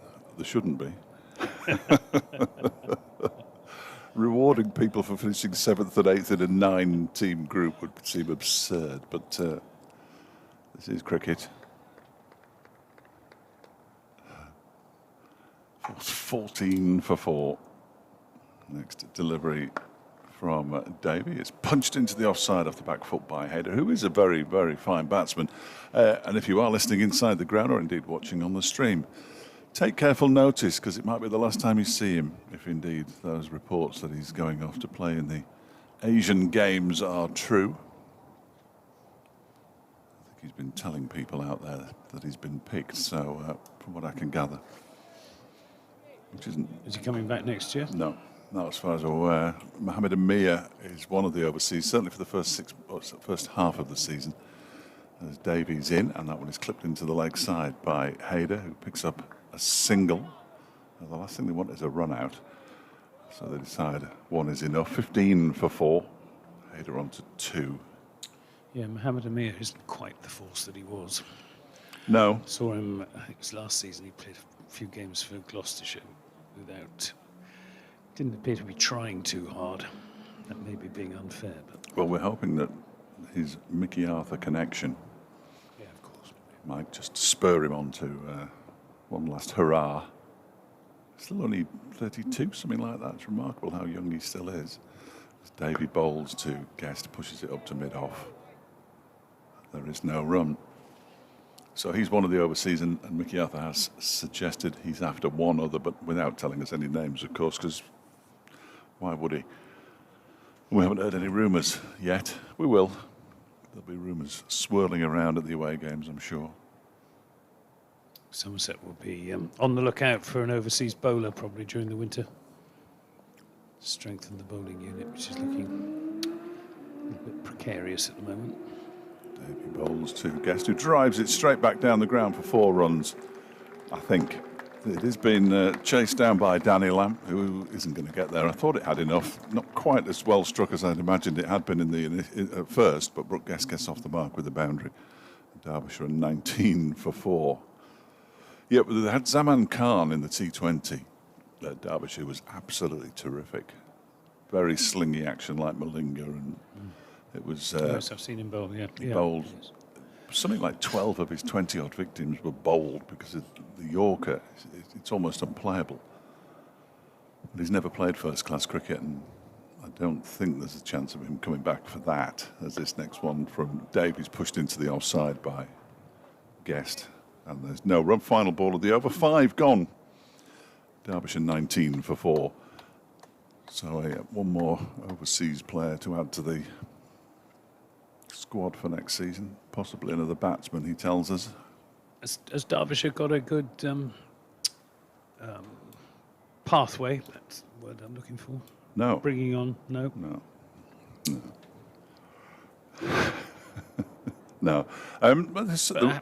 Harry Moore must have come. Harry Moore's come through it. Yeah.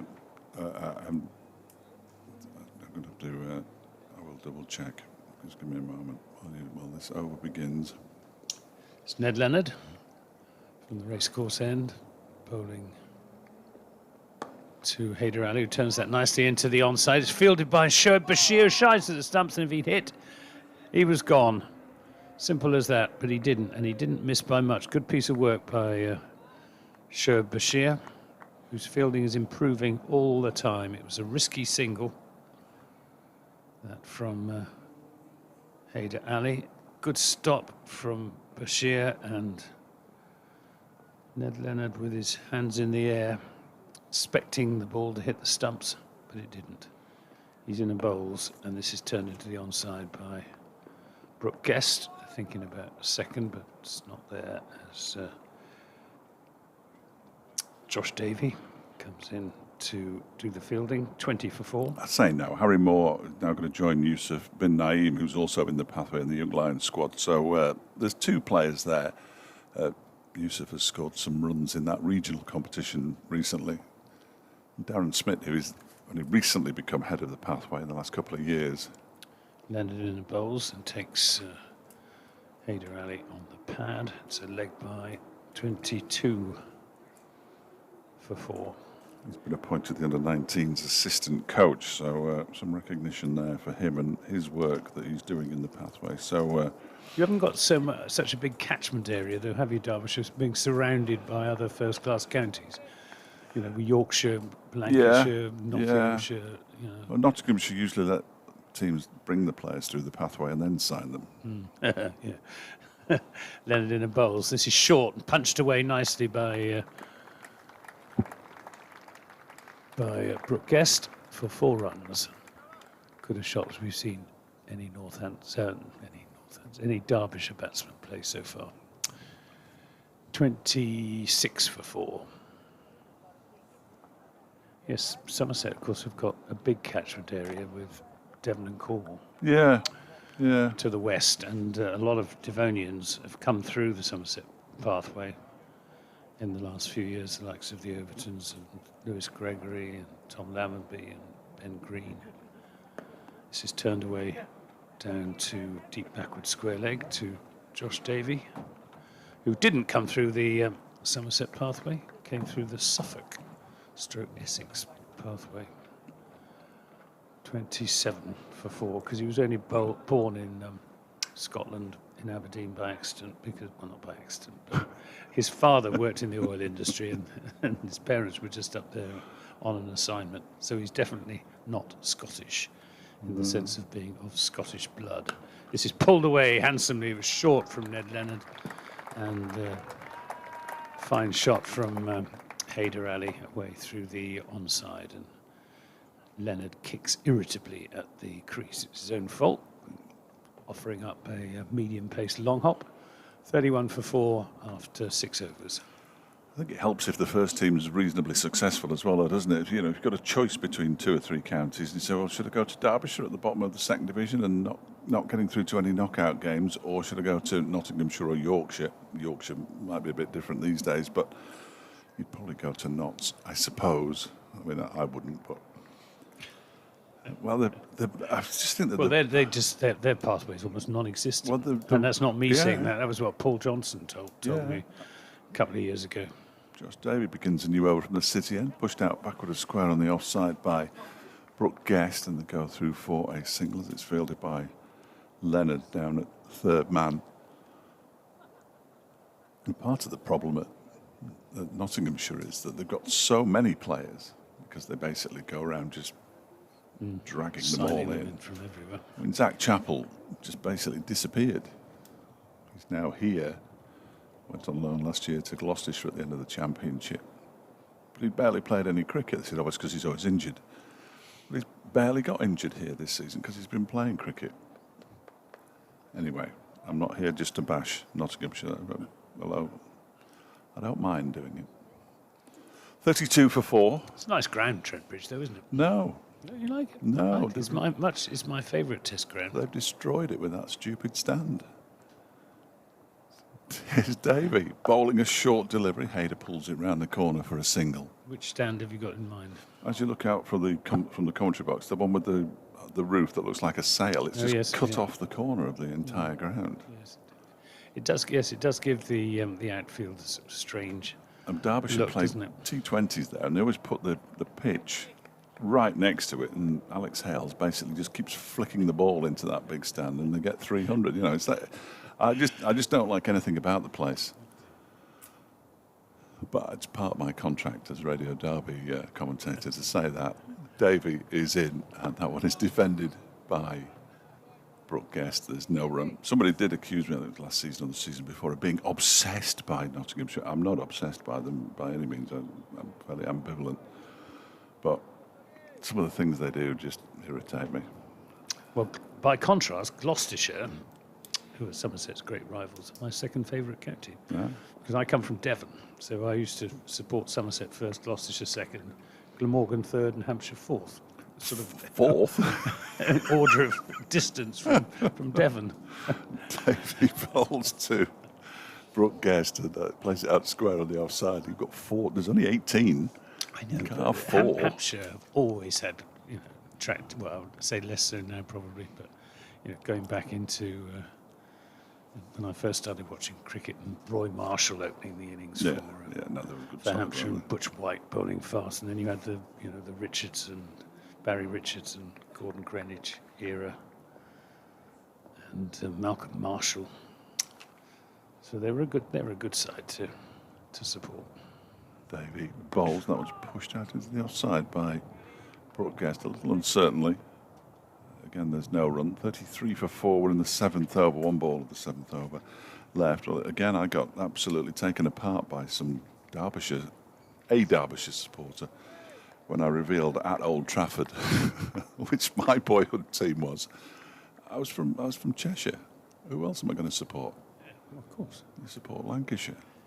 I wouldn't say I supported anybody really now. I don't think. 33 for 4. Final ball of Davies' 4th over. Bowls it to Brooke Guest, who pushes it out into the offside. And there is no run, and just 2 runs from that over. Davies figures 4 overs, 2 for 14. Ed Leonard's 3 overs, 2 for 14. Derbyshire 33 for 4. Chasing 334 to win. And the good news for Somerset cricket followers is that Josh Davey looks fully fit. He's bowling at full pace, showing no signs of whatever injuries have been troubling him in recent weeks. And he's picked up 2 wickets. 2 each to the Somerset opening bowlers. Josh Davey 2 for 14. Ned Leonard also 2 for 14, but he's bowled 1 fewer over. He's bowling now to Haider Ali, turns it into the onside. And Somerset skipper Sean Dixon, who must be feeling a lot happier with cricketing life at the moment than at 1 or 2 points during this campaign, when Prithvi Shaw was smashing the Somerset bowlers all around Wantage Road, and even more humiliatingly when James Bracey, scoring Gloucestershire's highest score in one-day cricket with 224.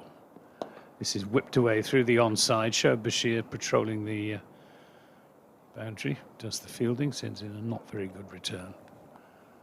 On the half volley to James Rue, they take the single.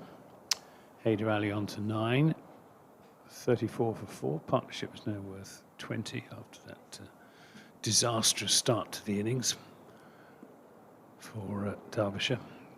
Just settling down, these two now. In the 8th over, Leonard bowls. And this again is turned down to Josh Davey, this time at long leg, just for a single. 35 for 4. Gaston to 12. Ned Leonard just not quite accurate enough, just straying too much down the leg side. He's well built for a fast bowler, just over 6 foot tall, good pair of shoulders, strong and athletic. He's there now and bowls again on leg stump, and it's a very good stop. And it could be a run out, and there isn't. But if Dixon had hit the stumps, then Haider Ali could easily have been in trouble. And he collided with James Rue. Yeah. Just down, entirely just a accidental little bit between the pair of them. Yeah, just winded slightly. Just watching the replay, I think he would have been gone. Yeah.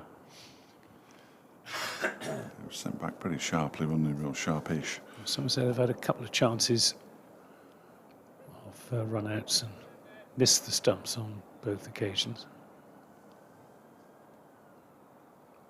Hyder Ali's okay again. Fit to resume, just the one slip now.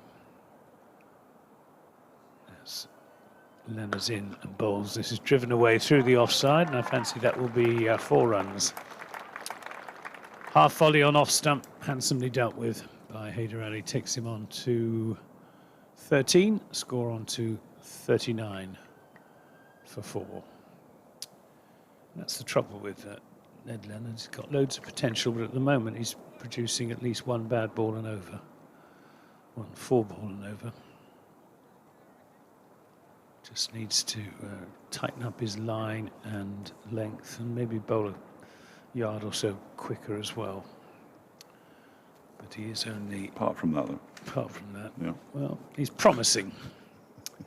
Promising. He's in bowls, and again, this is on leg stump. Easy pickings for Hyder Ali just to work that away through the onside to show Bashir for a single, and that, in all honesty, was not a great over from Ned Leonard. It went for 7 runs, could have gone for more. 40 for 4. Derbyshire, the target is 334, so they need another 294 at a rate of, the rate's just disappeared, but it's 7, there it is, exactly 7.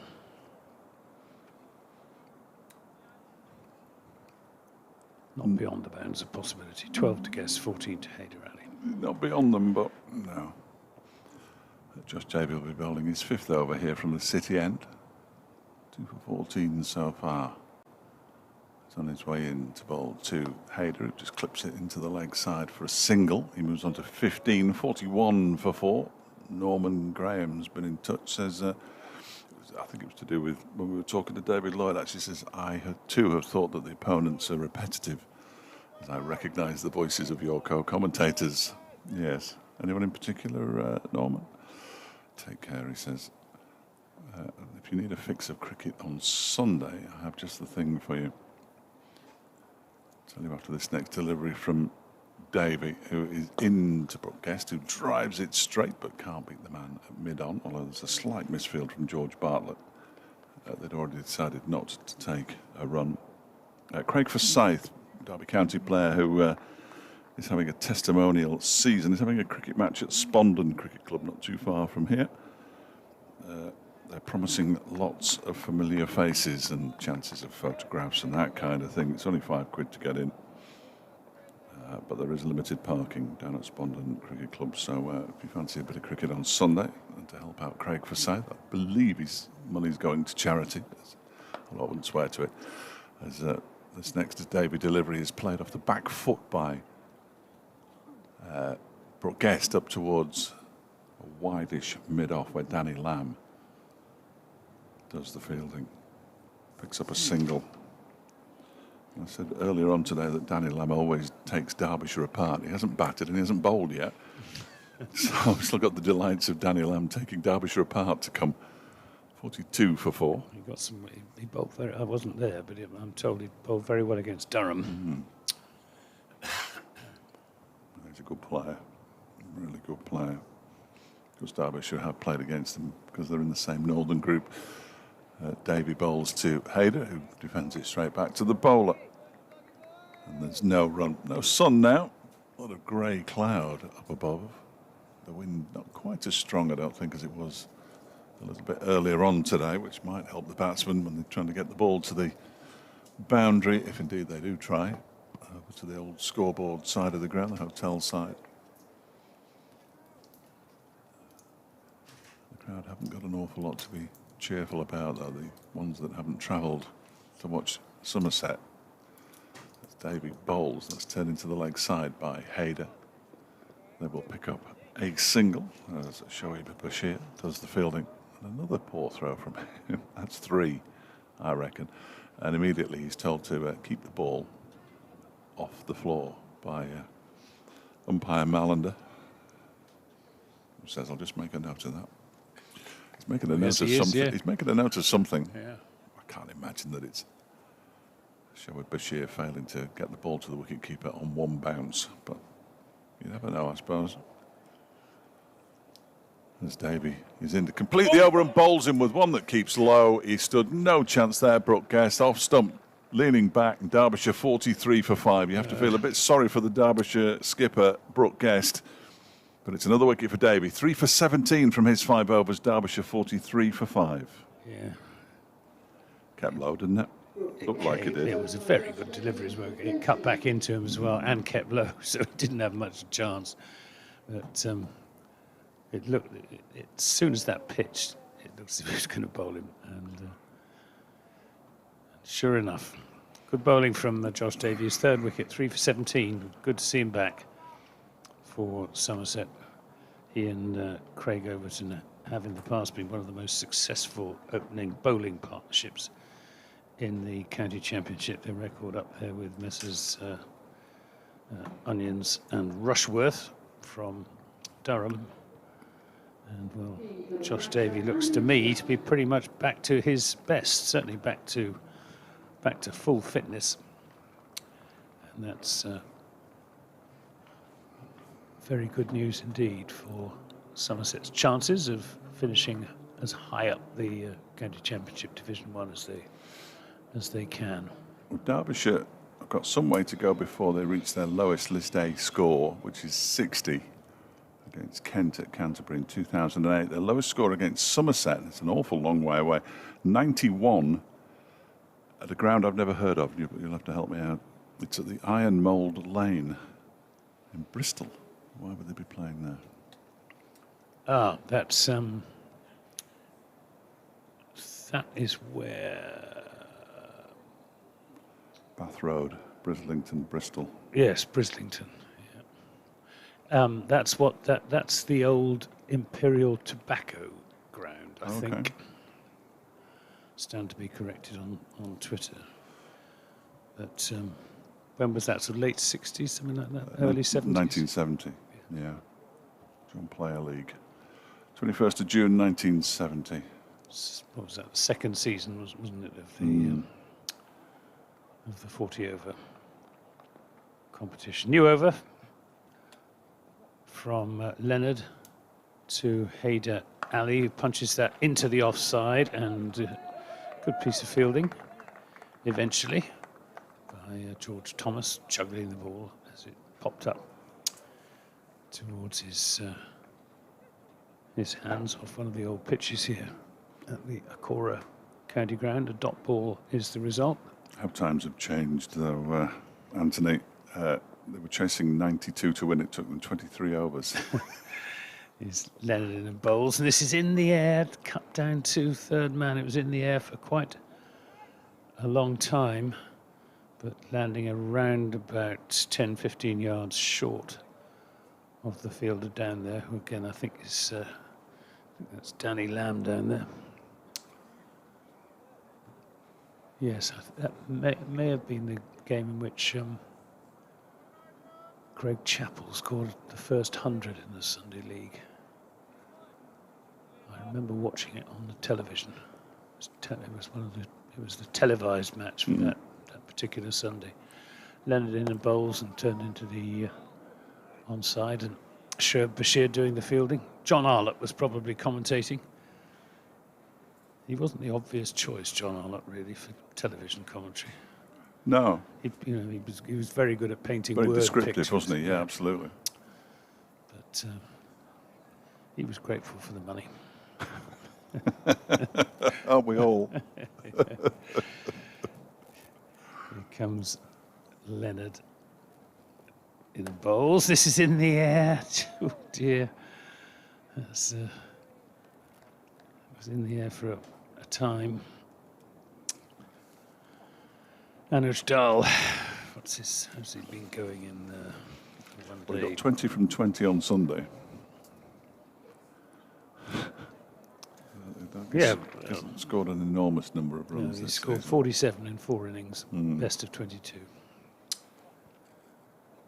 He's on strike now to Leonard in bowls. Good ball this time from Ed Leonard, just not concentrating on bowling too quick, bowling at somewhere around 77, 78 miles an hour.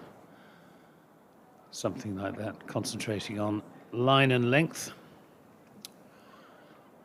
Hoping for batsman error as much as anything. The slip is in, and Umid standing at a second slip position. Leonard bowls. This is played defensively into the offside, picked up by a happy Somerset captain. It's 44 for 5 after. That's the 10 over power play done and dusted. Somerset made 43 for 1 in theirs. And Derbyshire 44 for 5 Gary Charles, sorry. Yeah. No, I'm just saying Gary Charlesworth, he's in your neck of the woods, Perranporth Beach, with a cider listening. He's Mablethorpe's his usual holiday destination. So. There's a very nice beach restaurant right in the middle of the beach at Perranporth, which is probably where he is with his cider. Dom says we're going to see a change of bowling. We're going to see Lewis Goldsworthy. Dom says, last 2 times I've turned up halfway through a day's play, I've seen us 9 for 3 and 17 for 4. Can't help feeling I'm partly responsible. I don't think you are, Dom. Don't go down that road, otherwise you'll never leave your house. You must never feel responsible for the inadequacies of others. Could have an update at any time. I've got my cue at the moment as Goldsworthy's first delivery is carved away into the offside by Hayder for a single. Tony Hardwick says on Twitter, I was right about the Imperial Tobacco Ground. Excellent. At Brisling, it was where Tony Hardwick, was born and played his first game of competitive cricket as a 14-year-old. It's a lovely ground as well, or was. I don't think it's there anymore. Goldsworthy in and bowls to Anuj Dal, who drives but straight to the man at extra cover. Josh Thomas getting through his over really quickly. Unsurprisingly, the left arm spin. That one is cut away out towards the point boundary. And they go through for a single. Andy Umid has had his little rest at slip and now he's patrolling the cover boundary. Bless him. I suppose it'll stop him stiffening up. Next delivery from Goldsworthy is defended by Hayder. If you're wondering what on earth I'm talking about, he made 172 not out. Yeah. He's a very, very fine boundary rider as well, Andy Umid. He's got a sort of predatory air about him. He keeps himself low to the ground. Oh, that one comes off something. No idea what. Hayder's got his back to us, but there was a stifled appeal.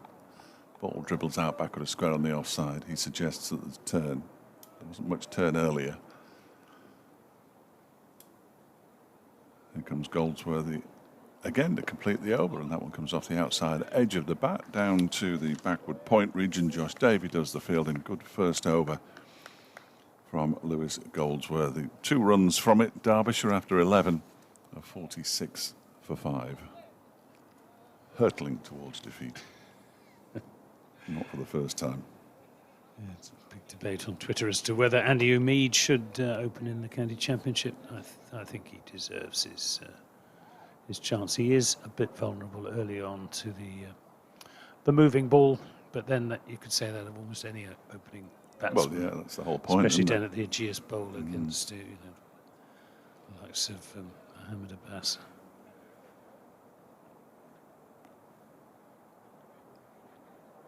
Discussion going on as to field placing. All is now set. Leonard's going to bowl another over. He's in and bowls, and to Anuj. Turns it into the onside, won't get a run.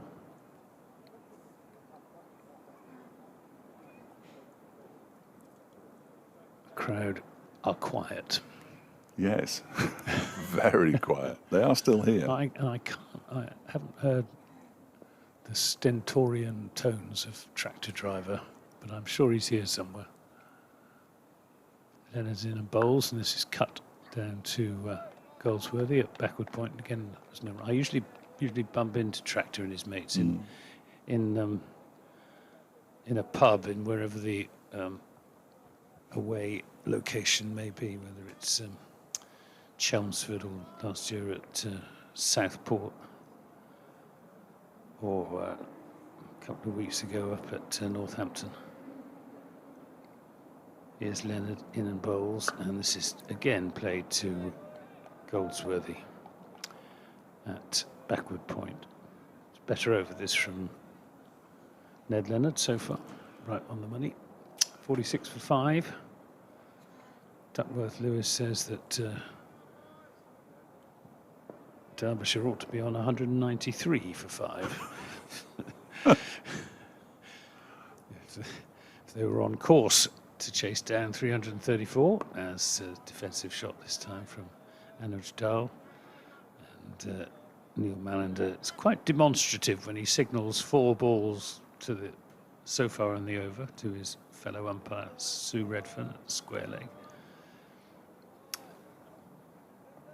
He's not a passive umpire by any means. Neil Mallender is definitely an active umpire. Leonard, 5th ball of the over in and bowls. This is short, and it's just chipped over the top of where a wide third man would be. They come back for 2 runs. Score moves on to 48 for 5 in the 12th over. It is indeed Danny Lamb down at third man. Last ball of the 12th. He's in bowls, and this is just pushed through a gap on the offside for a single. George Thomas fielding, 49 for 5 at the end of the over. 18 to Haider Ali. 4 to Anuj Dal. Ned Leonard, 6 overs, 2 for 25. And Josh Davey, 3 for 17. Josh Davey on his first appearance in the One Day Cup of this this season. And as things stand, Ned Leonard has his best figures in One Day Cup cricket, this day cricket. This is driven nicely for a single by Anuj Dal. 50 is on the board for Derbyshire. I keep saying North, it's for Derbyshire. Goldsworthy bowling his slow left arm from the city end. This is pushed into the offside. Josh Davey onto it quickly to do the fielding. Deters them from taking a single.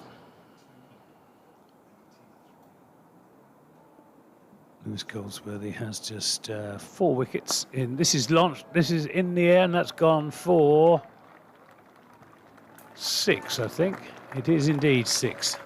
Lost the ball as it was in flight against the background of the whitish grey clouds, but it's gone away over straight mid-wicket and retrieved by one of the stewards from in front of the members' pavilion. And that's the first maximum of the innings. 56 for 5. Haider Ali swinging Goldsworthy away. The charge is on.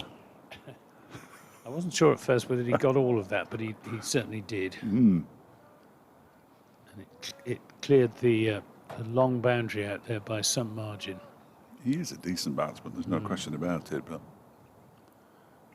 Goldsworthy bowls to him again. This time he goes for the slog sweep. This is in the air, and it's caught. Very well caught indeed by, I think that's George Thomas out there. Or is it? It's his hand, I think, catching it, hasn't he? Because that was a very good catch, as you described. It was George Thomas. He had to move very quickly to his left and caught it low down. And that is the end of Haider Ali. And with the departure of Haider Ali, I think any remaining residual remote hopes that Derbyshire might might conceivably have entertained of chasing down 334. It's 56 for 6. Well, you're very kind to even think that Derbyshire still had a remote chance. I didn't say I thought that. I thought that Derbyshire might think that. Well, if they think it, they're deluded. Yeah, I just described it. I just did my update there. It came at quite an apposite time, really, because I said I'd seen some disastrous days of cricket watching Derbyshire over the years, but none as disastrous as this. They need 278 more runs to win. You were talking about that thumping defeat that Somerset had, but this is going to be worse than that. I don't think there's much doubt about that as Alex Thompson comes out to bat. But Hayder does that kind of thing. He does. He just got a bit carried away, didn't he? Yes. But then again, I don't want to say what's the point, because the point is you're a professional sportsman and you should be doing your best. But they know they're going to lose, I would imagine, although they will try and have a positive a mindset as they possibly can. But after Alex Thompson, it's Mark Watt, Sam Connors and Harry Moore, not necessarily in that order. And that's it. Well, I don't know. I'm almost at a loss for words, and it hasn't happened many times over the course of the last 7 years. But it's just it's bordering on embarrassing, really, at the moment. And the sooner this new mindset gets brought into that changing room, the better. I think there is such a soft underbelly to this Derbyshire side. It's untrue. So Goldsworthy. He's in bowls to Thompson, the new batsman, who turns it to a backward square leg where Shoaib Bashir does the fielding. Moves Goldsworthy 1 for 9 in his second over. 3 wickets to Davey, 2 to Leonard. Thompson comes forward solidly, plays that one back to the bowler. It's the end of the 13th over, and Derbyshire 56 for 6. I think they've maxed out Duckworth Lewis Stern as well, because every single ball of the next over they need to be on 232 according to Duckworth Lewis Stern. It's not going to rain. Balls the pity, really. No, we don't want to see any rain. That would just keep us here, and that would be even more pointless. 56 for 6, remarkable. Danny Lamb coming on for his here we go. Last contribution, at least for the time being, to Somerset cricket. His last game for them before he presumably goes back to Lancashire and then on to Sussex. I think that Lancashire said that Lamb can still play for them, but they cut Rob Jones off at the knees, didn't they? Here he comes then from the racecourse end, bowling to Anuj Dal, who drives into the offside to go through for a single. Umid does the fielding. Dal moves on to 6 and gets down to the non-strikers end. 57 for 6, just 175 adrift of Duckworth Lewis now. In fairness to the crowd, they haven't all got up and left. No, they haven't, no. Which, it's a very pleasant day for watching yes, cricket. I might have been tempted. And there isn't much cricket to come in the near future here, is there? No, there is that too. 4 more days of cricket at home to Sussex. I think it's the second. I'll have to check. It's the second week in September. As this next Lamb delivery is kept out by Alex Thompson, but as Anthony said, just kept a little bit low, which is not necessarily what the Derbyshire batsmen who remain will want to have seen. But there we are. So the game's in September. No, I beg your pardon. It's the 3rd week in September. It starts on the 19th. So there's no more cricket here until the 19th of September. Derbyshire cricket, that is. There's a women's T20. As Thompson defends the next delivery from Lamb back to the bowler, and there's no run. I ought to have put that date in my calendar as well, but haven't. My apologies to Derbyshire who are selling tickets for that. If somebody wants to send me a message, I can tell everybody when it is, and you can get in touch with the club and get some tickets for the women's T20. Sri Lanka they're playing. This one is turned into the leg side by Thompson. No run, 57 for 6 it remains. So Yorkshire starting on the 3rd of September, Gloucestershire on the 10th, then here against Sussex on the 19th, and then Glamorgan in Cardiff on the 26th of September. So you've got three away games out of 4. 3 away games out of 4. Tough running, isn't it? Looking for their first win of the season. Lamb bowls to Thompson, and he's off the mark with a single, pushed out towards the cover boundary. Fielded there by George Thomas. Derbyshire moved to 58 for 6, but they're still threatening that record low score against Somerset at 91 all out. 91 all out in 35.1 overs as well. Over 40 overs a side contest in 1970. Lamb bowls, driven handsomely by Anuj Dal for 4 out to the extra cover boundary. Show of defiance from Anuj Dal, who moves on to 10. 62 for 6. Final ball that was of the Lamb over, which he conceded 6 runs. The required rate still only 7.5. Problem is they're 6 down after 14 overs. 62 for 6. Dal 10. Thompson 1. What's the batting to come like? Not good.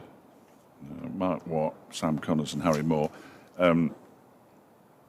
As David Lloyd was suggesting earlier, Harry has scored some runs in age group cricket, but it's quite a difference between that and the first team. Mark Watt can swing the bat. Lewis Goldsworthy bowling his 3rd over, and that's smashed down the ground for 6. Fine shot from Alex Thompson. He's a tall, strong man. What is he, about 6 foot? 6'3"? 5, I think. 6'5", yeah, is he? He's a really tall man. Effortless blow down the ground. 5th of September, thank you, Dom. The women's T20.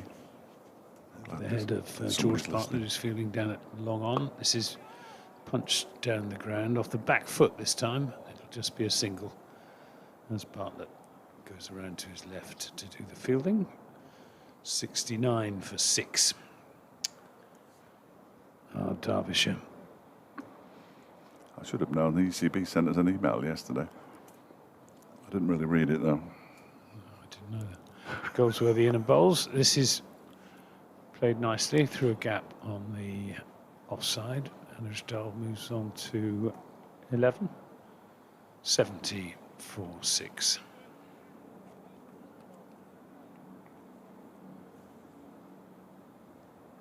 Goldsworthy to Thompson. Full toss and not so far away from Sean Dixon. I thought it was going to carry to him, but it was a few yards to his left as he moved in from that straightish, shortish mid-wicket position. Singles taken, 71 for 6. And this time it's a misfield by Josh Davey at backward point, which allows Anuj Dal to pick up a single, moves on to 12, 72 for 6. These two don't look as if they're going to hang around. They're going to play their shots. I think they might as well, mightn't they? Goldsworthy in and bowls, and this is turned again up to George Bartlett for a single by Thompson, who moves on to 10, and the sun breaks through here at the Incora County Ground. Very pleasant afternoon it is too. 73 for 6, 12 to Anuj Dal, 10 to Alex Thompson. I think if there was another game of 50-over cricket to play, they could try and take it as deep as they possibly could and have a decent time out in the middle, but there isn't. And both will almost certainly, I would have thought, be in the championship side to take on Yorkshire at Scarborough. So nothing to prove on that front either. 73 for 6. 15 overs gone, so 30, no, there aren't 35 to go. Here goes Lamb, begins a new over and bowls to Thompson, who pushes this one out into the offside. Dixon fields at cover. And there's no run. 1 of 2 have decided to leave. I notice at the far end. They've seen enough to know what's going to happen. If you do leave and Derbyshire win from here, you'll be kicking yourselves 73 for 6. Lamb bowls, clipped into the leg side this time by Alex Thompson. Shoaib Bashir does the fielding. Again, there's no run. And in fairness, if it ends now, I probably wouldn't go home till 6 o'clock anyway. So carry on, lads. Well, I wouldn't go home till after 6 o'clock because I'll be on Sports Scene at 6 this evening talking to Dominic Dietrich about what went wrong. Might need a while. Lamb bowls, and that one is pushed up to mid-on this time, fielded by... No, it's got me now. Hill, number 9. Yeah, Finn Hill. Finn Hill. Finn Hill. He is just is he 17? He's either 17 or 16. On as a substitute fielder.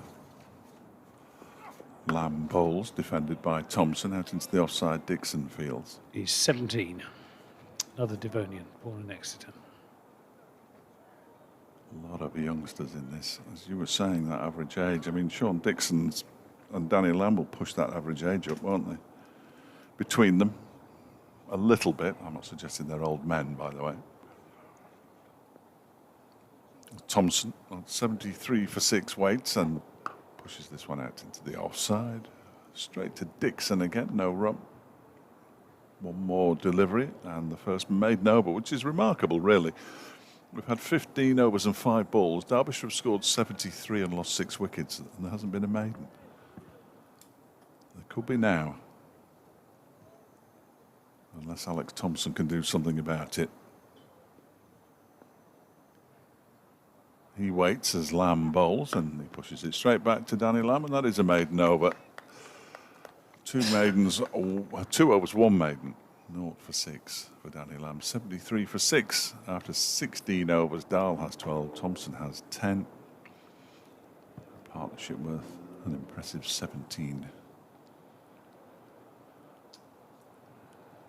Derbyshire batsmen haven't covered themselves in glory. Lewis Rees for 0, Tom Wood for 0, Harry Kame for 4, Matt Lamb for 4, Brooke Guest for 13, and Hayler Ali the ball after striking a 6 off Lewis Goldsworthy for 24. Yeah, Simon Kinnersley on Twitter says, Ironmole Lane has been home to Brislington Cricket Club for many decades. Imperial Cricket Club no longer. Shane Warne played for Brislington. Goldsworthy is in and bowls. Played out through the offside for a single, 74 for 5. Yes, I'd forgotten that.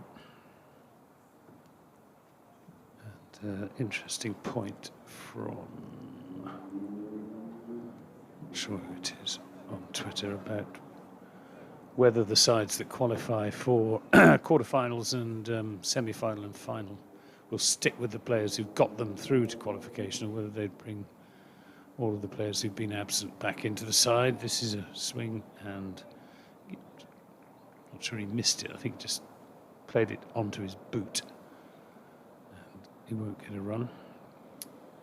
But he's looking to be aggressive, is Alex Thompson, and maybe a little bit of turn from Goldsworthy. Thompson himself got 1 or 2 to turn from that end in the Somerset innings. This is tossed up, driven, but only as far as Josh Davey at a shortish extra cover. 74 for 6. Goldsworthy bowls. Thompson back on his stumps, playing that off the back foot. It was the arm ball. Comes off the inner part of the bat out to deep square leg, and Neil Mallender, yes, he's just signalling to George Thomas that you shouldn't be throwing in on the 3rd bounce to the wicket keeper. 1 will suffice. This is tossed up, driven back to the bowler by Anuj Dahl. End of the over. Goldsworthy 4 overs, no maidens, 1 for 22. 11 to Thompson, 13 to Anuj Dahl, 75 for 6. The teams that finish 2nd and 3rd won't get that opportunity, will they? Because the quarter-final, such as it is, with there only being 2 of them, is on Friday, or are on Friday. Yes, it comes around very quickly. Semi-finals this time next week. So Stuart Hughes says, problem with the One Day Cup is when it comes to the final stages, all those who've deserted their clubs to play in the 100 will expect to play. I'm just trying to wrap my brains around what's happened in the past. There was a team that brought... that stuck with Glamorgan steadfastly stuck with the... Or in fact, the players who came back said, no, we had nothing to do with it. Yeah. I think Lamb ball strikes the pad, going down leg side. Yeah, doing too much. Thompson just steps back into the leg side and practices the shot again. Durham have been in the final as well, haven't they? And I'm not... one of them brought players back and the other one didn't bring players back, and there was a bit of a... I'm fairly sure Glamorgan didn't. Yes, I am. And they won it. Yeah. As Nick Webb never tired of saying. As indeed, nor would I if Derbyshire were to get to a final. Lamb bowls, defended by Thompson. Out into the offside. Dixon doesn't field it cleanly, but it matters not. Yeah, then the final's not until the middle of September, yes. rather bizarrely. 16th, isn't it? At, the antithesis of the home of cricket. 75 for 6. Thank you, Anthony. I'll tell Dave Bracecoat that next time I see him. You tell him. That one is clipped into the leg side by Thompson. I'm just glad they're not being relegated. If I'm entirely honest with you. Halfway through the Danny Lamb over. For a start, it's a terrible away trip for me because I would stay in Nottingham, living in Bolton, but nobody else from the media party that we normally travel around with stays because it's so close. So I end up in a hotel room by myself, which is in the air out towards the cover boundary. They're going to come back for 2 here as Dahl got his skates on there. He's just very, very quick anyway. And the ball landing a long, long way short of George Thomas. But it was definitely off a leading edge as Thompson tried to drive down the ground. He moves to 13, 77 for 6. Lamb is in again and bowls. That one is clipped into the leg side by Thompson. And they pick up another single. It's fielded out there by Ned Leonard. 78 for 6. With 1 ball of the 18th over to go. This is as far out from the end of a game that we've known what the result was going to be, but we have to stay and watch the remaining game being played, as I can remember. As Dahl edges down towards a very fine third man for 4. He was trying to cut it away and he got a very thin edge down to the boundary. He moves to 21. He moves to 17. You wonder, given the match situation, why Somerset didn't have a slip in. Yeah, just try and finish it off. Again, it doesn't really matter to them, does it, I suppose? No, but I dare say they want to get in the coach and get back to Taunton and have a 10-day break. Good break. Get the golf clubs out. Yeah. That's what there won't be many of these players who'll be featuring in the game against Hampshire and Umid, possibly. George Bartlett, probably. Lewis Goldsworthy, possibly. Sean Dixon, probably, I think. Danny Lamb, not. Josh Davey will. Ned Leonard, not. Derbyshire, probably. Goldsworthy plays this into the onside. There'll be a single as Sean Dixon shies at the stumps. It's well backed up by Josh Davey. They take the single successfully. 83 for 6. Somerset will have the likes of Tom Abel and Craig Overton and Lewis Gregory. Ben Green, although he might not get in the championship side, returning. Rolf van der Merwe as well. This is played square of the wicket out to backward point. Good piece of fielding out there by Ned Leonard, who's also pretty good on the boundary. Just a single. 84 for 6. Tom Banton and Will Smead probably won't feature in the championship. Will Smead definitely won't. Banton might possibly. So that's played down the ground for another single. And Derbyshire getting close to avoiding the unwanted distinction of their lowest score in this day cricket against Somerset. This is played into the onside. Dixon's quickly across to do the fielding. Stahl on 18 was the partnership worth 29. Goldsworthy in a bowls, and Stahl goes right back outside leg stump in order to run that down towards third man. Doubtless having in mind the fact that third man is up inside the fielding circle. And this time he's playing it in front of square through the offside for a single out to Leonard Goldsworthy, getting through his overs commendably quickly. That's his 5th over, 5 overs, no mains, 1 for 26. We have had, how many overs have we had? 19 overs, 86 for 6. Yes, whatever has gone wrong, or could go wrong, has gone wrong for the Derbyshire batsmen today. They played some indifferent shots. There's been some good deliveries. And as a result, they're 86 for 6, chasing 334 to win, which clearly isn't going to happen. The required rate has gone up to 8 already. Danny Lamb begins a new over, which almost certainly won't finish. That ball is chopped backward of square on the offside by Anuj Dal, straight to Lewis Goldsworthy, a backward point. And there's no run. Only used the 4 bowlers so far as well. Yeah, they've got plenty of bowlers to choose from. Somerset. George Thomas going to bowl some medium pace. His younger brother Josh, slow left arm. Lamb in again, bowls to Dahl, who does make contact, better contact this time as he goes down to third man for a single. He moves to 20, 87 for 6, edging closer to that 91. Shoaib Bashir's off breaks as well, so they've got 1, 2, 3, 4, 7 bowlers to choose from, Somerset. It's enough. I imagine. The gist of Greg Watts' email is that something badly has gone wrong somewhere. Yes, I think you might be right. This next delivery is pulled into the leg side and just out of the grasp of Shoaib Bashir, who put a very decent effort in to try to catch it. Wasn't far away from him. He gets 4 for it. Alex Thompson moves to 20, 91 for 6.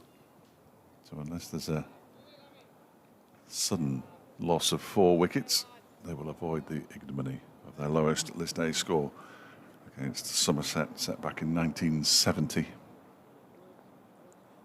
If you do set things like that. Lamb on his way in and bowls, and this one is an attempt to pull it by Alex Thompson. He gets struck in the midriff, and as a result the ball drops down by his feet. I'll be with you in a minute. 91 for 6. Lamb to bowl to Alex Thompson, who's on 20, tall right-hander. Just punches this up to mid-on.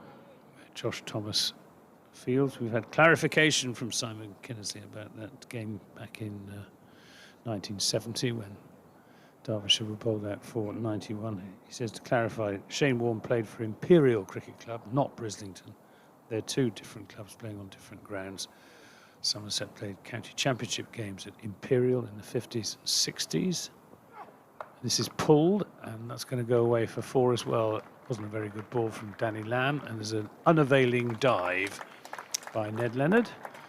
Down at straight mid-wicket. It's gone for 4. And 95 for 6, so the 91 all out at Iron Mould Lane, Brislington, is no longer of any relevance. A couple of John play, well, it is, because it remains Derbyshire's lowest score in List A cricket against Somerset, but it's not going to be eclipsed here today, much no doubt to the relief of Derbyshire and their supporters. 95 for 6 at the end of that over, and we are indeed going to see some Shoaib Bashir from the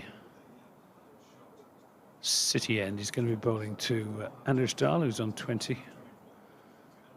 Partnership is 39.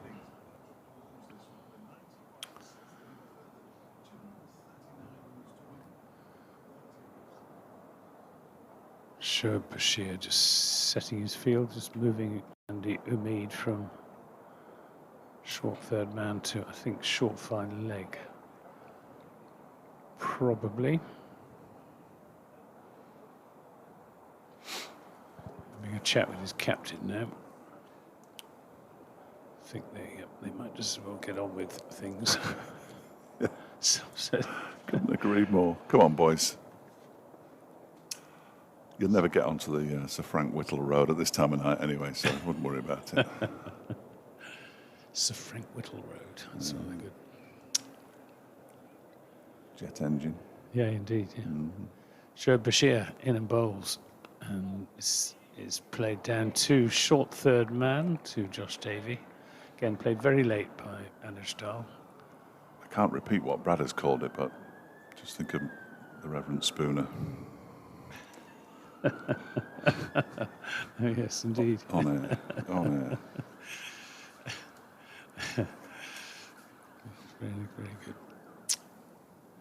Well, it's got a very proud history of engineering, aircraft engineering as Derbyshire. This is a reverse scoop, and that will go for 2 runs, I think, as a fielder who is Lewis Goldsworthy, who you don't often see down on the boundary, stops the ball from going over the ropes. They take 2, 98 for 6. That groundsman Neil Godrich wandering around with a bucket or something. Bashir in and bowls outside the off stump, cut down to short third man, or a more backward than usual point. Josh Davey does the fielding. 99 for 6. They take the single. Dahl waits. Bashir bowls, and Anders Dahl back on his stumps. Takes the first one quickly. Good aggressive running. They're coming back for the second, and will get there successfully. Good piece of aggressive running between the wickets, and brings Derbyshire to their 100. 101 for 6 they are in the 21st over. And into his bucket. Bashir in a bowls, and it won't get a single this time as Davies moving to his right from backward point. Neil Godrich has deposited some fox poop. They've had a problem with it here this season on a couple of occasions. Bashir in and bowls, and this is cut down to Josh Davey, who again retrieves. This time has to move to his right. So he's collecting fox poo, is he? Yes. Yeah, right. Yes. A lot of urban foxes in Derby, are there? I assume so. Yeah. The last time that a game was halted, it was against, I suppose appropriately, Leicestershire. One of the running foxes had paused in his career across the ground. Yeah. I don't think they call themselves the running foxes anymore, do they? I think they've reverted Are they the rising foxes now? Oh, are they? I think there's something. I know the players weren't happy with the running foxes epithet, but they're doing pretty well this season, aren't they, in the Division 2, as we said earlier, and in this competition. So perhaps they are running after all. Who knew that they would indeed run at some point again? Danny Lamb's going to continue from the racecourse end. It's 5th over, 0 for 22 so far, and he bowls to Anders Dahl down the leg side. That'll be signalled wide by umpire Neil Mallander. 103 for 6. So here's one for you then. Somerset got to their 100 in 20 overs exactly. Derbyshire got to theirs in 20 overs and 4 balls. Well, there you are. Nothing in it. The only issue. Lamb bowls to Dahl, who drives it beautifully out to extra cover for 4. That was nice. Really nice from Anders Dahl. It is interesting, though, because, Lewis Goldsworthy was dropped twice in the slips, almost before he'd scored. And it's perfectly possible if either of those catches had been taken. Somerset could have been 3 or 4 down inside the first 10 overs. Batting is looking as easy now. Someone's turned into the leg side by Dahl, no run. As it did during the middle overs and towards the end of the Somerset innings. No, absolutely.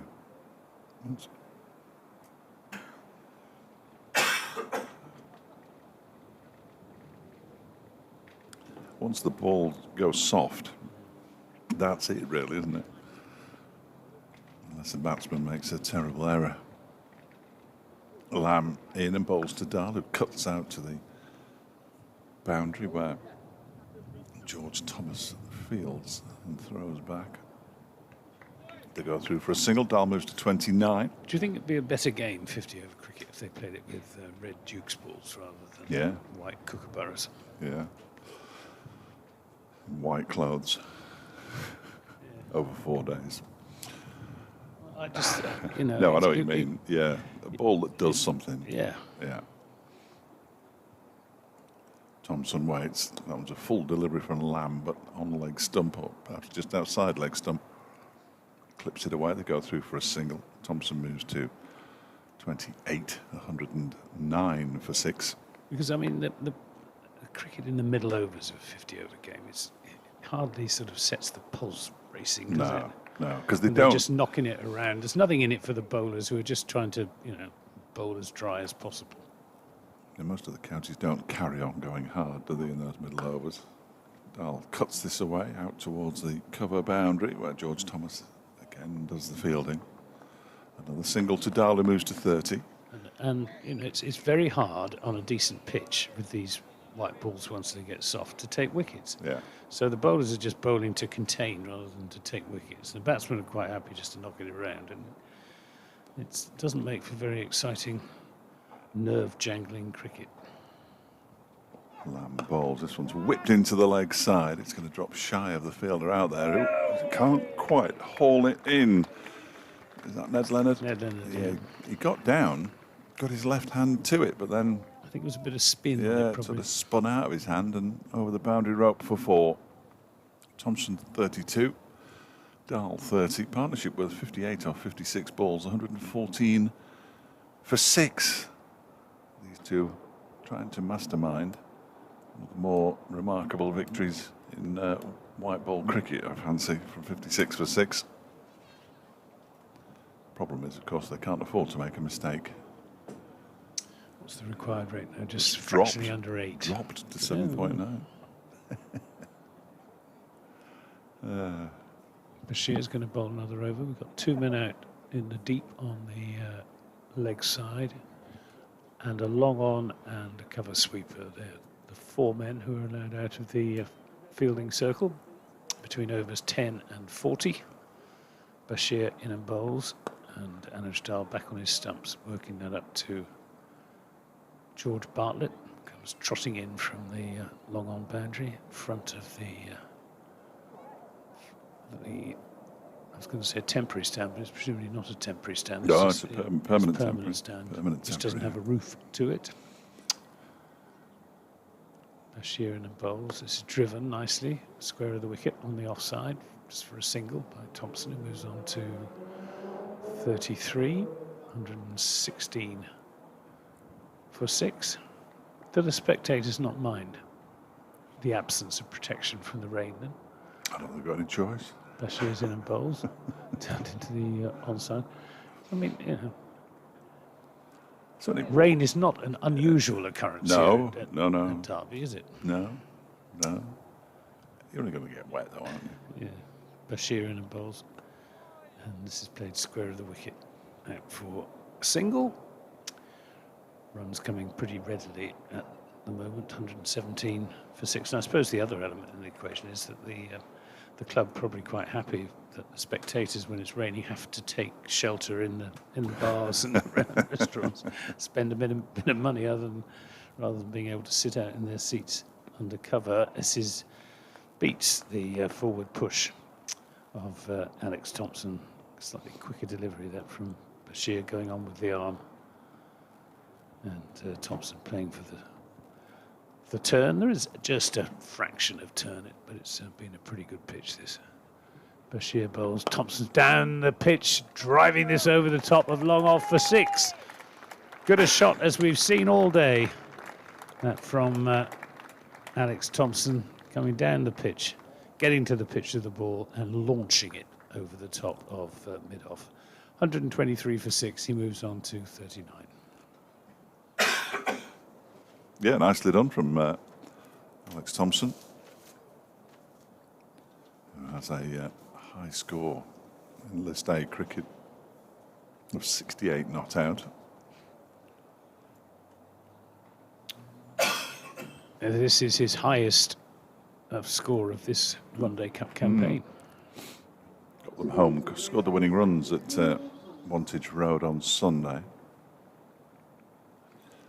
And Stahl only has, I think, 1 half-century in List A, so there's things to aim at. I might just go and get a drink of water if you don't mind. George Thomas is going to come into the attack from this racecourse end of the ground. Young man who is, how old is he now? 19.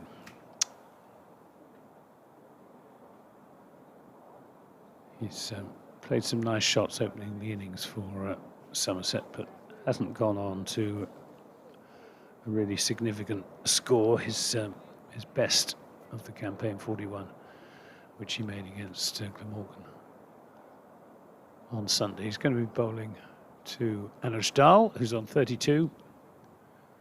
Gentle medium pace. This is driven, and Umid quickly across at mid-off does the fielding. And they don't take a single. We've got 3 saving, 1 on the offside, 2 on the onside. Absolutely conventional middle overs of a 50-over game field. Thomas into Dahl and just holds that one back a little bit, but Dahl is wise to it, doesn't go too hard, plays it up to George Thomas's younger brother Josh at mid-on. 123 for 6, 334 the target, so another 211 required in 2 balls less than 27 overs. This time Anuj Dal is looking for a single down towards third man, but can't get it past Goldsworthy at backward point. Respectable crowd in here at the Incora County Ground. Stand on the far side of the ground opposite our commentary position, reasonably well populated. It's a full toss and it's been driven for 4. I was going to say it's a half volley, it was worse than a half volley. It was a juicy full toss, and Anuj Dal managed to get it past Andy Umid at mid-off. 127 for 6. He moves on to 36. Josh Thomas is just doing 1 or 2 practice bowling actions, so perhaps he'll come into the attack at some stage. George Thomas, though, drives, and Umid this time fields. Again, Somerset getting through their overs quickly enough. Teddy was really good at bowling his overs promptly, and that was Matt Henry. Yeah. Every time, he'd bowl his ball and he'd turn on his heels and march back to his mark, wasting no time at all. This is punched away through the offside. Nice shot as from Anuj Dal. Picked his spot, managed to get it past Goldsworthy at backward point. Knew that George Thomas was well in front of square out on that offside boundary. Picks up 4 runs, moves him on to 40. It's 131 for 6 at the end of the 24th over.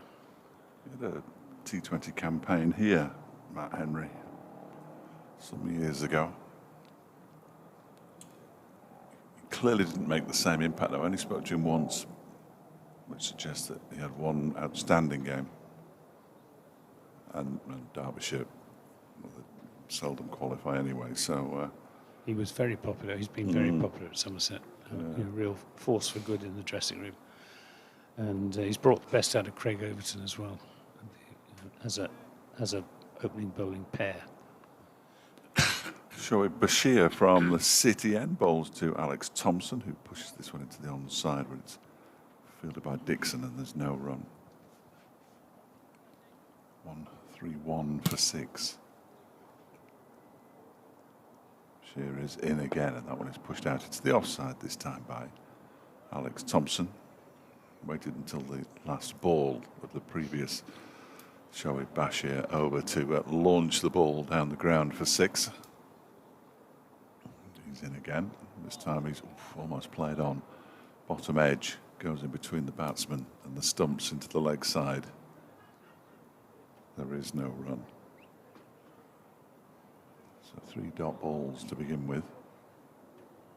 And a change in the field as the man at long leg comes up to the edge of the circle, which means he's no longer a long leg, Lewis Goldsworthy. Bashir bowls, and that's whipped into the leg side. He's a medium leg.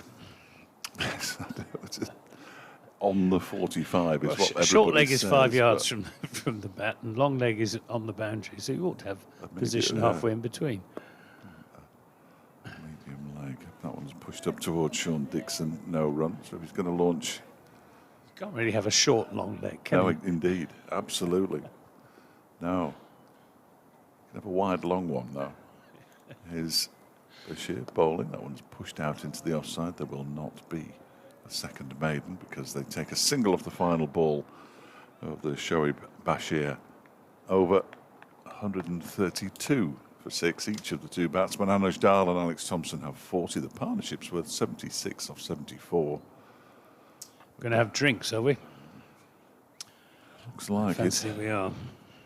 So everybody's going to grind to a halt because the cut-off is 10 past 6. So if they can't bowl 25 overs between now and 10 past 6, we might as well all pack up and go home. The Toth men racing on. Let's have a look, see what's happening elsewhere. Essex made 259 for 9 in their 50 overs. Surrey 128 for 4 in 26. Pretty evenly balanced. Hampshire 139 for 2 in 24, replying to Kent's 325 for 8. Daniel Bell-Drummond getting a big 100 there. Middlesex 167 for 1 in 19 overs, en route, one would think, to beating Yorkshire, who made 253 all out in their 50 overs. Notts 185 all out. Lancashire 95 for 1, going well in reply. Glamorgan 132 for 1 in 17, replying to Northants 340 for 5. So still a long way to go, Glamorgan, but they're well placed at the moment. And the Gloucesters, who need to win to qualify for a home quarter-final, 95 for 3 in 17, looking to chase down 268 to beat Durham. Again, that's needing another 173 in 33 overs, so that's pretty evenly balanced. And finally, Sussex, they made 275 for 8 in their 50 overs, and Warwickshire 126 for 4.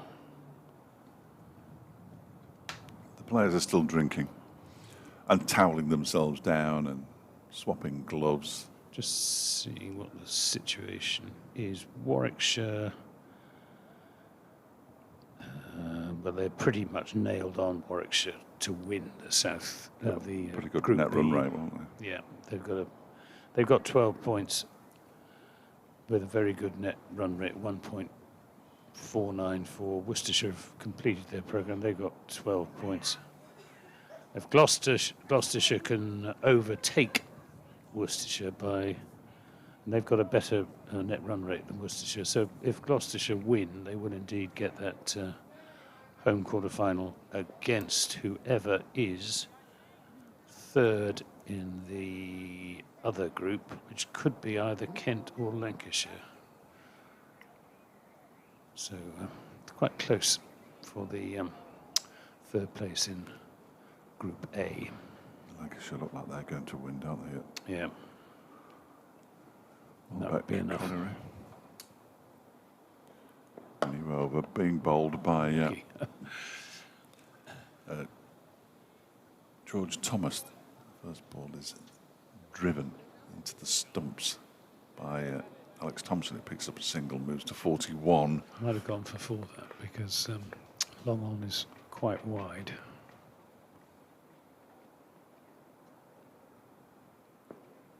.33 for 6. Thomas on his way in again. Bowls to Dahl this time, who clips it down the ground up towards George Thomas. Another single, 134 for 6. Somerset could do with a wicket. Something needs to happen, really, doesn't it? We are drifting, everybody. Derbyshire trail by fewer than 200 now. That's only 199. So that one is clipped down the ground by Alex Thompson for a single. It's pretty innocuous medium pace, this, isn't it? But 6 and over won't do Derbyshire. Well, I suppose it will do them good if they batted for another 20 overs and got 6 and over off the next 20 overs. Yeah, absolutely. As ludicrous as it sounds as a plan. As Thomas is in, and that one's down the leg side, will be signalled wide. 136 for 6, halfway through the... Good take by James Root, whose wicket keeping is improving all the time, I think. I think he's got a decision to make as to whether he becomes a batsman wicketkeeper or a batsman pure and simple.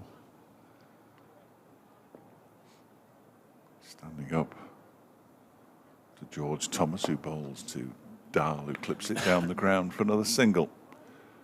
And moves to 42, 137 for 6. 2 balls left of the 26th over. There haven't been many wicketkeepers who've batted near the top of the order. No. Alex Stewart would be the obvious example, but he didn't keep wicket all the time. Thomas in again, and that one is played straight back to him and caught. Brilliant, absolutely brilliant from George Thomas. Low down, takes the catch. Thompson goes for 42, and Derbyshire 137 for 6. 137 for 7. That was a good catch. It was a good catch. Really because low I down. think he's suffering a little bit, George Thomas. I don't know whether he just damaged his back when he took that previous catch out on the boundary, but just feeling his back there as he dived forward to take that. Partnership of 81 for the 7th wicket. Well, I did the Dahl trick and there, didn't Thompson. I? Absolutely, Saying innocuous was the adjective I used. But you almost cancelled it out by saying they need a wicket, which normally cancels that out, doesn't it? So it just shows that we have absolutely no influence whatsoever. Absolutely. Oh yes, he's just feeling his left side, I think, George Thomas, but very sharp catch. Low down to his left, and as James Root, his fellow Kingsman, whatever they call the old boys of King's College in Taunton, embraces him. He's more concerned. Yes, he's just pulling up his. No, that's Ned Leonard. I think Ned Leonard may be just showing some sympathy for his fellow Somerset bowler.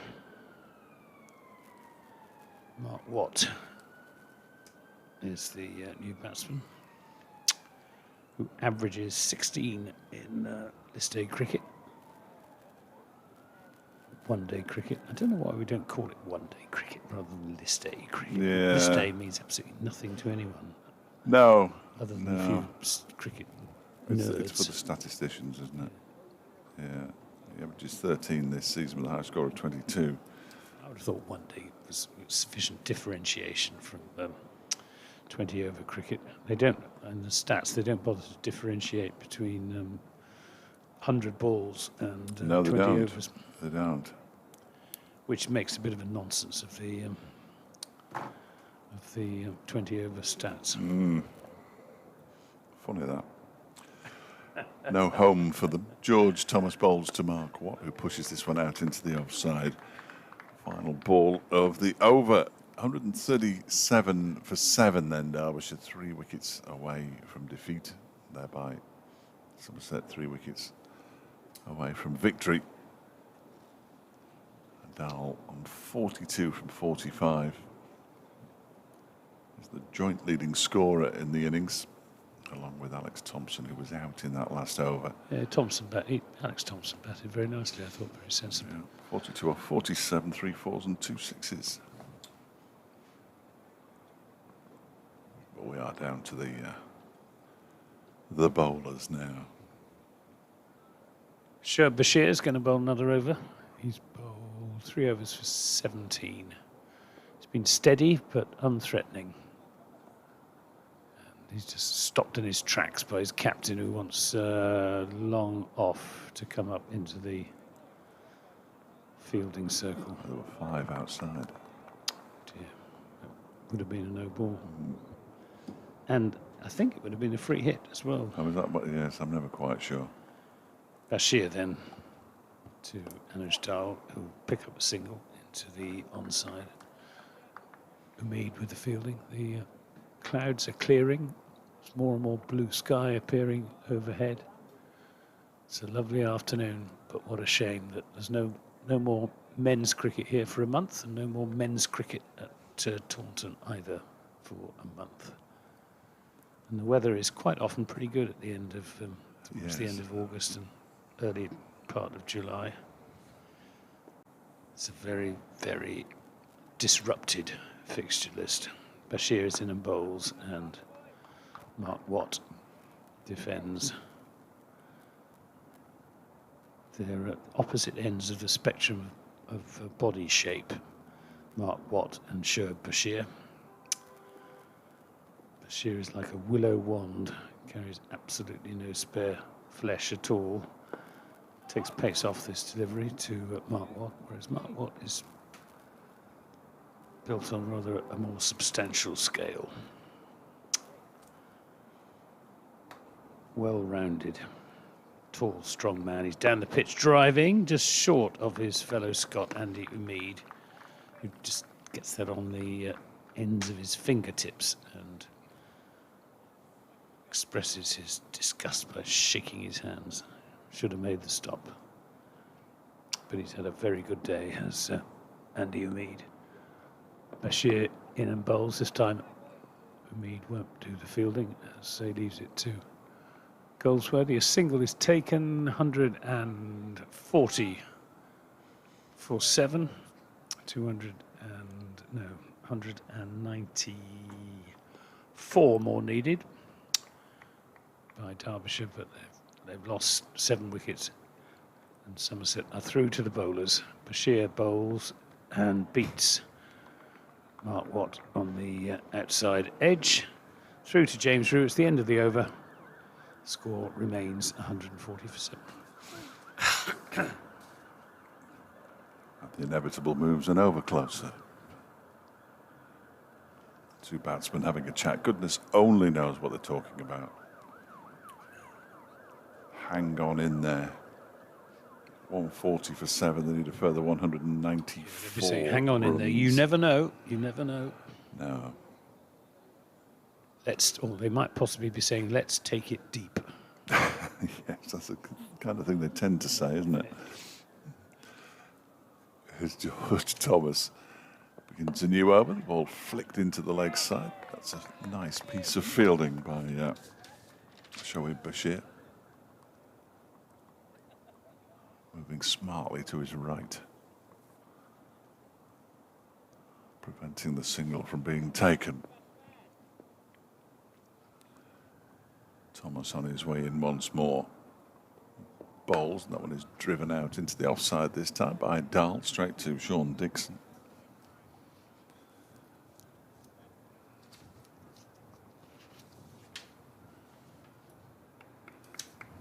Not far from the sports desk.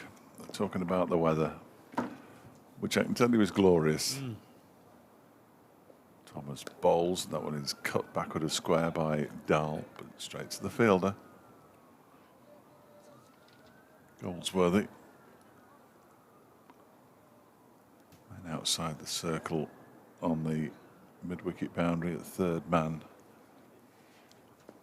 Cover and long on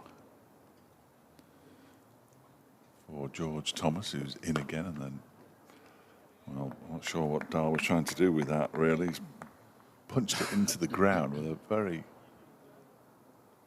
bat horizontal to the ground, straight back to the bowler, or parallel with the ground. A horizontal bat. Thomas turns, 2 balls left of the over. He's in and bowls. That one's clipped into the leg side. He'll get a single. He'll move on to 45, 141 for 7. We need to, come on, keep talking to the weather woman. Oh. She's coming through to Dave Fletcher for his latest update. 141 for 7. Thomas going around the wicket to the left-handed Mark Watt, who just plays that quietly into the offside end of the over. 1 for 14. George Thomas, the 1 wicket was that of Alex Thompson, caught and bowled by Thomas. Good low catch. Thomas and Josh Davey exchange a low 5 as they cross. Thomas to go out to his position on the leg side boundary. Davey to short third man. One of 3 men saving a single on the offside, 2 on the onside. 4 out in the deep. Bashir in and bowls to Anushdal, who has 45 to his name.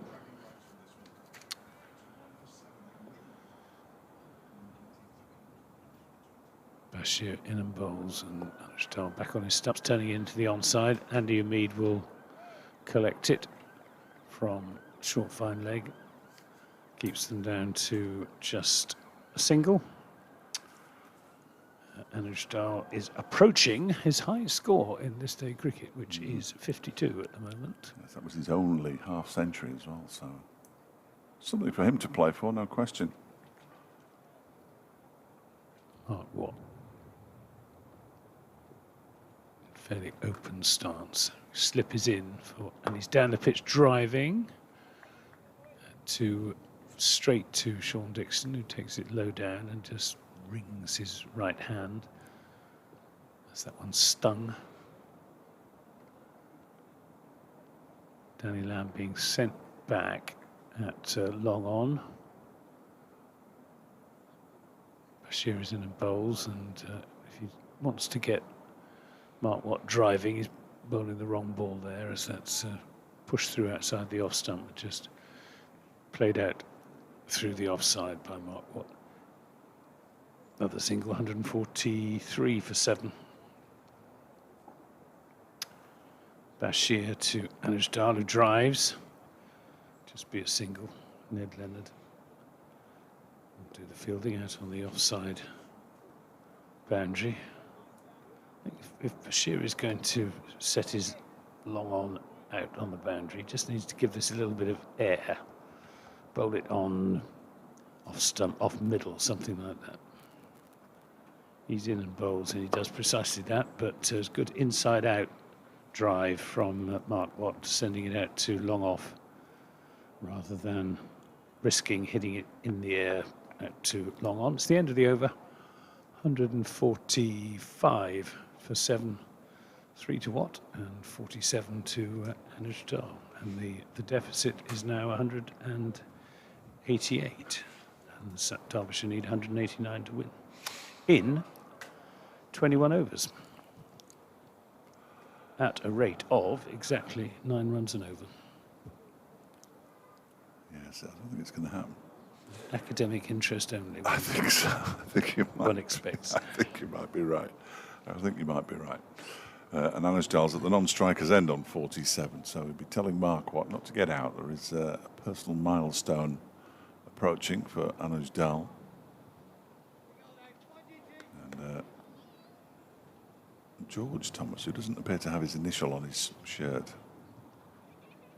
whereas Josh Thomas does, is in and bowls to Mark Watt, who defends the ball back to him. And there's no run. So presumably George got in the team before Josh. He did. He did, yeah. He made his debut against Leicestershire back in 2021 when he scored 75, which remains his high score in this brand of cricket. Next delivery from Thomas is a smear at that one from Mark Watt. Somehow he gets a bottom edge on it down to fine leg and gets through for 2 runs. Quite how it didn't hit the stumps at the far end, I'm not entirely sure, but it didn't. And they go through for 2, and Mark Watt moves to 547 for 7. Watt taps his bat, waits for Thomas to bowl. He advances towards him and then clubs it to mid-on. I say clubs, cloths. Would be a more accurate description. He didn't get hold of that at all.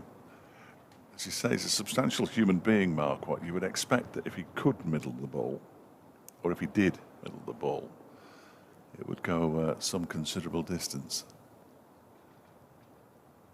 Thomas is in again and bowls. That one sort of floats down to the far end and almost gets underneath Mark Watt's bat as he plays it back towards the bowler.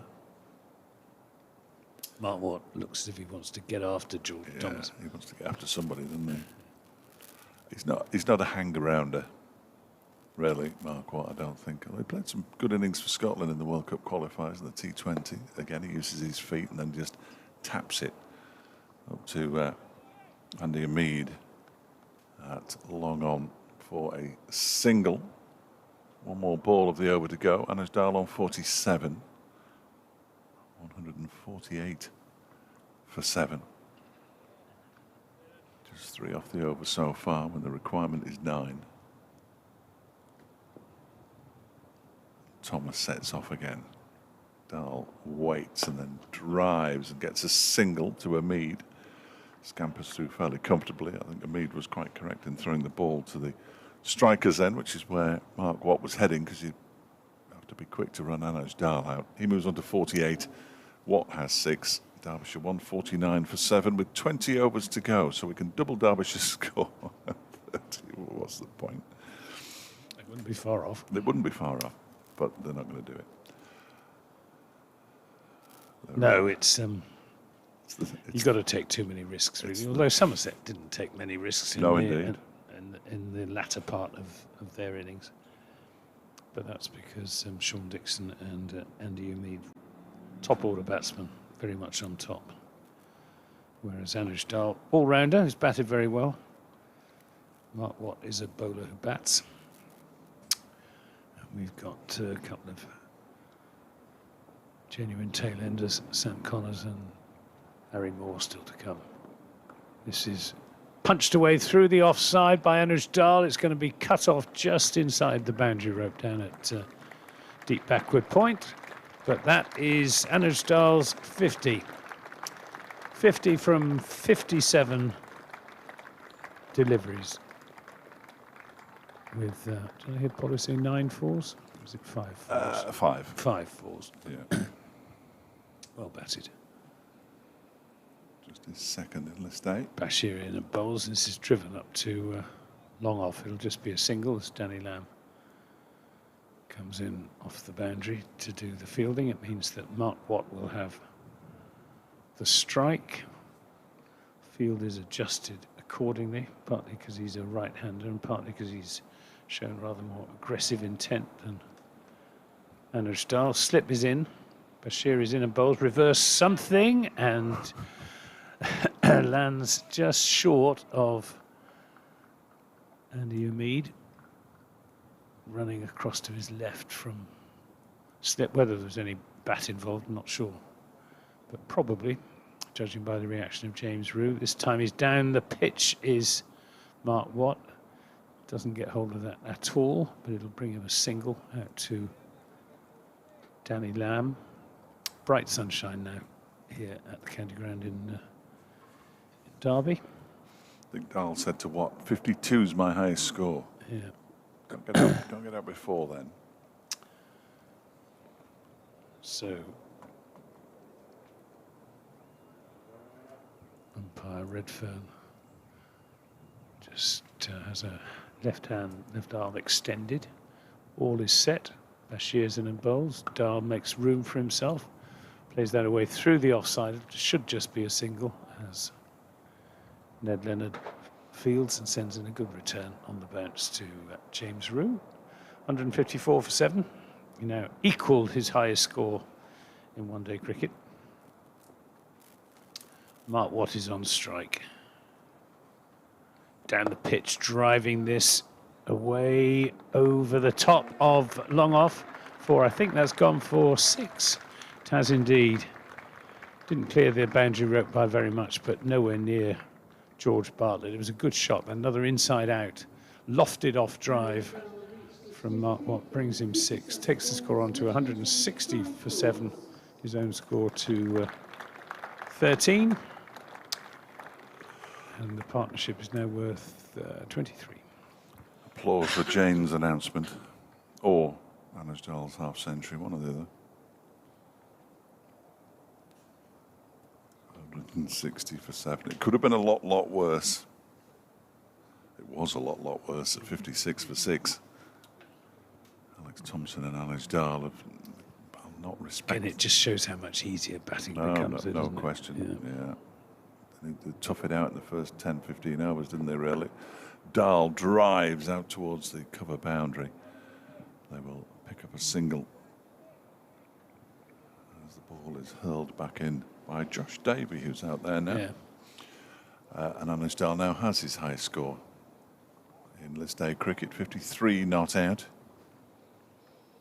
So something to take from the game. That can be the headline on the Derbyshire website. List A best for Dahl as Derbyshire lose. As Thomas bowls, which is a sort of running joke, really.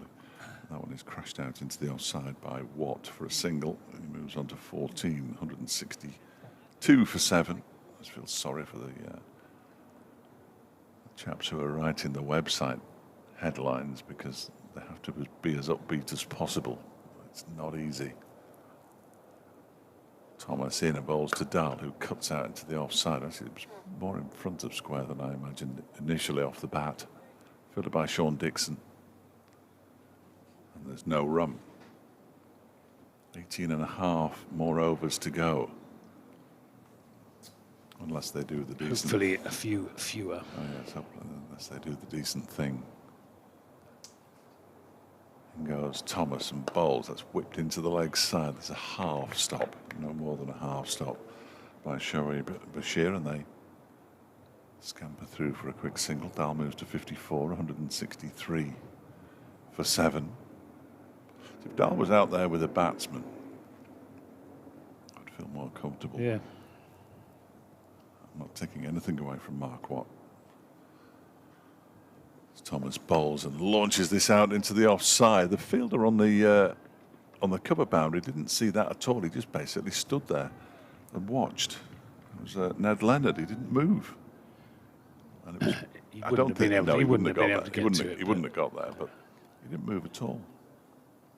Surprising, because the white ball I find it easier to spot than the red one. Pick up 2 more. Watt moves to 16, 165 for 7. He's swinging at most things now, Mark Watt. As Thomas is in and cuts very delicately. Mark Watt and isn't happy because it goes straight to the man at backward point. Admonishes himself for not making more of that. End of the over. 18 to go. 165 for 7. Dahl has 54. Watt has 16. Derbyshire 168 adrift still. So another 169 from 18 overs to win at 9.5 and over. It ain't going to happen. Derbyshire will finish the campaign in 8th place, I think. Yeah, and Somerset up from bottom last season. I can't remember. They certainly only won 1 game. I think they were. This is Bashir bowling and Anuj Dahl making room for himself, and they won't come back for a second run as Leonard's quickly onto it. Just the single, 166 for 7. Dahl on to 55. It means that the powerful figure of Mark Watt is on strike in bright sunshine Bashir bowls. He's down the pitch. Oh, and he's bowled. He's bowled. Thought he was going to be stumped and wondered what had happened to the ball with the substantial figure of Mark Watt obscuring where the ball had exactly gone, but it's bowled him, and that's the 8th Derbyshire wicket going down. Well, short and reasonably sweet from Mark Watt. He made 16 from 21 deliveries. 166 for 8, and it's a wicket for Shoaib Bashir, who has figures of 1 for 36 in 6.2 overs. And that will serve to improve his bowling average no end, because at present it stands at 121. He's taking two wickets for 242. He's now taking 3 wickets for 278. It's a lot better. So it's gone from 100. It's gone from 120 odd to 90 odd. Yeah. 2 more wickets now. It's respectable. Absolutely. Here he comes, young Harry Moore. He must have some confidence to when they said, "What number do you fancy?" And he said, "Number 2. I'll have number 2. Yeah. I'm not entirely sure. Andy Umid has number 1, which I think is asking for it a bit. Yeah, yeah. Number 1 will potentially be up for grabs next season. Well, it will. Billy Godleman won't be here. A lot of sides don't even have a number 1, do they? No. Mark Watt, 51. I don't know what the story behind 65 is. Mark Watt's 51 is to signify Hearts' 5-1 Scottish Cup final victory over Hibs. Oh, really? Yeah, oh, he wears 51 for Scotland, which must irritate half of Edinburgh. And 51 in club cricket as well. Yeah. Right. Harry Moore. Let's see if he can bat. Well, David Lloyd said he could. Tall figure standing there. Bashir's in and bowls. This runs off the outside edge down towards third man. And Josh Davey will retrieve, sends in the not particularly good return, but he did well to get it in the air quickly, which was sufficient to deter them from taking the second run. 167 for 8. It means that Anush Dal is on strike. Will he change his approach? Bashir bowls. He's back on his stumps, just turning this into the onside. No sign of it there. Just playing pragmatically. Will want to accumulate as many runs as he can. It's good experience for Moore, though, isn't it? Being out there in the middle with the bat. Absolutely.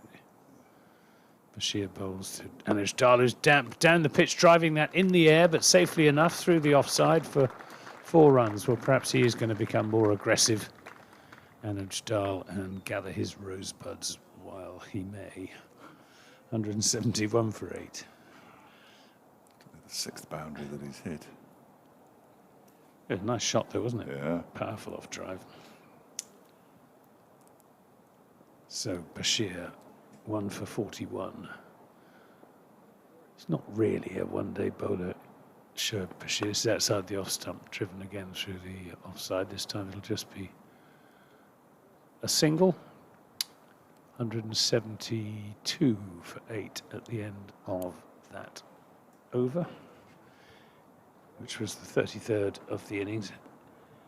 He's made a good start in red ball cricket, Shoaib Bashir, in the county championship. He's only 19, came up through the Surrey age group, spotted by Somerset playing for Buckinghamshire.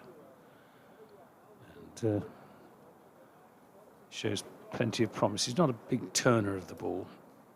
Varies his pace nicely, but because he doesn't spin it so much, he doesn't get so much, he doesn't get that dip at the end of the flight, which is such a weapon for really top quality off spinners and slow left armers. And leg spinners for that matter as well. But the more revs you can get on the ball, the less predictable the flight is likely to be. Ned Leonard is back. Bowled 6 overs, 2 for 25 at the top. Now coming in for the glory.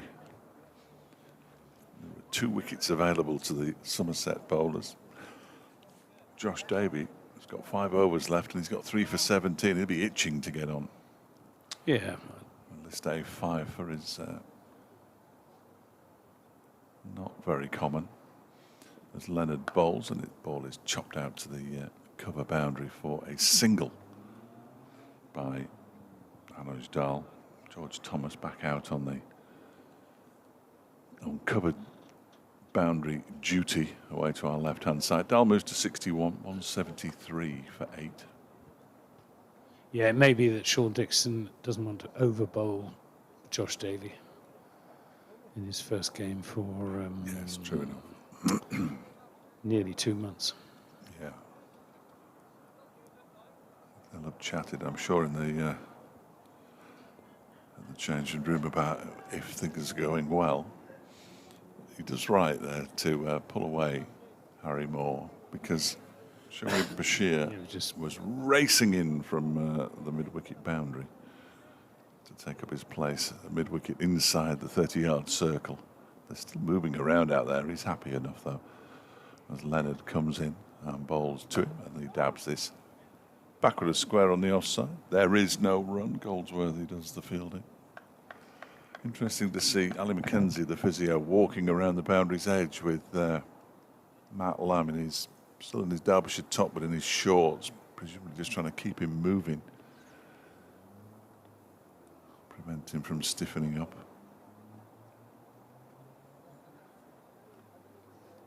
As Leonard is in, and he's caught behind a fairly tame dismissal. I'm not entirely sure what he was trying to do there. He was neither trying to guide it down to third man nor a full-blooded drive at it, and Harry Moore goes for one, and the end is, well, even more 9 now than it was 5 minutes ago. 173 for 9, Derbyshire. A third wicket for Ned Leonard, 3 for 26 for him, as Harry Moore goes for 1 off 3 deliveries. And here comes Sam Connors, who tends not to hang around for too long. He can, and in first-class cricket, he's pretty decent, but he hasn't hung around too much in white ball cricket this season. Ned Leonard will be happy to have picked up his third wicket. 173 for 9. Career best of 13 for Sam Connors. Probably isn't smiling as much out there in the middle as he is on his photograph on the big screen. I wouldn't have thought. Halfway through the 34th over, Anuj Dahl in danger of being stranded here. Well, he won't mind too much, will he? No, he won't. If he gets an asterisk. No, absolutely not. 61 not out high score in this day would be a minor consolation for Anuj Dahl, who put on 81 with Alex Thompson, and it's a good job he did. Few people have been drifting, or are drifting away now. Yeah, not a good time of day to be getting out onto the road that goes to the Pentagon Island, though. It'll be chocker on there for another 40 minutes, I would have thought. Unless you're walking back into the city centre, I wouldn't bother going anywhere, really. Enjoy the sunshine. It's very encouraging of you. I've got a 160-mile journey ahead of me. Yeah, no, well, mine's only 90, so a few days off. That's a third wicket for Ned Leonard. Gives him his best figures in one-day cricket. He comes in and bowls to Sam Connors, who drives into the offside, mistimes it completely, bounces into the ground as it on its way to the fielder extra cover. All the fielders pretty much are inside the circle now. There's a man out at long leg, and that's it. Oh no, there's a man down at third man, I beg your pardon, talking to Ali Mackenzie and Matt Lamb. Leonard in again, bowls to Connors, who plays a shot at it, which probably isn't in any of the textbooks. Certainly wasn't the shot that he's just practiced. Came off the bottom edge, bounced into the ground and through to Sean Dixon, who's in it. A slip, indeterminate, probably 2.5. A long way wide of the wicketkeeper, James Rue. Final ball of the Leonard over. Can he get his 4th wicket of the innings? He's in and bowls to Connors, who keeps that one out, pushes it back with a square on the offside. Goldsworthy does the fielding. 173 for 9 with 16 overs to go, which nominally is an hour. So the 6:16 cut-off, again, ludicrous. Oh. What's Neil Mallender doing? He was pointing at something, but goodness knows what. I mean, he's mad as a fish. Absolutely mad as a fish. He wants the ball back anyway, because they have a ball each, these umpires, don't they? So really the ball's only 7. I still think it'd be a better game if they played it with the red Dukes ball. Absolutely, but these balls are still only 17 overs old. I mean, they shouldn't. They're still not doing anything. But no, they're not doing anything. No, absolutely nothing.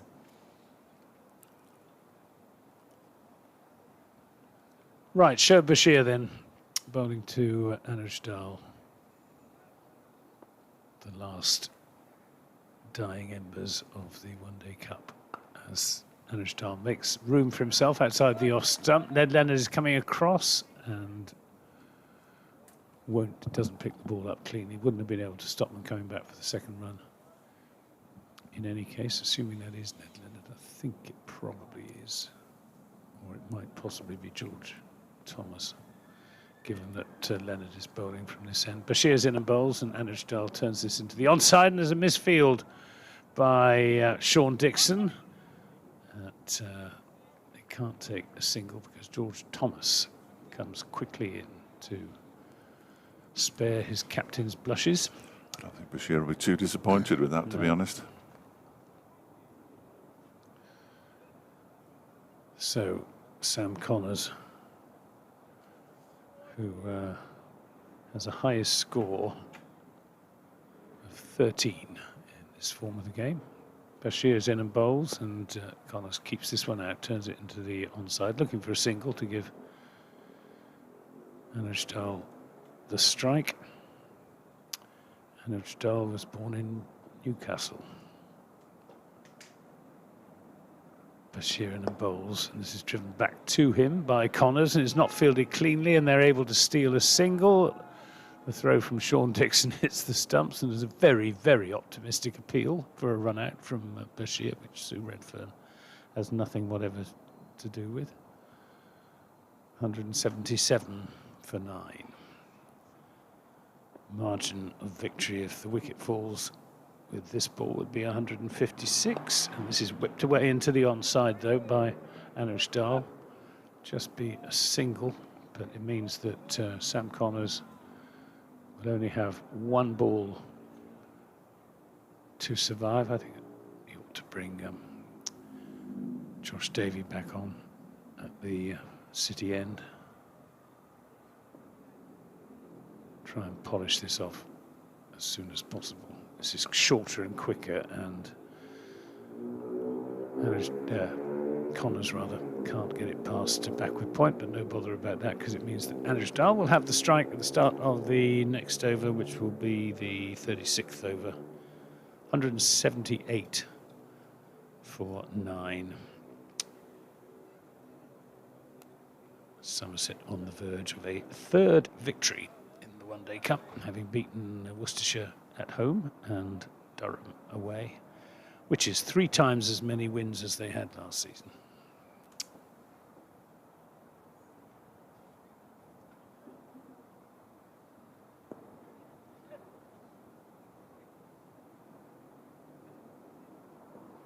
Leonard in and bowls.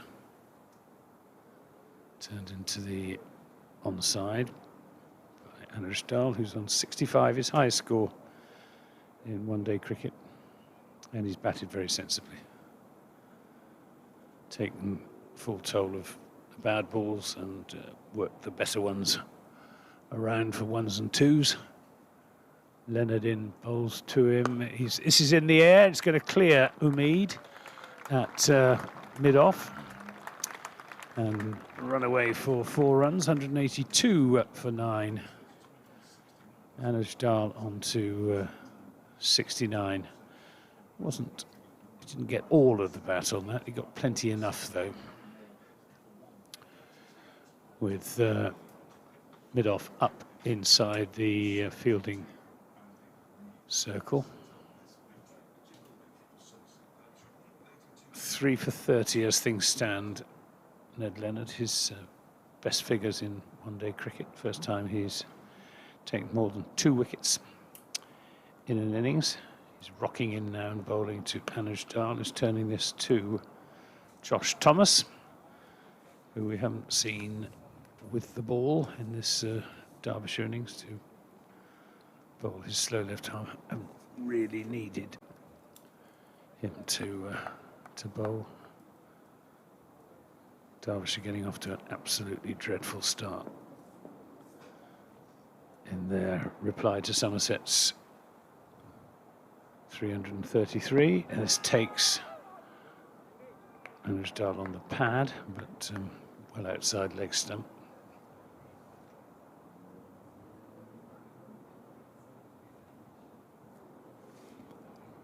Yeah, 6 wickets down inside the first 12 overs and 2 balls. Decided the match, ended it as a contest, really. It did. Leonard in bright sunshine, in and bowls to Anuj Dal. Is short, pulled away for 4 runs, I think. It's a good meaty blow, landing around about 5 yards inside the boundary rope, down to in the direction of the red brick building down to our right, which looks as if, what was that? Was that the old score? It was an old scoreboard at one point, and then the media were in there for a while. It's now the groundsman's quarters. 186 for 9. Dal on to 73. Frustrating Somerset. Leonard in and bowls to him, and just working this into the offside, looking for a single off the last ball of the over, but not succeeding in getting it. Who are we going to have to come in and bowl? Bashir's jogging up as if he's going to bowl another over, and I think he will. He's going to be bowling to Sam Connors, takes off his Somerset one-day cap and hands it to umpire Sue Redfern. Just had a chat with his captain. Batsmen confer similarly. No doubt again saying, let's take it deep, you never know, you never know. Crowd rate over 10.5 now, I think we do. We've known for a long, long time the destination of the 2 points.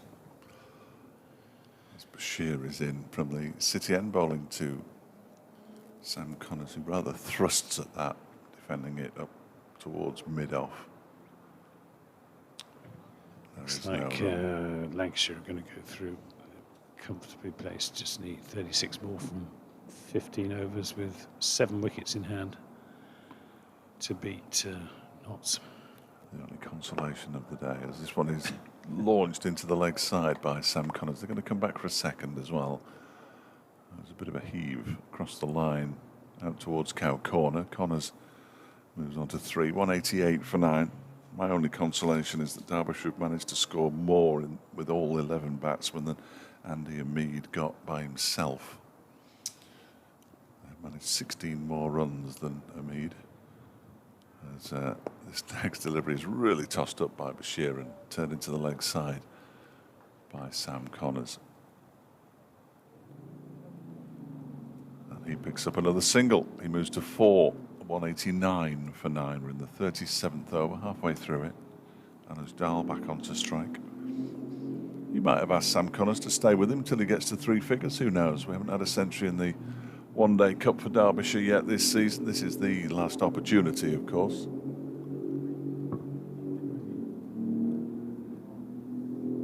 And he waits now as Bashir bowls to him, goes back and cuts it straight to the man at extra cover, and there's no run. It rather reminds me of when I'm listening to my San Diego Padres on the radio and they say they're down to their last out, and you think, well, there's still a chance, and there isn't.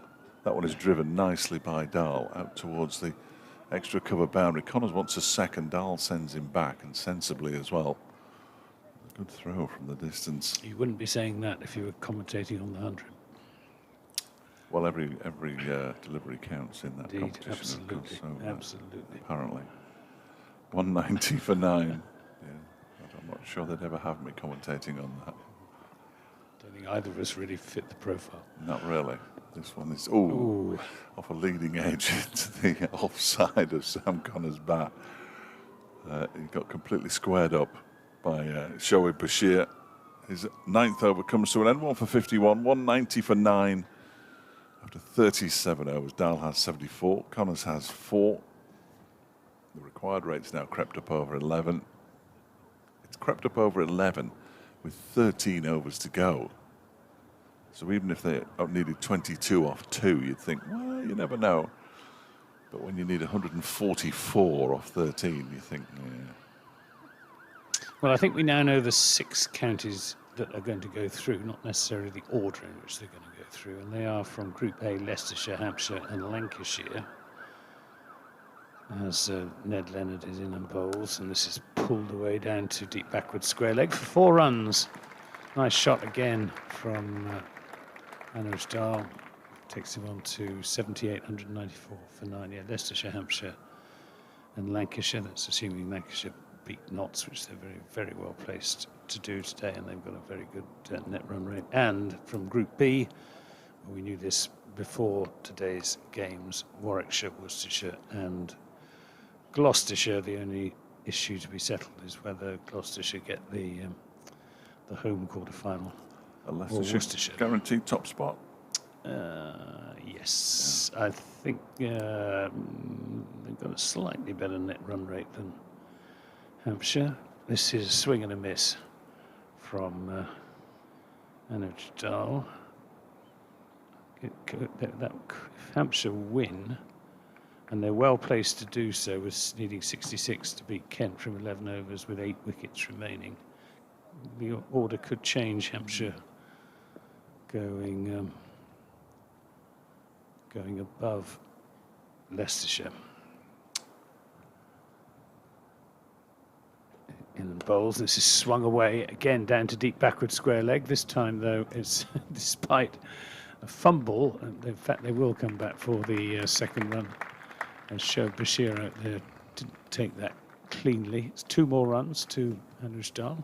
Takes him on to 80, 196 for 9. Not that far away from a maiden century in one-day cricket. We're in the 38th over. Leonard in and bowls and takes Anuj Dahl on the pad, but it's outside the leg stump, and they don't even bother with an appeal. Yes, I suppose if you look at the identity of the those who have qualified, Hampshire have done pretty well, especially if they go through at the head of Group A, considering the number of players they've lost to the 100. Leicestershire, it's good to see them going through as well. This is turned into the onside. There won't be a run as it bounces kindly for Josh Thomas. Lancashire have done pretty well because they've suffered significant depredations at the hands of cricket's cuckoo in the nest. Warwickshire, I fancy to win the whole thing, and I said this after game 1 when they beat Somerset, so it's not being wise after the event. This is played into the onside and well fielded by Josh Thomas. Worcestershire a good side as well, and Gloucestershire have done well, although they're one of the counties who've lost the fewest players to the 100. I think Miles Hammond as well has been back playing for Gloucestershire. David Payne was quite a big miss for them. End of the over, 196 for 9, 80 to Anuj Dahl, 4 to Sam Connors, deficit 137, and I think this game needs to be brought to a conclusion. I was going to say put out of its misery, but I think that would be a bit harsh. It also needs to be put out of our misery.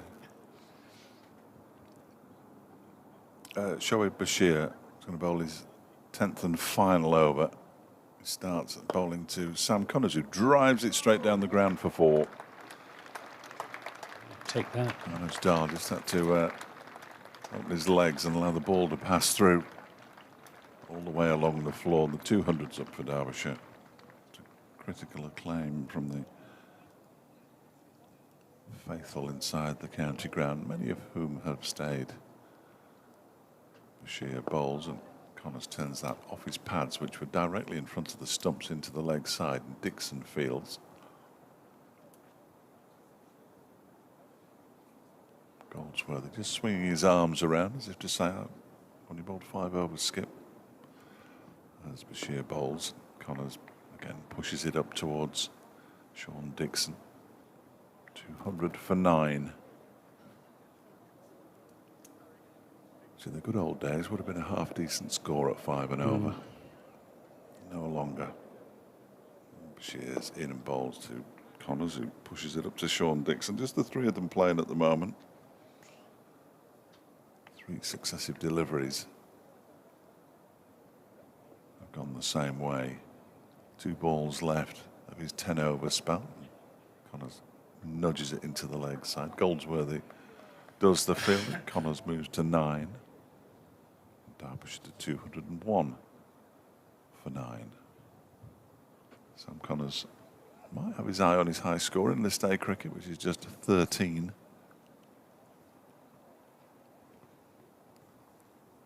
He'd probably tell me that he didn't know, but I'm sure he does. And Bashir, to complete his 10th over, bowls to Dahl, who pulls it into the leg side up towards long on. They take a single. Dahl pinches the strike as he moves on to 81. And Derbyshire at 202 for 9 with 11 overs to go. Connors will be at the non-strikers end on 9, which is made in a partnership of 29 with Dahl. If you were running the ECB, what would you be trying to achieve in terms of next season's fixture list, and in particular the issue of the One Day Cup and the 100 and the relationship between the two? So even though I'm in charge of the ECB, I can't scrap the 100? No, you can't scrap the 100, but I think you could consider adjusting it or moving it or combining it in. I mean, they are talking, aren't they, about some sort of hybrid between the Blast and the 100. They're talking about an 18-team T20 competition that would... Well, I'm not sure it'd be. I think it's more likely to be.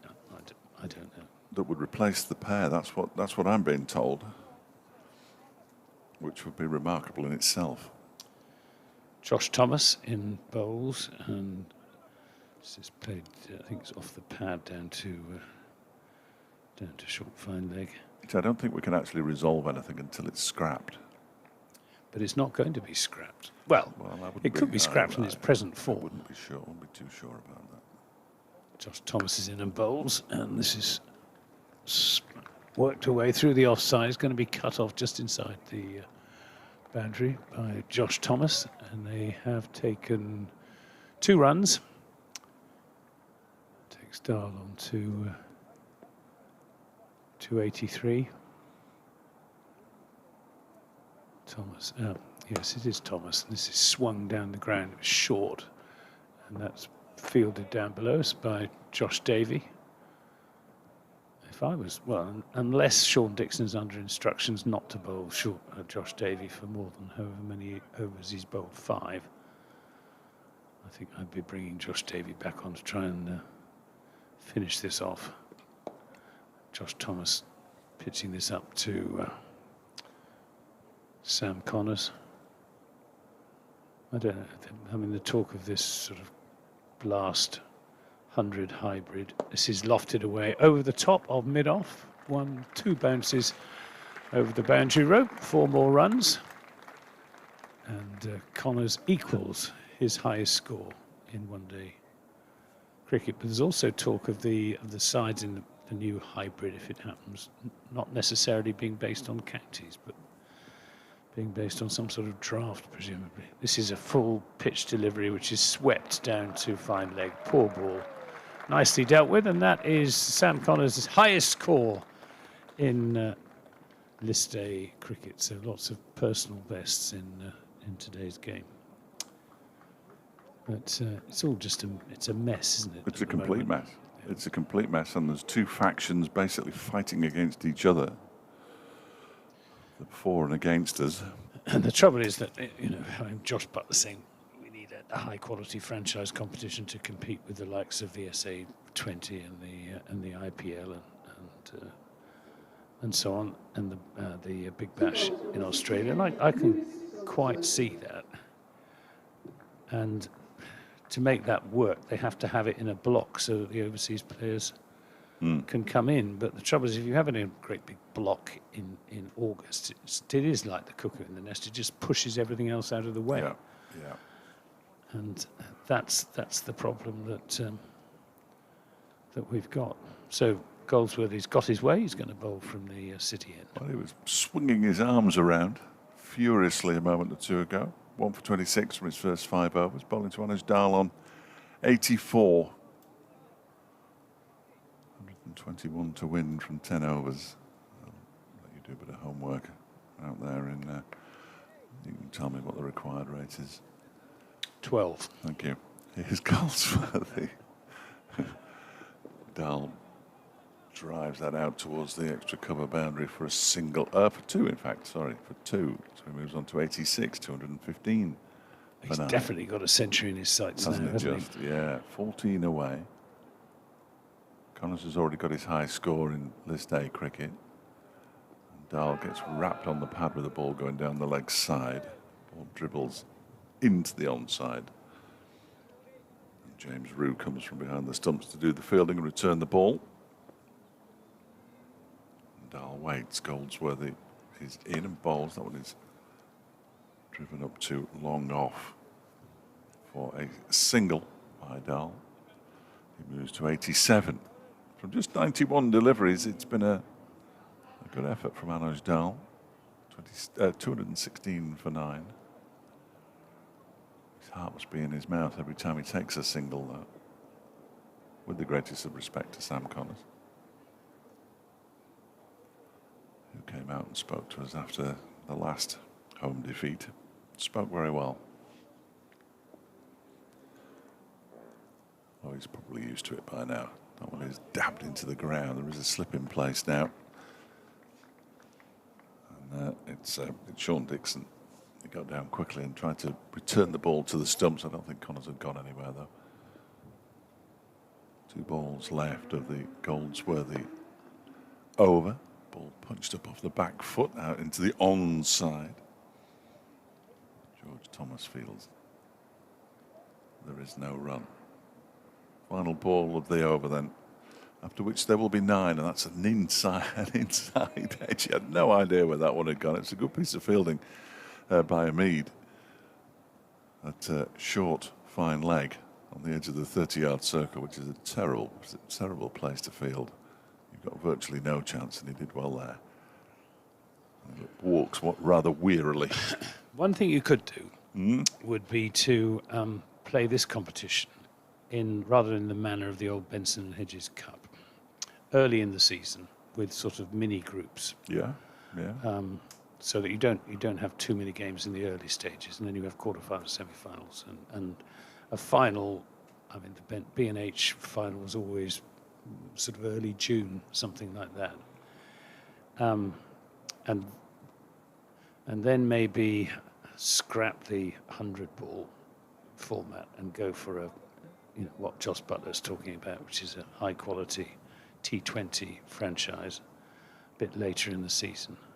This is punched into the offside, and just don't play anything alongside the 100, which would be a shame, but I would have thought it's better to play nothing alongside the 100 than to devalue either the One Day Cup or the County Championship. What gets played here then? Well, in August? Good question. They've got to or play, Taunton for that matter. They've got to play something. Yeah. They've got a big ground to put the upkeep of the ground and all the rest of it during the school holidays. Thomas in and bowls, and this is down the leg side and not taken by James Rue, who shows his irritation. Leg by, I think that was taken. 217. Yeah, wide as well. Josh Thomas with a rather aggressive haircut He's in and bowls. Not much sign of turn there for him. He's giving the ball quite a good tweak, but getting no response from this pitch at all. Dahl on 88. Thomas bowls to him, and he's back on his stumps, playing that away through the offside just for a single as Shoaib Bashir. Yes, I suppose so. I mean, it's, I don't know. It's not an easy conundrum to find the answer to, as this is just pushed into the onside by Sam Connors. Won't be a run. Josh Thomas getting through his overs very quickly. He's there and bowls to Connors, who's back on his stumps, playing that into the offside, taking the single. Just the one ball remaining of the over. 89 to Anush Dahl, 221 for 9 the score. Josh Thomas in and bowls, and it's played away off the stumps out to deep cover by Anush Dahl, who moves on to 90, I think. Yep. 222 for 9. The trouble is that what do they do in Australia when they're playing the Big Bash? I suppose if you turned the franchise competition into an 18-team competition, then the counties would not miss out, or the county grounds would not miss out, even if the teams weren't necessarily county based. Although I think that would be a great shame if that was the case. So maybe that's the solution, and play it in a block. Goldsworthy bowls to Dahl, who goes up and over the offside. He's only going to get a single, though, I think. Yep, he is. Ned Leonard out there. And you could play that. You could play that between the sort of middle of July and it must be the 50 partnership. Yeah, 50 partnership. Middle of July and the end of August, and every county ground then would get its share of fixtures. Goldsworthy bowls. Connors thrusts his bat at the ball in defence. But the Joss Butlers of this world would say that it's not concentrating the quality sufficiently. I would. Someone's bowled from very wide of the crease by Goldsworthy and clipped up towards long on by Sam Connors for a single. He moves on to 19, 224 for 9. I would say I would question the quality of the 100 anyway, personally, as this next delivery is played, driven off the back foot really, up to a wide long off. They were coming back for a second, then he was sent back, Anuj Dahl. If that one had hit or the throw had been slightly better, Dahl would have been a goner. He was sent back by Sam Connors, and he puts his thumb up and he says, no, you were probably right. I think he probably was. Yes, it wasn't a very good return from Danny Lamb. No. Good job for Anuj Dahl that it wasn't 8 away from a potential century. Connors waits and Goldsworthy bowls to him. He just about gets some bat on that as he pushes it out into the offside. Still 7 overs to go. Dahl could either do with getting to his 100 or the side being all out before my next update. That would be very handy indeed. About 5 minutes time. They tend not to take me into consideration though. It's Goldsworthy bowls and Connors defends. End of another over. 7 to go. Derbyshire are going to lose the game. Somerset are therefore going to win because they need more than 15.5 runs and over from here on in, and they've only got 1 wicket left. But Anuj Dahl is 8 away from a maiden list A century. Sam Connors has a career best at 19, and Derbyshire at 225 for 9. When you look at the players who've come and gone, and this is a concentrated in a month tournament, and yeah, Shaheen Shah Afridi's been and gone. There's Aussies who decided not to come. The Indians aren't allowed to come. It's nowhere near a world-class tournament. Thomas in and bowls short, and it's there's no run there. No, I was just going to say I mean, there are problems with the 100. There are problems with this competition as well, and not just not just down to the absence of so many top quality players. This is worked away into the onside for a single to take Anashdal onto 93. But when Tim David's one of your star attractions, you know it's not a top quality Yeah. tournament. Thomas then to Connors. Down the pitch, cutting the ball away through the offside. When he gets there, it's a single. Apart from Anashdal's century, this cricket out there at the moment is a little bit pointless. It's a new 10th wicket record, though. Is it? Thomas to Anashdal, lofts this away, it's in the air, it's going to be safe just to Lewis Gregory's left, and he manages to deflect it past the on-rushing Derbyshire, and they come back for 3 runs to take Anashdal on to 96, just one blow short of a maiden one-day century. And will it be his maiden century in any form of the game? No, he's got first-class centuries. He's not on strike now as Thomas bowls to Connors, who plays that firmly. And Josh Thomas obviously wants to be on the bus going back to Taunton as he's running back to his mark. Very short approach, he's there and bowls on leg stump, turned into the onside end of the over. How many overs have we had? 44, 230 for 9, with Anashdal on the verge of a maiden one-day century on 96 from 100 balls. And this partnership, which is worth 57, demonstrating just how easy it is to go along at a decent rate of scoring without taking any risks in the latter stages of 50-over cricket, where you're using 2 white Kookaburra cricket balls on a flat pitch. Lewis Goldsworthy to bowl to Anashdal on 99. He pushes this one out into the offside. He'll fancy 2 here. Are they going to come back for 2? They are. The throw will go to the... Oh, well, the throw goes actually about 5 yards away from the stumps and goes a long way, and Dahl moves on to 98. If that had hit, it would have been close, I think. Yes, it would have had to have been far more accurate, though. Yeah, it wasn't particularly, but he did well in trying to hit the stumps, and James Rew just more in hope than expectation just let it go, knowing that he wouldn't have time to effect the run out if he took the throw and took the bails off. Comes Goldsworthy, bowls to Dahl, it goes back and cuts. There's only one this time, is he going to come back for the second? No, he decides against it and remains on 99. Ooh, the jeopardy. Sam Connors has dropped a glove halfway through that single. Conor Marshall and Ravi Rampal put on 30 for the 10th wicket in 2021. Do you think after Anashdal has got his 100, he'll just swing Derbyshire declare? You're not allowed to, though, are you? I know. Not since Somerset declared against Worcestershire. 0 for 0. Yeah.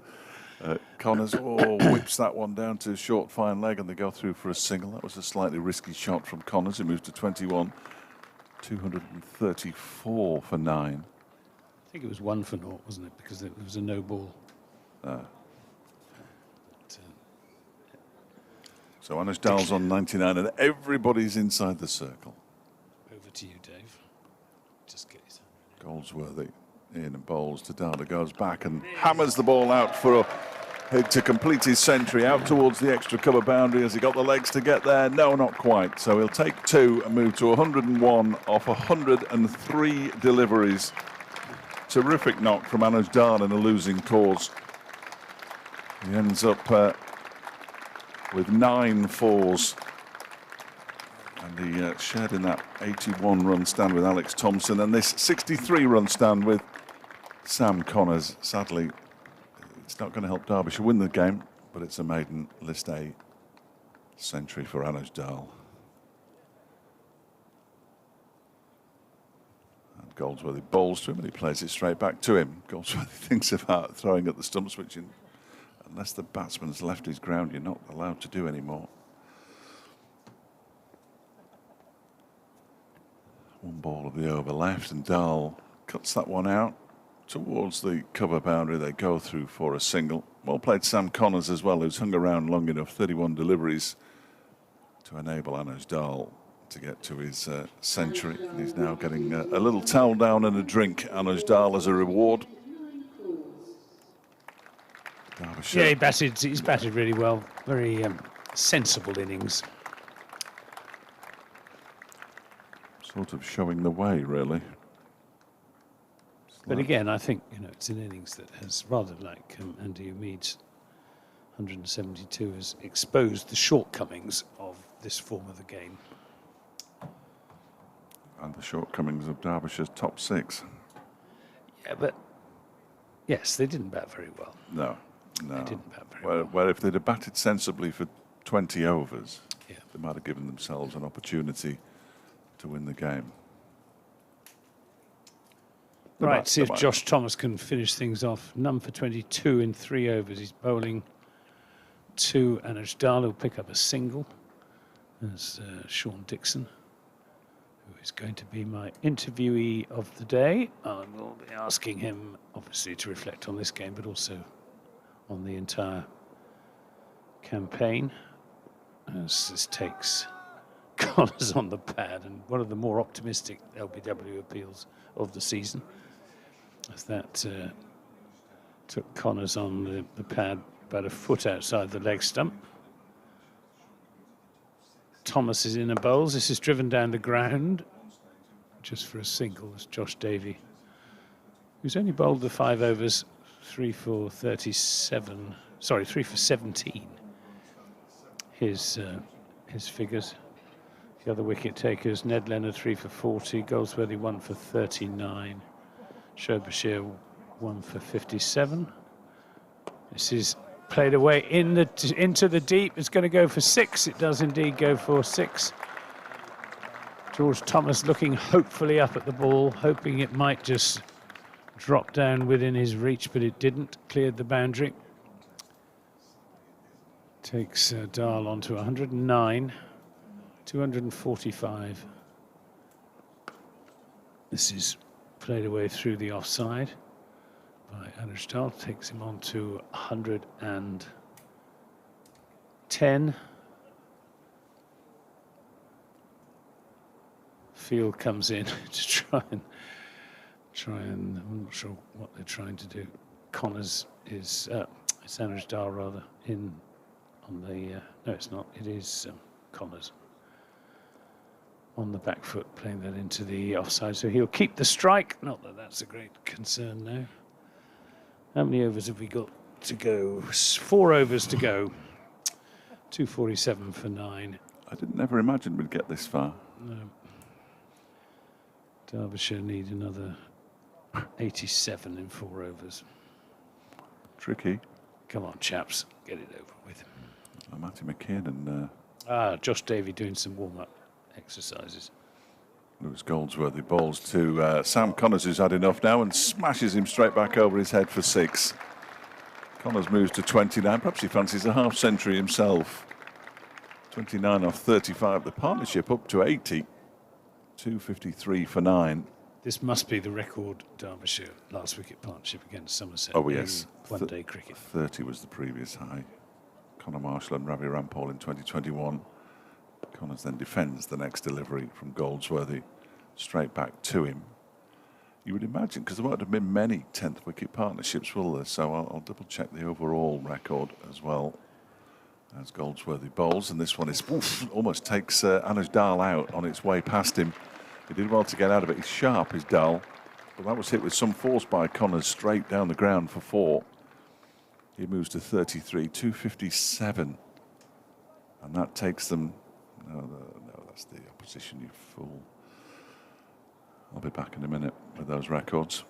I'm at the wrong end as Goldsworthy bowls, and Connors takes a step into the leg side and pushes it out into the offside. This is a record for the 10th wicket. So poor old Kevin Dean has disappeared from the record books. Kevin Dean and Devon Malcolm, as this next one is lofted into the offside, backward of square. They might get 2 here, you know, they will get 2 comfortably in the end. And Connors moves to 35, 259 for 9. The previous best 10th wicket stand in list A cricket with Derbyshire was 60 between Kevin Dean and Devon Malcolm against Surrey at the Oval in 1996.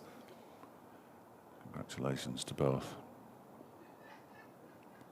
Goldsworthy in and bowls, and that one is driven by Connors, who pinches the strike. Although I suppose if he's going to get his 50, he'll have to face as many of the remaining 18 deliveries as he possibly can. He moves to 36. 110 to Dell, partnership worth 87. Somerset are going to win. Derbyshire 260 for 9. Yep. But I'm afraid that the shortcomings of the Somerset attack have been well illustrated by the last, I don't know, how long have these two been batting together? Seems like a while. When did the ninth wicket fall? The 34th over. We've now had 47, so they've 12 and a half overs. These two have been batting together with no difficulty whatsoever that I've been able to detect. One or two miss hits that haven't gone to hand, but no bowler has really looked likely to force a breakthrough, relying on batsman error, as has been the case rather too often in this competition. Through all 8 games. Here's Josh Davey then, in and bowls, and beats a prod from Sam Connors outside the off stump. Josh Davey 3 for 17 on his return to the Somerset side. Only game he will have played in the Metro Bank One Day Cup. But I think we're told the ECB are having a big meeting at the end of the season, and I think they need to think very hard about this competition as well as the 100. Davey in and bowls, miles outside the off stump. Swing and a bottom edge from Connors, knowing the ECB that they'll probably decide to cut the number of county championship matches in order to make a bit more room for white ball cricket. He says cynically, that's very unfair though to Richard Gould and Richard Thompson, who are great supporters of the county game. That's the one saving grace, really, isn't it, that they're now in charge. Yeah. And of course the counties will have the last word on changes to the fixture list. Davey in and bowls, takes pace off, that's turned into the onside by Sam Connors, who looks more than capable batsman. And the scoreboard's just put him up to 37, but I didn't think they took a single there. In fact, I'm sure they didn't. It's put him back now to 36. 260 for 9. Derbyshire trail by 73, but at one stage were they 14 for 4, 56 for 6. Davey bowls, Connors is down the pitch swinging and missing, and it's not taken cleanly by James Rue. Umpire Mallender signals that was the 4th ball of the over. Sue Redfern at square leg confirms that was indeed the 4th ball of the over. Josh Davey not operating at full pace. He has a slightly weary air about him, as do all of the Somerset fielders. I know how they feel. Davey in bowls. Oh, that's a wide, and well taken by James Rue, tumbling to his right. I'm not sure what Josh Davey was trying to do then. I mean, the full ball outside the off stump is what you bowl when you're in the death overs, when you're trying to stop the opposition getting over the line. Well, there's no way that Derbyshire are going to get over the line, considering we are in the 48th over, and they still need another plenty. Davey in and bowls, a mighty swing by Sam Connors. It comes off the bottom of the bat, and there won't be a run. 73 more Derbyshire need in 2 overs and 1 ball, which is verging on the mathematically not quite impossible, because it's close. It's very close. Yeah. This next delivery will do it. Davey to Connors. Come on, Josh. He's in bowls. A mighty swing, and he did his best. That went over the top of the middle stump. And end of the over. End of the anti-penultimate over. It's 261 for 9. Somerset on the verge of victory, but it's been a memorable day for Anuj Dal and indeed for Sam Connors, both of whom have achieved personal best scores in one-day cricket. It's been a memorable day for me as well. my return to Derby after 50 years. Yes. And I hope it's not another 50 years. Well, it won't be another 50 years You before never know. I return. Medical science does remarkable things these days, Anthony.